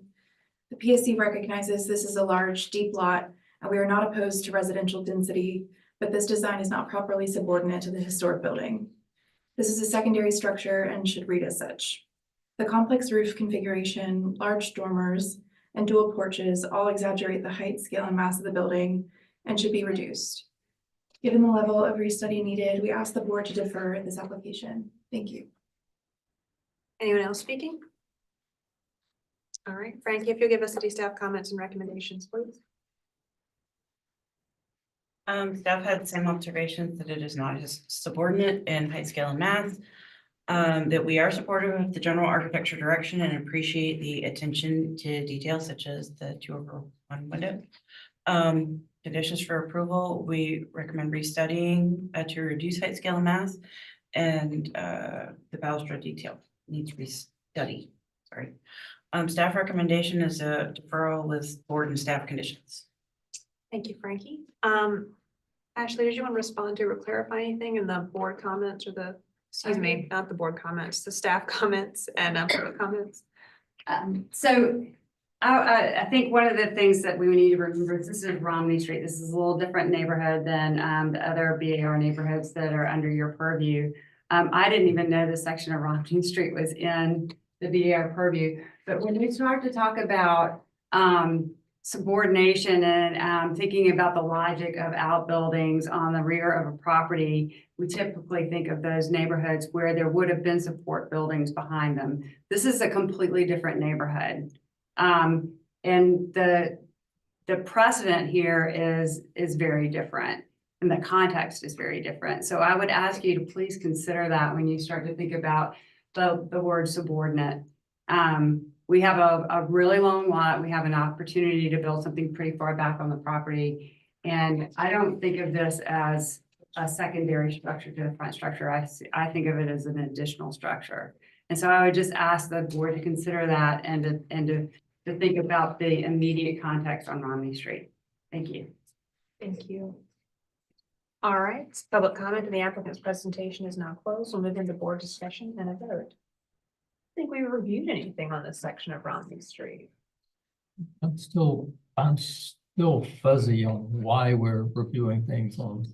These were old BRB streets that were folded into the BAR when the BARS became into existence.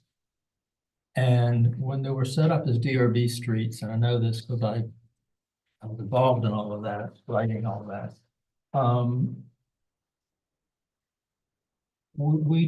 The DRB looked at nothing less than, I think, 3 units. Once it had 3 units, I think that's when we began looking at things. Was there some major zoning amendment that happened? When we switched over and they were brought into BAR, we have jurisdiction over all new construction in the historic corridor district. When did that change? I am not sure. I haven't checked the date on that, but I've had that verified by multiple people in legal. Okay.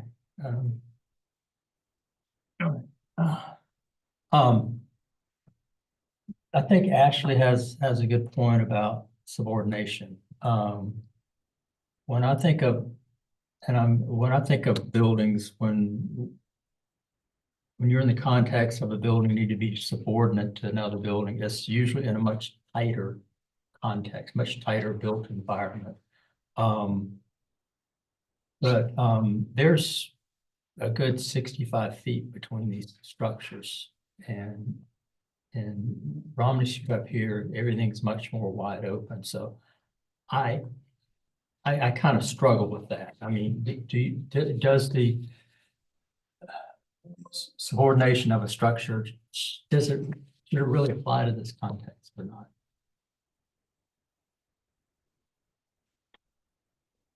If there were, I mean, with that distance between them, if there were a property line between them, would we be talking about subordination? I do think of subordination as in like an accessory structure or something like a guest house. And maybe that's not, historically accurate, but when you do have how large is this lot? Is it?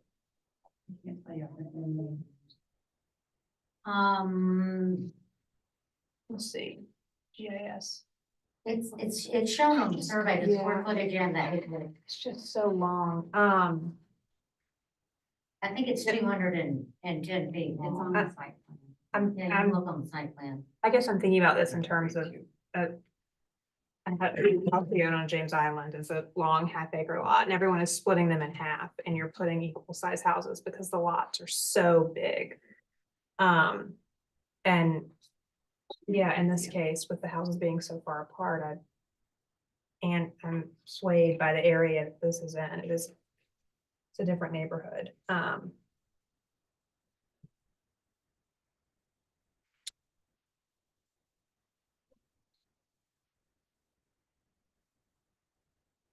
What do y'all think? I think it's not enough.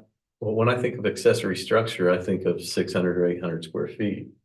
And this is just another building on the lot, in my opinion. And I think the lot is big enough to accommodate it. And there's 60 or 70 feet in between it. And parking and. Yeah, this is similar to those lots on like Spring Street, stuff like that. Yeah, Mhm. but Spring Street, the lots. Spring Street is much more built up than this, and you do have some deep lots on Spring Street, but I don't think they're this deep, are they?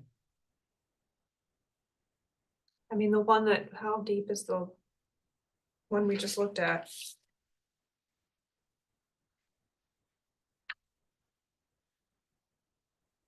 I'm not, to me, the area just feels different. Is sparser. Good word for it.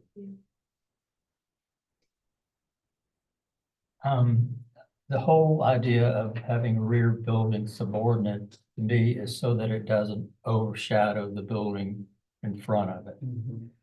But in this case, the building is so far back. It's not overshadowing, it's reading as a completely separate structure. Exactly, yeah.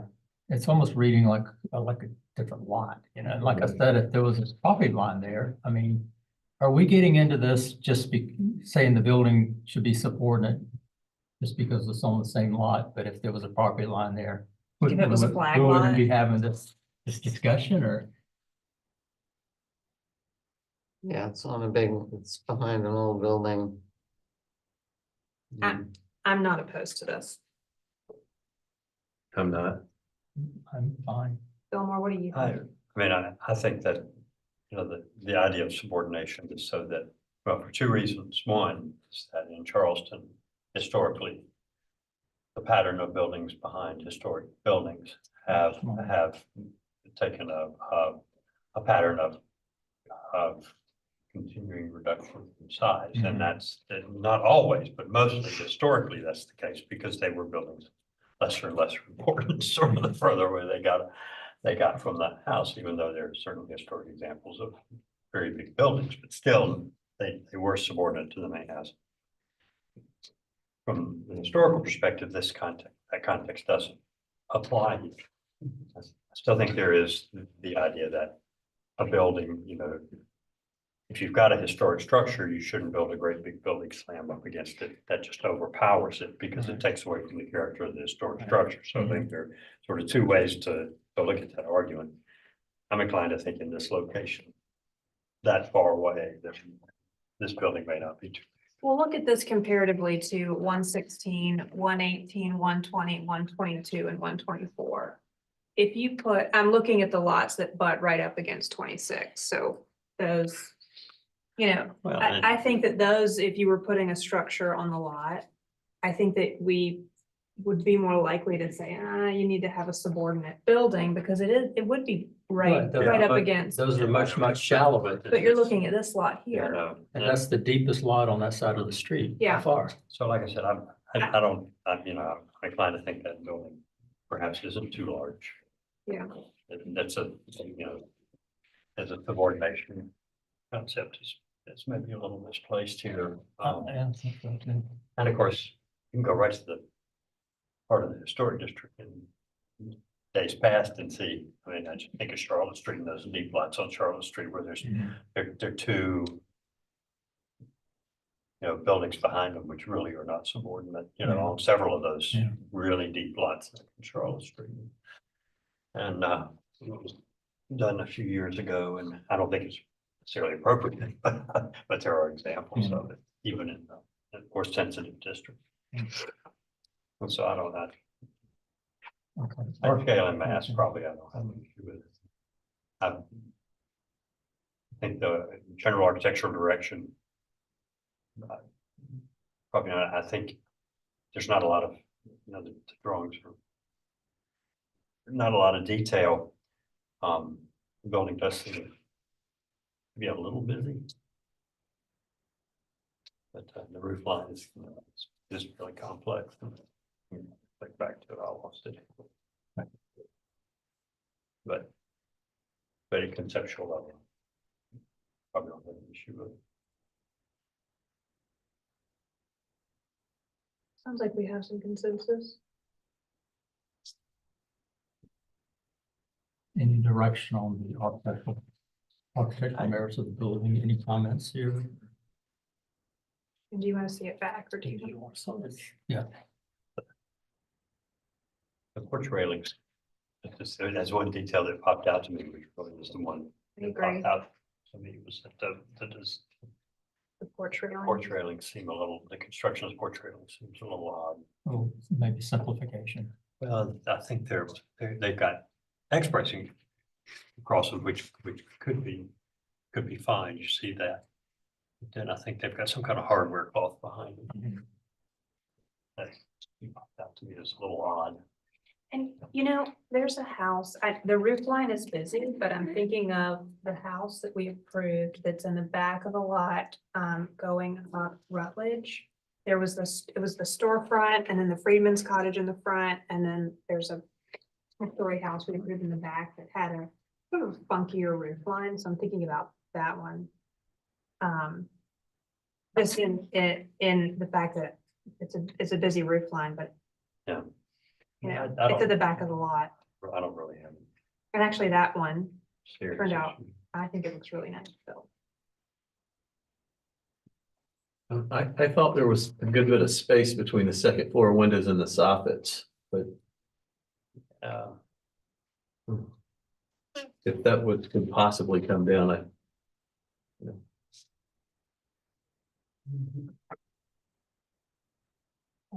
could agree with that. I think that would improve the proportions.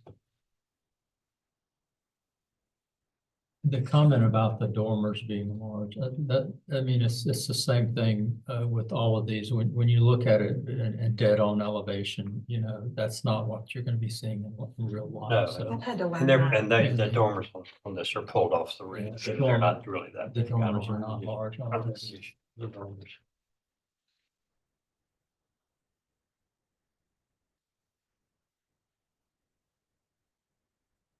Anything else? I think just in general, maybe further study the porch railings and maybe look at adjusting the head heights of the windows. Daryl had said. I don't really have any issue with anything else. Is there a motion there? Did you guys think you want to see this back or not? it seems minor stuff. I would Yeah. think staff could figure it out. So, did you make a motion? Yes, For concept- I would like to make a motion for conceptual approval with refinement of the porch railings and study the head heights of the second floor windows. And with final review by staff. Can I add to that? Sure. Or consider lowering the top plate at the second floor if possible, to help reduce that height.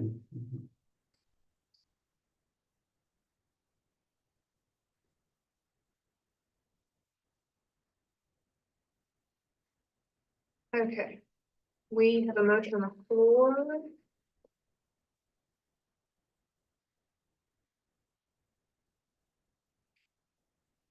For conceptual approval with some board conditions, first refinement of the porch railings, 2 to study the head heights of the second floor windows, 3 to consider lowering the top plate at the second floor if possible. Fix my handwriting.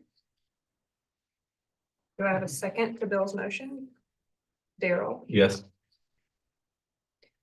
I'll put the motion to a vote. Becky, Yay in favor. Fillmore, Yay in favor. Bill, Yay in favor. Daryl. Yay in favor. The chair votes with the majority and the motion passes unanimously. Do I have a motion to adjourn? Thank you, Fillmore. Do I have a second? Second. Second. All in favor? Aye.